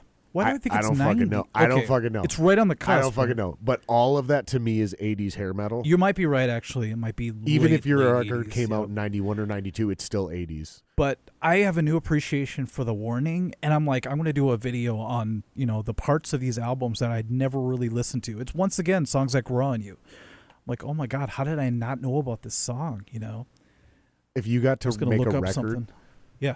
like the golden record, and send it to space and show humanity some of the greatest music There we go. that humanity has ever come up with. Can It you was click on 90. The Warning really quick? So they definitely probably wrote that song in 88. Yeah. Can you click on recorded The Warning? it in the song list? 89 and it released in 1990. Sure. It's always a couple of years after. Especially back then, it took time, right? It's not like nowadays where you fucking bang something out in 6 months. Because I want to look at the track listings for The Warning, because there's a couple songs that I forgot about. So you clicked on Empire, go down, go back to top,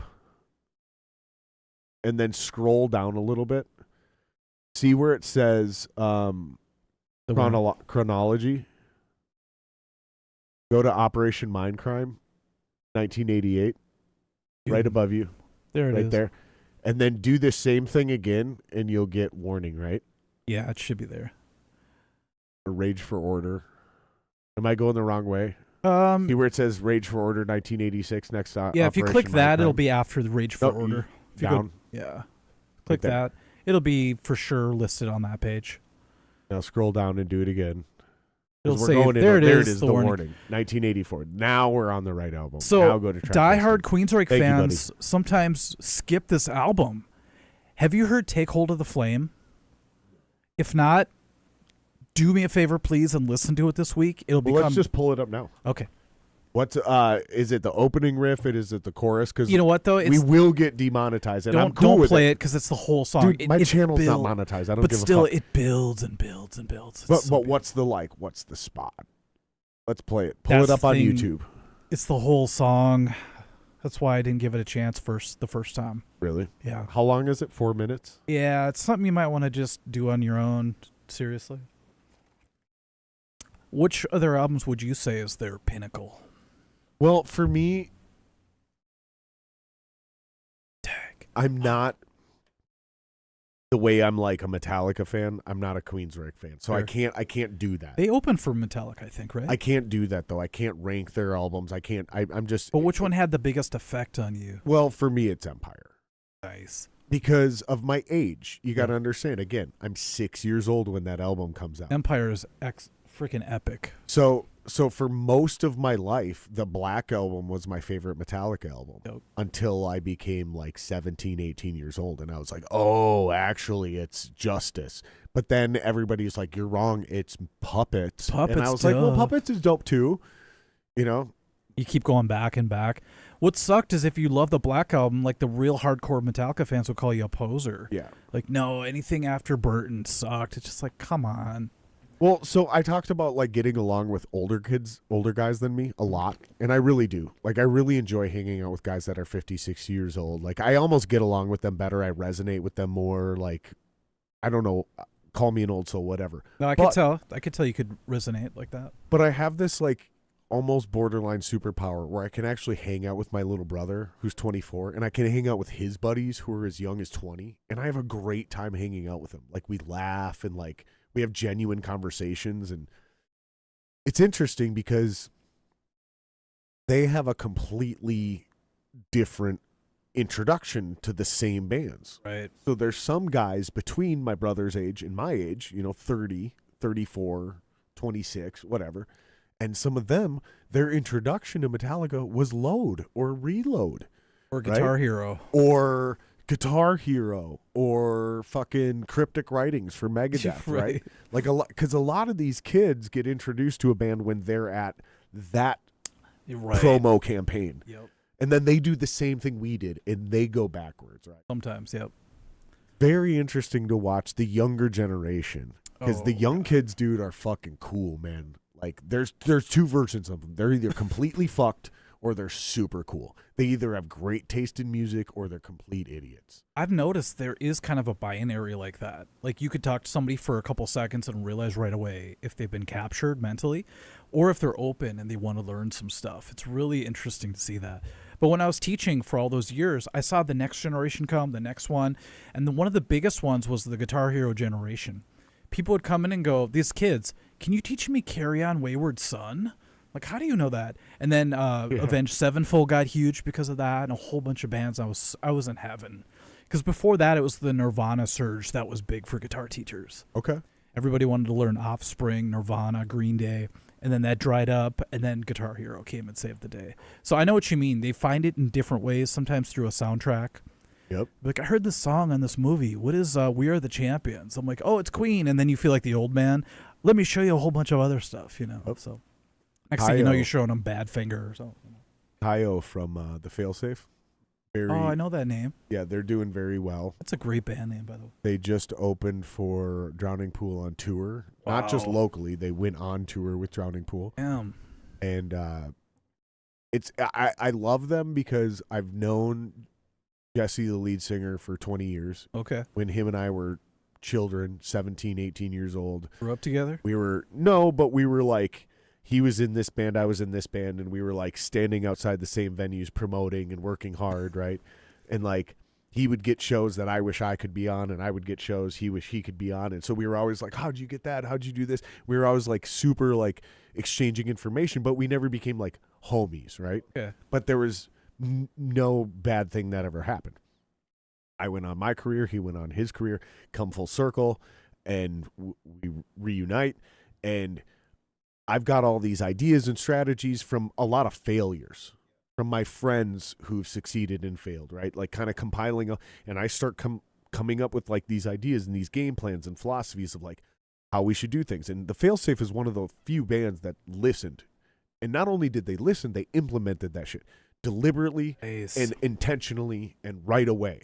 And within a year, 2 years, and I'm not pretending like I know everything, but they were like, here's the thing is I like that idea. What he's saying makes sense. And they did it, and it immediately paid off within a year or two.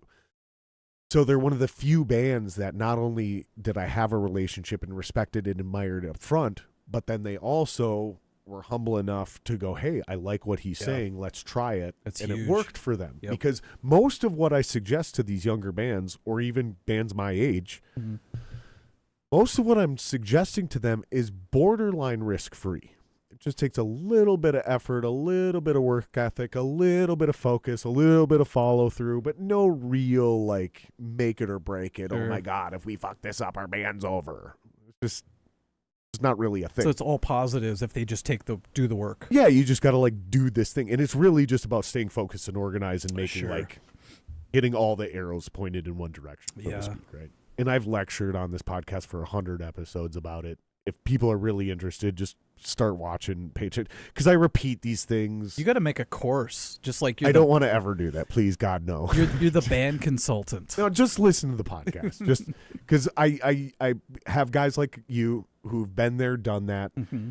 I throw some ideas out there. You either reaffirm them or you critique them and refine them, or you throw a new idea out there and I go, holy shit, that makes sense. Then we take that and we turn that into a lesson, right? So just pay attention, subscribe, it's a long haul thing. Because what we're trying to do is build a real community, get our actual scene to become an industry again. Yep.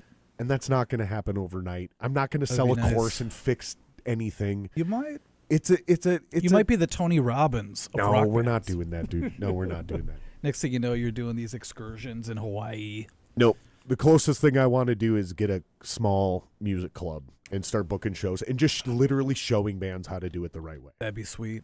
You know, so that way by the time they're ready to play First Avenue, they can take advantage of the opportunity because their engine is humming. Yeah. Instead of you play First Avenue and nothing happens because you don't even have enough T-shirts to sell. Right. It was a one-off and then you're gone. Yeah, exactly. Or you play Rockfest and it doesn't matter because you don't have a way to capture 15,000 fans that you just played in front of. You know how many times that's happened? Well, you know. But you're like one band in this whole list of, especially these days, there's like 200 bands and you can't even read the font by the time it gets to the bottom. And it's like, you play it and it's just a one-off and you have a story for the rest of your life, but that seems to fizzle out afterwards. It's almost like they shot their load and they're just done after that. Yeah, it's like going 13-4 in the regular season and There then you losing in the wild card round of the playoffs. Yeah. I couldn't believe that, man. I'm glad I didn't get too attached this year. It's just when I tell my friends it doesn't matter. And they go, yeah, it does matter, man. We had a great season, blah, blah. And no, it doesn't. It doesn't matter. In the big picture. Like, cool, you played in front of 5,000 people, and no one's ever going to remember it because you didn't have your website set up. You didn't have fucking 1,000 T-shirts to sell. Yeah. You didn't have enough stickers to pass out. You didn't have a fucking email list. You didn't have people walking around the audience signing up for emails. You didn't have stickers to hand out. You didn't, dude. I mean, there's so many things to put a stamp on so people remember your name, so you can take that momentum and turn it into something bigger. You can't just get one show and think it's your next big break. What you need to do is, we're playing Rockfest in June or whatever fucking month it is. So we're going to build a campaign around it. We're going to open for this national band in May. We're going to open for this national band in August. We're going to book these local band headlining gigs where we can draw 300 people. We're going to build a buzz. We're going to release an album around this time. We're going to do a new music video. You got to think about this thing like it's a real entity, something you care about, and stop acting like you guys are fucking rock stars and that you're the biggest thing since sliced bread and that just doing it is enough for people to care. It doesn't matter anymore. There's a billion of us out here. You sound like a guy that's been around and knows what he's talking about. Because it always comes down to, we had this chance, we just didn't have this, we didn't have that. You know, it's kind of like Rogan starting a comedy, a comedy club. Like, you would be the person who starts it and knows how to direct people to make the most out of what they're doing. Because you're right, so many people, they just get forgotten because maybe they did play the big stage once, but so did 100 other bands that day. What's going to set you apart?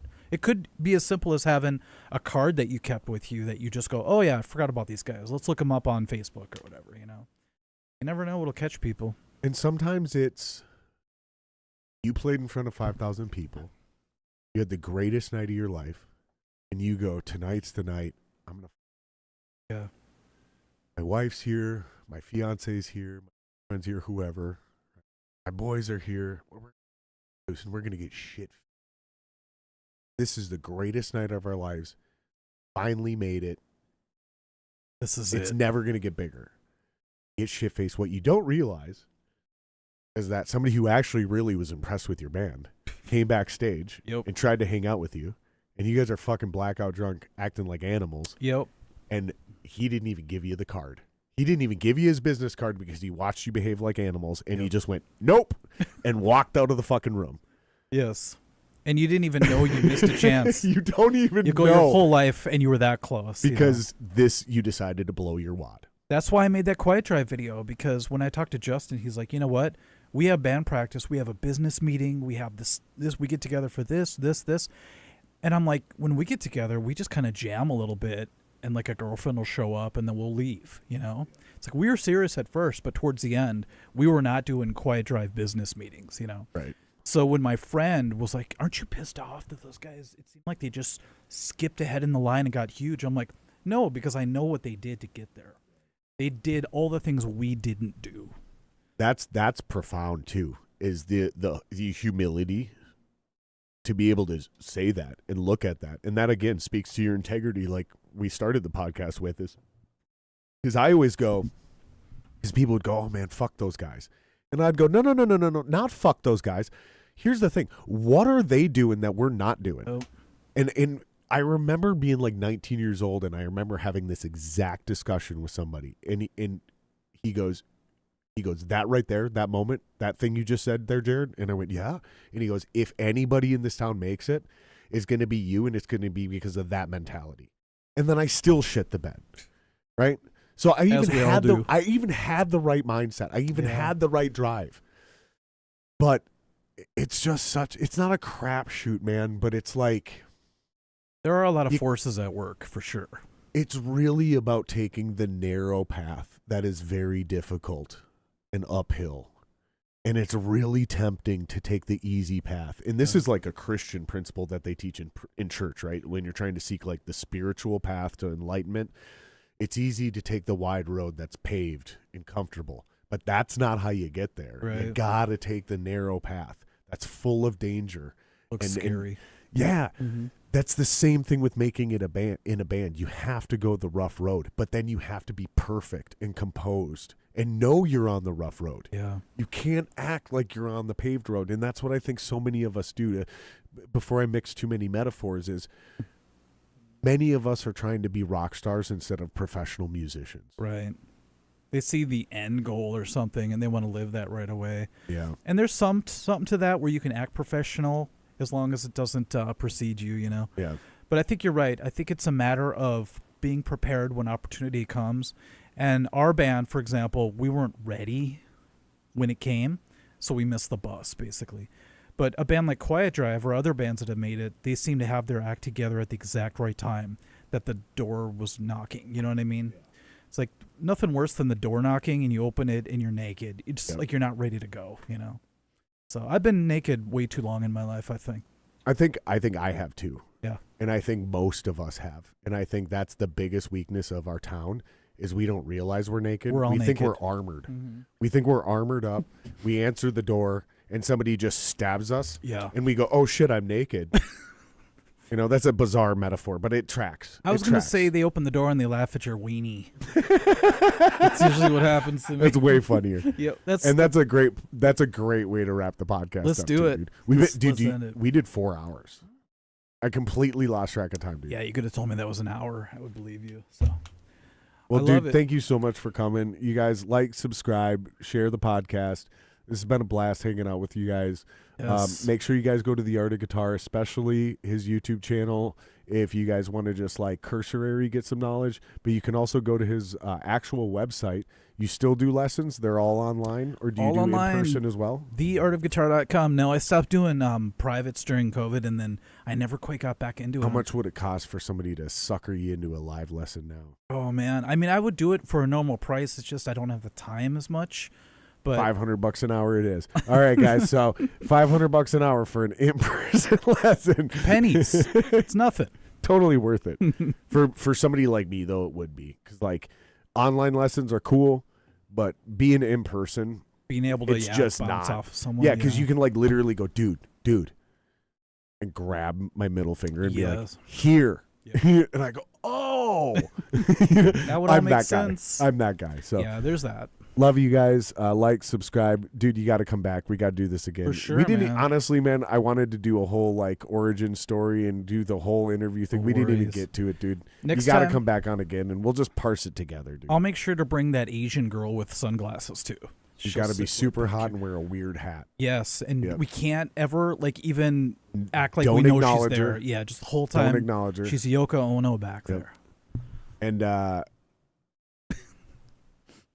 next time And I'm Lucy gonna Liu. get some good whiskey next time. All right. Oh man, We'll sip some good whiskey. let's do it. I don't like getting drunk on whiskey, which Yeah. is why I'm glad you brought the little babies. Microdosing, everyone. That's the key. That's apparently what we're calling it now. That and getting tongue buzzed are two new phrases. Ooh, I like that. Wow, look That's at an the inside joke. I'll tell you later. look at the All right. OGs that stuck with us. We're Thanks, going to get out of everybody. here, you guys. I love you guys. Like, subscribe, share. If you guys want to follow me on social media, everything's Jared Singer Live, Facebook, Twitter, all of it. Twitter, though, be careful if you follow me on Twitter. I only use Twitter to yell at my local politicians and do sports stuff. So be very careful following me on Twitter because I basically yell at everyone and tell them they're idiots. Love you guys. We're out of here. We don't have an official outro screen, do we, Jason? All right. Are we on the main cam? Well, now we are. We'll see you guys later. Go ahead and end it, dude.